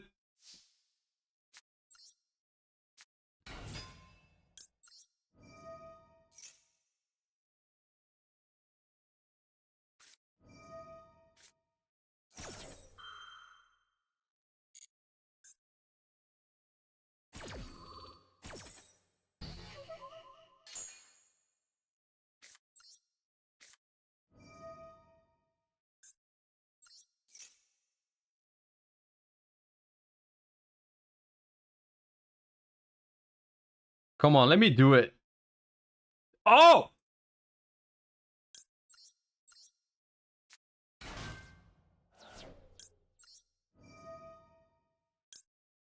Why would you let me do that? Oh my god. Oh my god.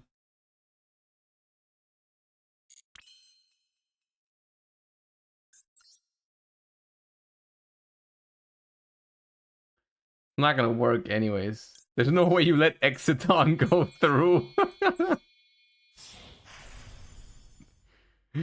Let's go, Exiton.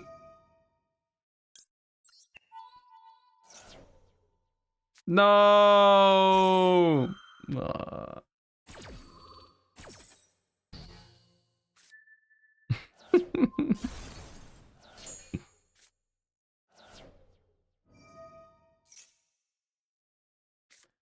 Imagine if this was Runick Destruction, dude.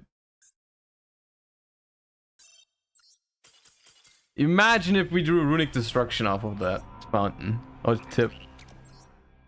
It would have been so sick. Deck list? I mean, oh, come on.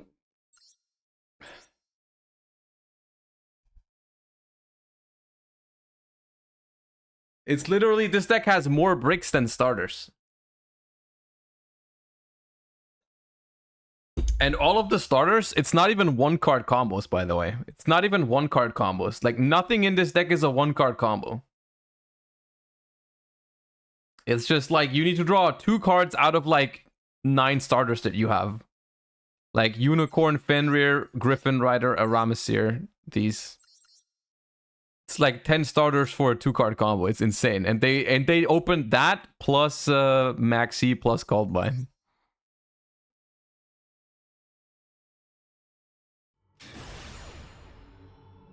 And then the Cash Tiras don't even work with the tennies, yeah.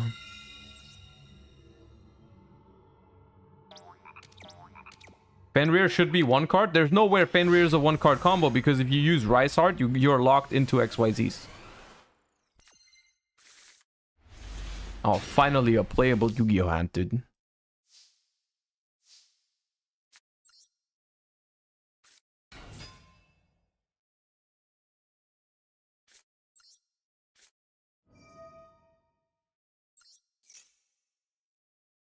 You can normal Rice Art? Ah, yeah, you can normal Rice Art. It's true. Ah, see? Good Yu-Gi-Oh hand.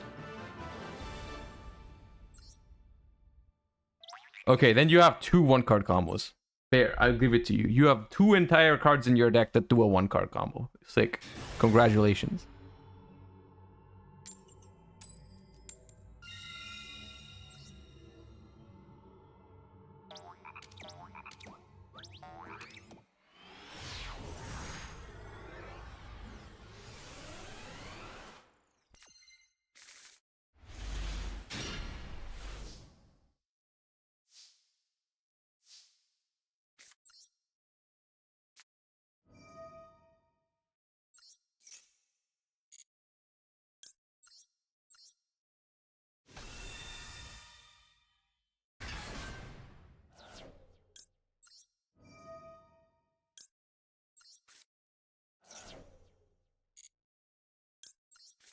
This hand is flames.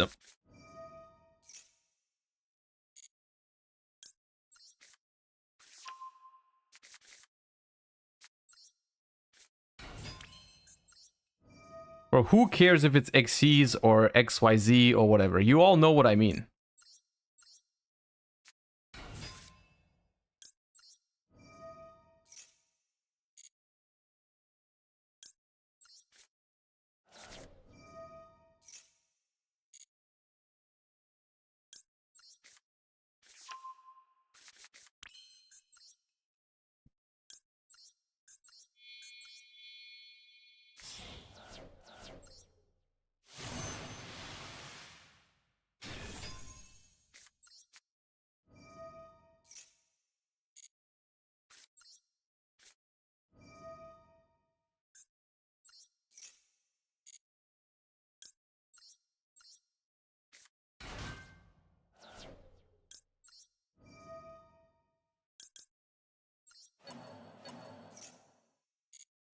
It's like the normal opener. Honestly, sometimes...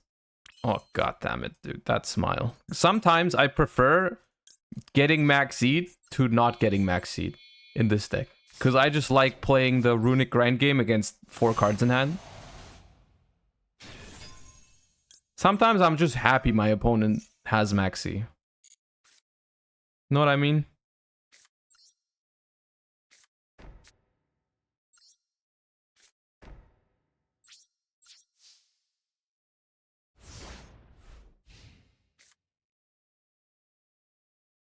About Invoker, there are no good targets for it. However, it allows to go into any Isolt combo with any 2 level 3 monsters on the board. I'm not sure I want to see that. Well, you're technically right, but what deck is going to be a level 3 spam plus Isolt deck? I don't think that's going to be a thing. Oh my god, what are you doing? What is that? Math mech?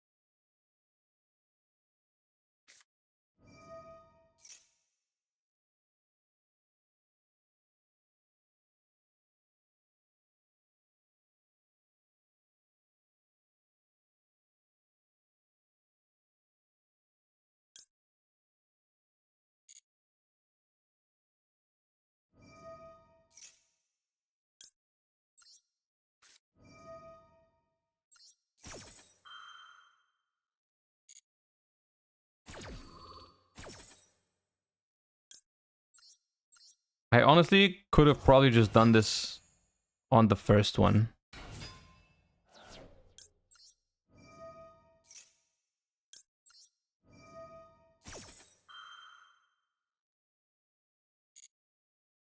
Yeah, I'm just gonna make Nat Beast. Alright, well. Alright, well. Fair enough. One more to master. We can do that. We can do that. Payful, thank you for the prime. Appreciate you so much. Thank you.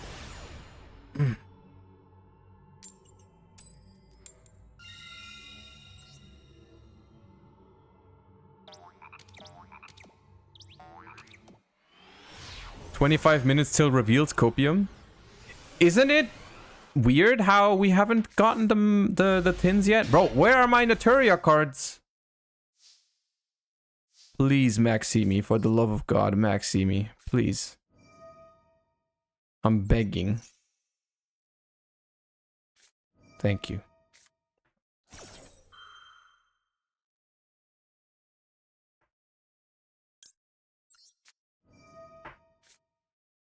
It should be today. Oh, if it's today, I'm happy. Today would be nice.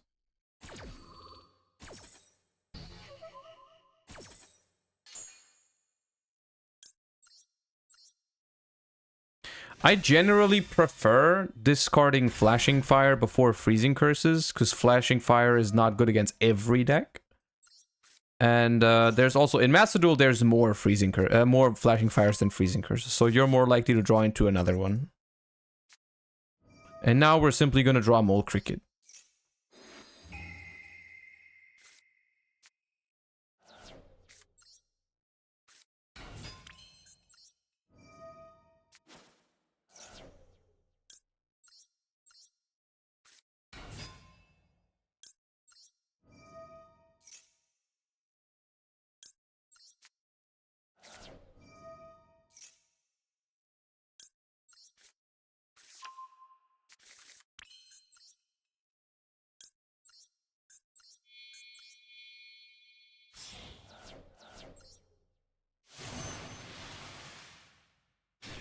It is not my birthday. My birthday is next week.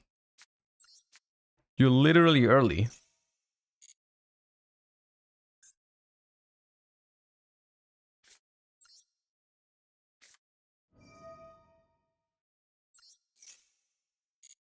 This.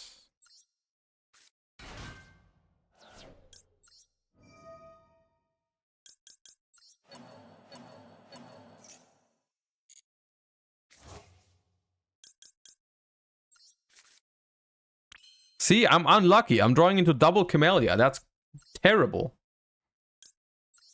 It's the most unlucky I've ever been this game.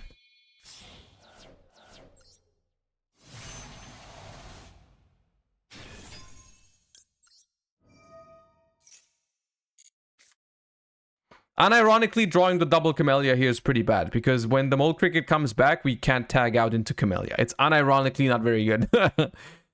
I'm not even exaggerating when I say this is not very... It's a pretty unlucky draw, but never... You guys are not going to believe me anyways. You're going to call it streamer luck and everything anyways. Doesn't matter. Doesn't matter. It's fine. It's fine. Whatever. Whatever.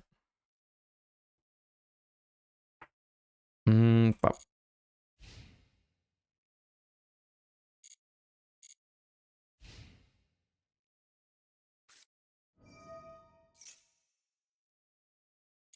That's fine for now.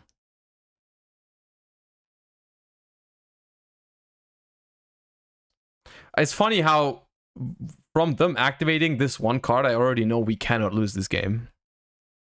Because whatever deck they're playing to put this card in, they will not be able to beat. Yeah, okay. Yeah, no, we're not losing this game. We're fine. They don't even have a cash tier added. Oh my god, bro. You're almost dead. What are you doing to yourself?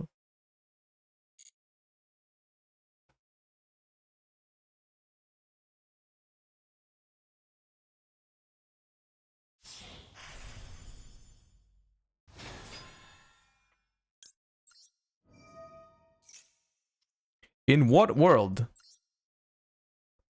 In what world is that Diablosis gonna win you the game?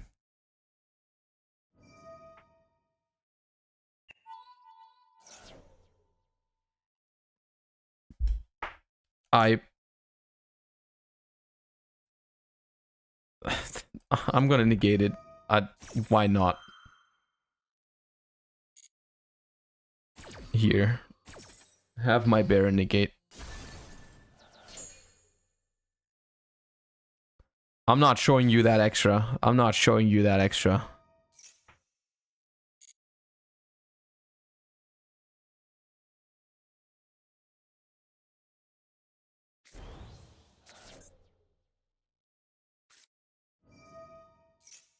That's why I didn't destruction the Di-Fi right away.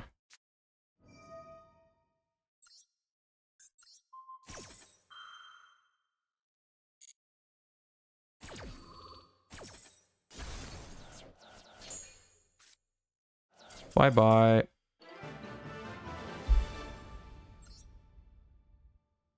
There we go.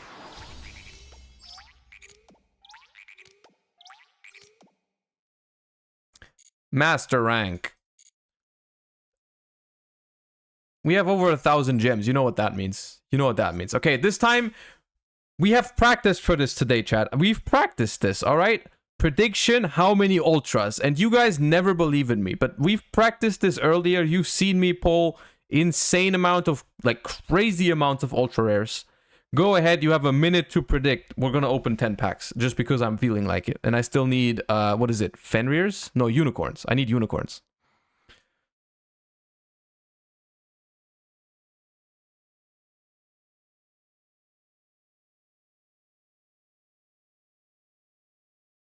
Don't say 0 for sure. What kind of attitude is that?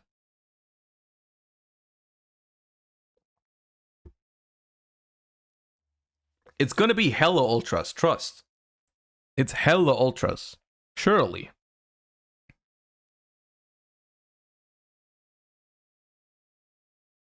There's no way it's 0. It's no way it's 0.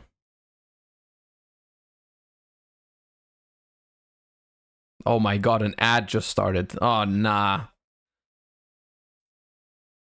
Nah, an ad has just started. Do we wait for the cringe non-subs? Yeah, let's wait. It's just a minute.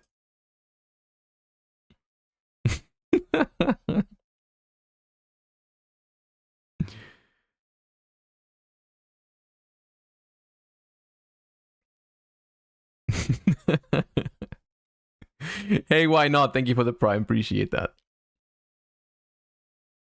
You and I both know it's 0. It's not 0, Plutuna. It's not 0. There's no way it's 0. It cannot...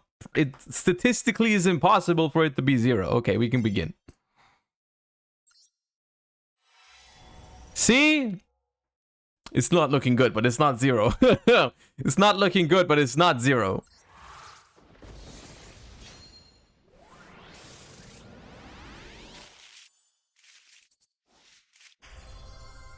There we go. Not 0.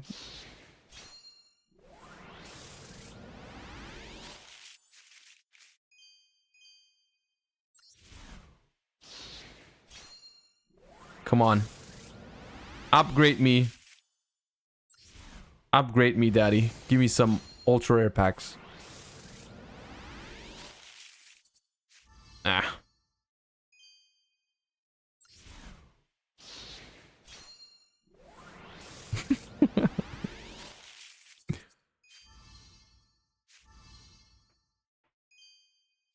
I haven't pulled a royal in a while. I'm just saying. It's been a while since I've pulled a royal. I don't even remember the last time I've pulled a royal rare.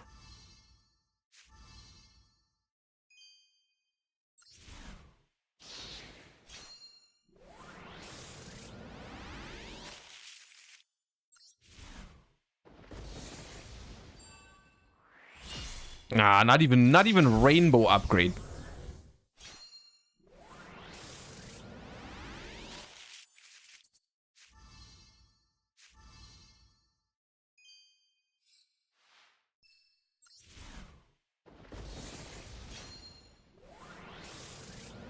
How much do we have? We are sitting at glorious 1 ultra so far.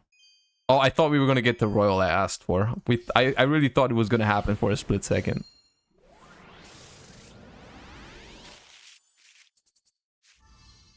Well, the answer is 1.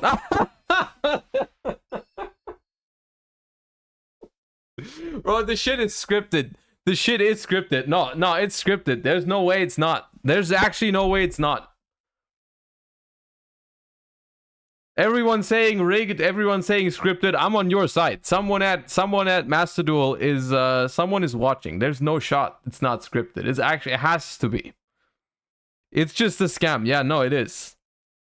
Anyways, choose outcome 1. Bop. Oh man, sometimes I keep telling you that sometimes you just need to ask for it. You just need to ask the universe for it.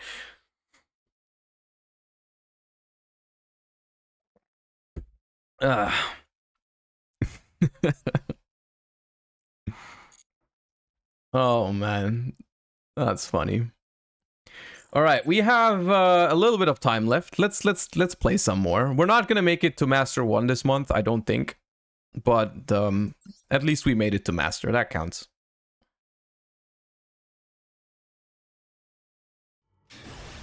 I'm noticing a lot of remixes after we have these gambas. Is that in some way related, chat? Do you think you guys at all are like vulnerable to immediately spending your points once you've gotten them? That's not related, right? There's no way it would be related. No? Okay. Good.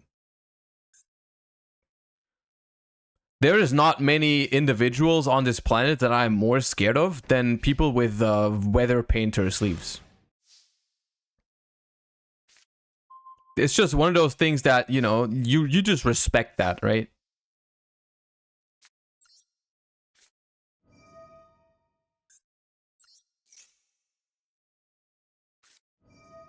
Oh yeah, hell yeah. I wanted you to maxi. Joke's on you. I wanted you to maxi me.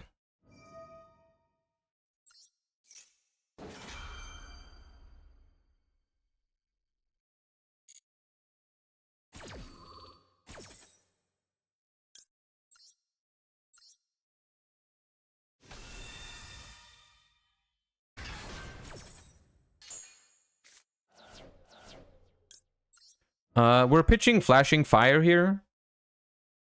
Because, of course, we're not pitching Tip. It's between Flashing Fire and Slumber. I'm keeping Slumber because it's the one I can activate even when there's no card on their side of the field and when my extra monster zone is occupied.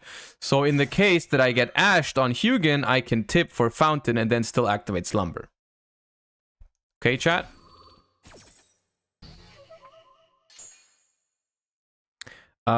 We can still draw first.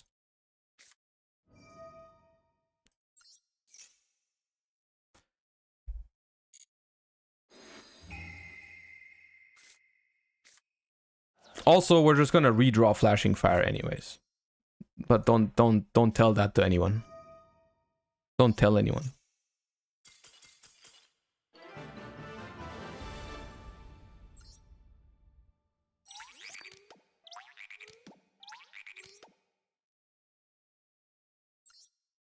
Sometimes Yu-Gi-Oh is not that hard.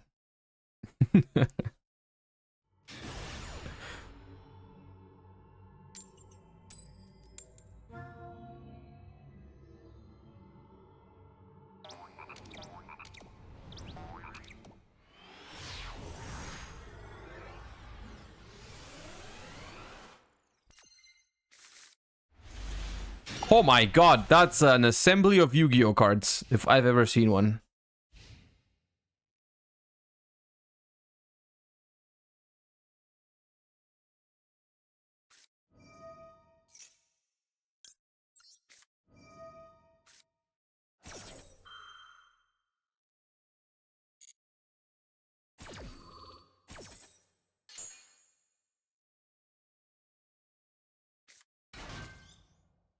Okay, I can stop with drawing trees now. One is fine. Yo, stop! The hell are you doing? Hello?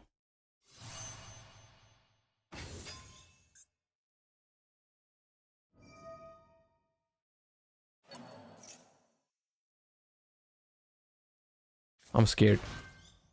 I'm scared. Middle ash. Middle out of 3 ashes is the one we pitch on this.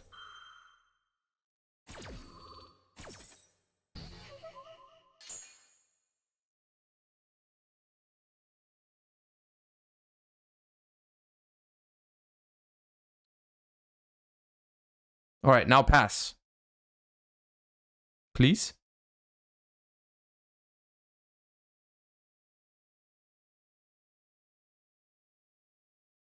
Please pass.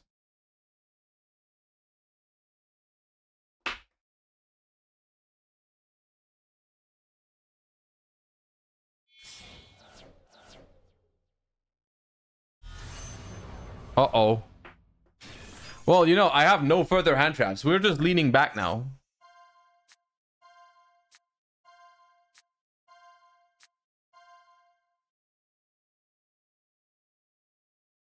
We're just watching now. Is this an FTK?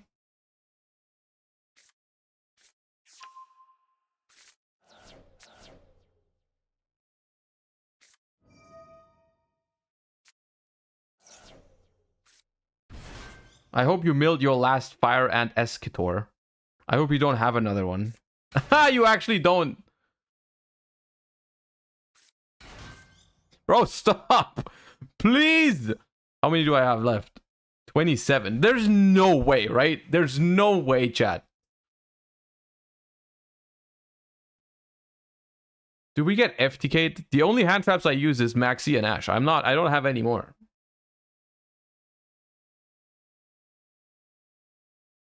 But if they're playing an FTK, they don't need to deck me out. If it's an FTK, I lose. If they can pull it off with this.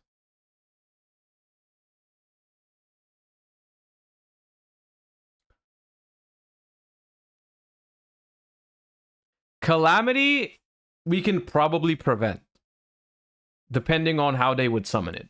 If they can, if it's a Calamity deck, I don't know what their goal is. I hope it's not an FTK. Please make hot red. Oh, thank God. Okay, that's a good sign. I think that's a good sign. Okay, adds back a Resonator. Sure. Add back Cringe Resonator, but they've already done it. They've already been cringe this turn.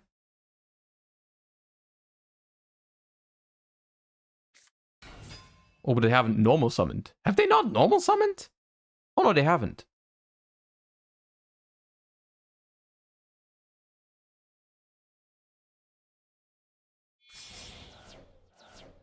That's 2 tuners.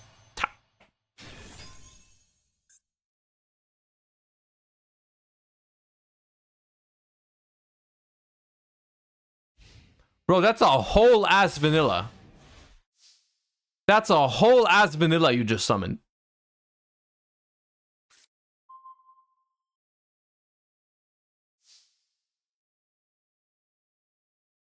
There's no way you thought this was an appropriate board for this situation. There's no way you thought that was gonna end well. What?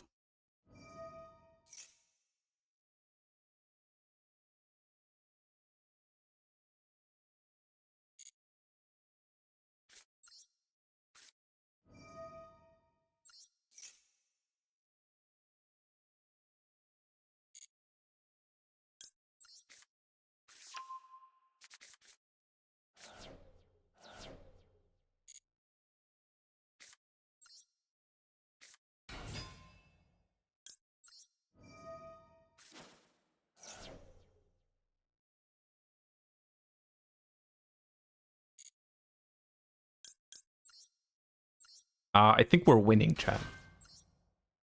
I'm gonna make an educated guess and say that we're winning this game.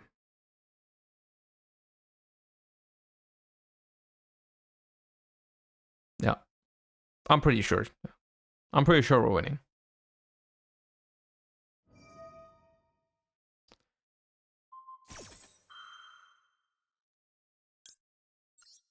Interesting approach.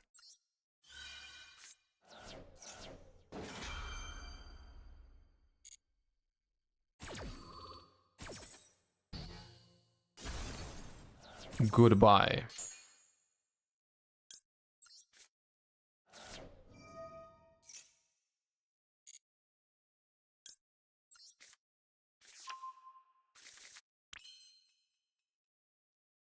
No sad music. We're not sad.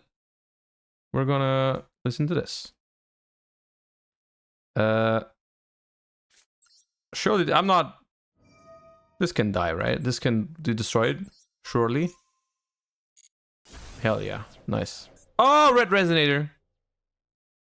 My friend.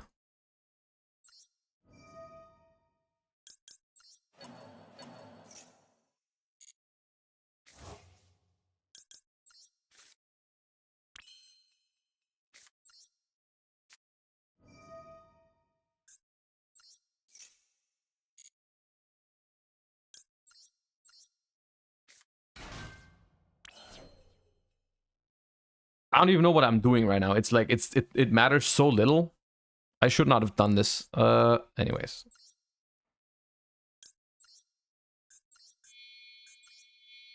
Wait, no, this is wrong. It needs to be Coral Dragon. We don't have enough cards in hand. We need to make Coral Dragon first.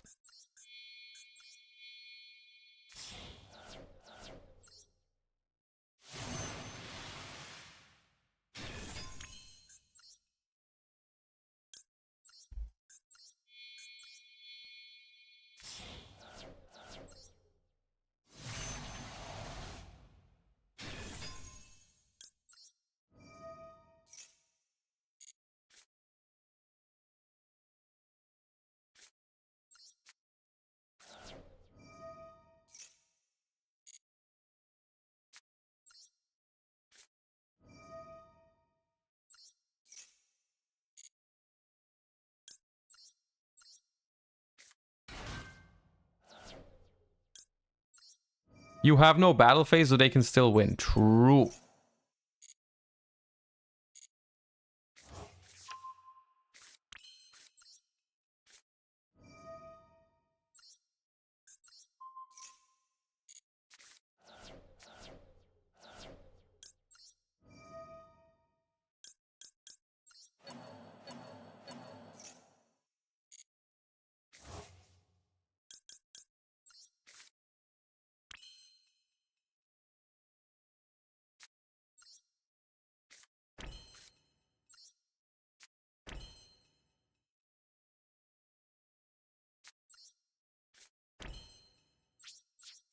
Oh, I didn't skip my battle phase. Oh, nah, that's gonna... We're not gonna have a battle phase next turn. I clicked too fast.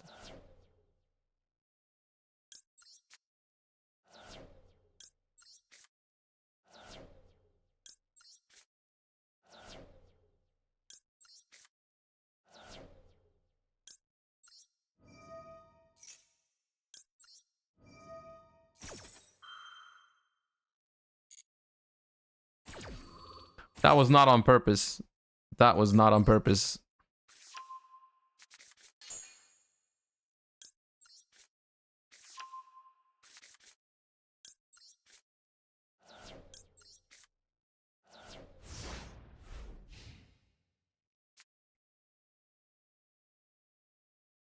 This card's gonna turn it around.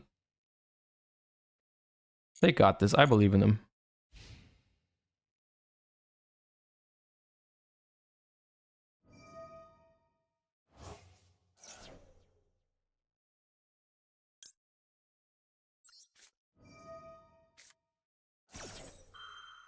This is the most crackhead way to BM. I'm not BMing. I can't kill them. I have Runick spells. I don't have a battle phase. What do you mean crackhead way to BM? What do you mean? What are you talking about? Bro, assault mode activate. That's crazy, dude.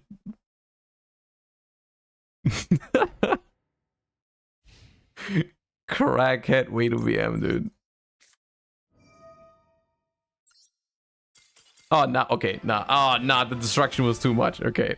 Anyways. Yo, it's 5 p.m. on the spot. They left, chat, they left the game. They left the game because they want to watch the Megatin openings, right? That are obviously dropping right now, surely.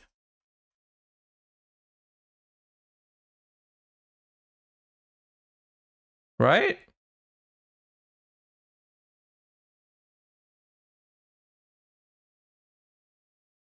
Surely that's happening right now as we speak. Is that they are being uploaded wherever? I don't know. I'm assuming like MST TV would get them. Or DZEV. Let me see. Nothing there. Nothing on DZEV. I guess we've been debated once again. Revs cards? I can check Revs cards. Give me a second. Revs cards. Revs cards. No, there's nothing. There's actually just nothing about the Megatins. We will all never find out about them. The Megatins don't exist. The Megatins are a myth. Ban list in 1 hour, surely? Oh, I don't know about that one, Chief. I do not know about that one, Chief. All right. Chat, thank you so much for watching. That's going to be it for today. I hope you enjoyed the stream. I thought it was fun. I thought it was chill. I hope you have a wonderful rest of your day. I'm going to send you guys over to the man, Farfa. I would never raid Glasgow yugioh. I would never raid Glasgow yugioh. I'm going to send you guys to Farfa instead. You guys have a wonderful rest of the day. Why not Quantal? Wait, Quantal is live? Quantal is live? Quantal is live. I'm sending you guys to Quantal. Okay. I changed my mind. We're waiting Quantal. The one and only Quantal, the world champion of Master Duel. I'll send you guys over there. You guys have a wonderful rest of your day, and I'll see you guys tomorrow. Bye-bye. Thank you for watching. Peace.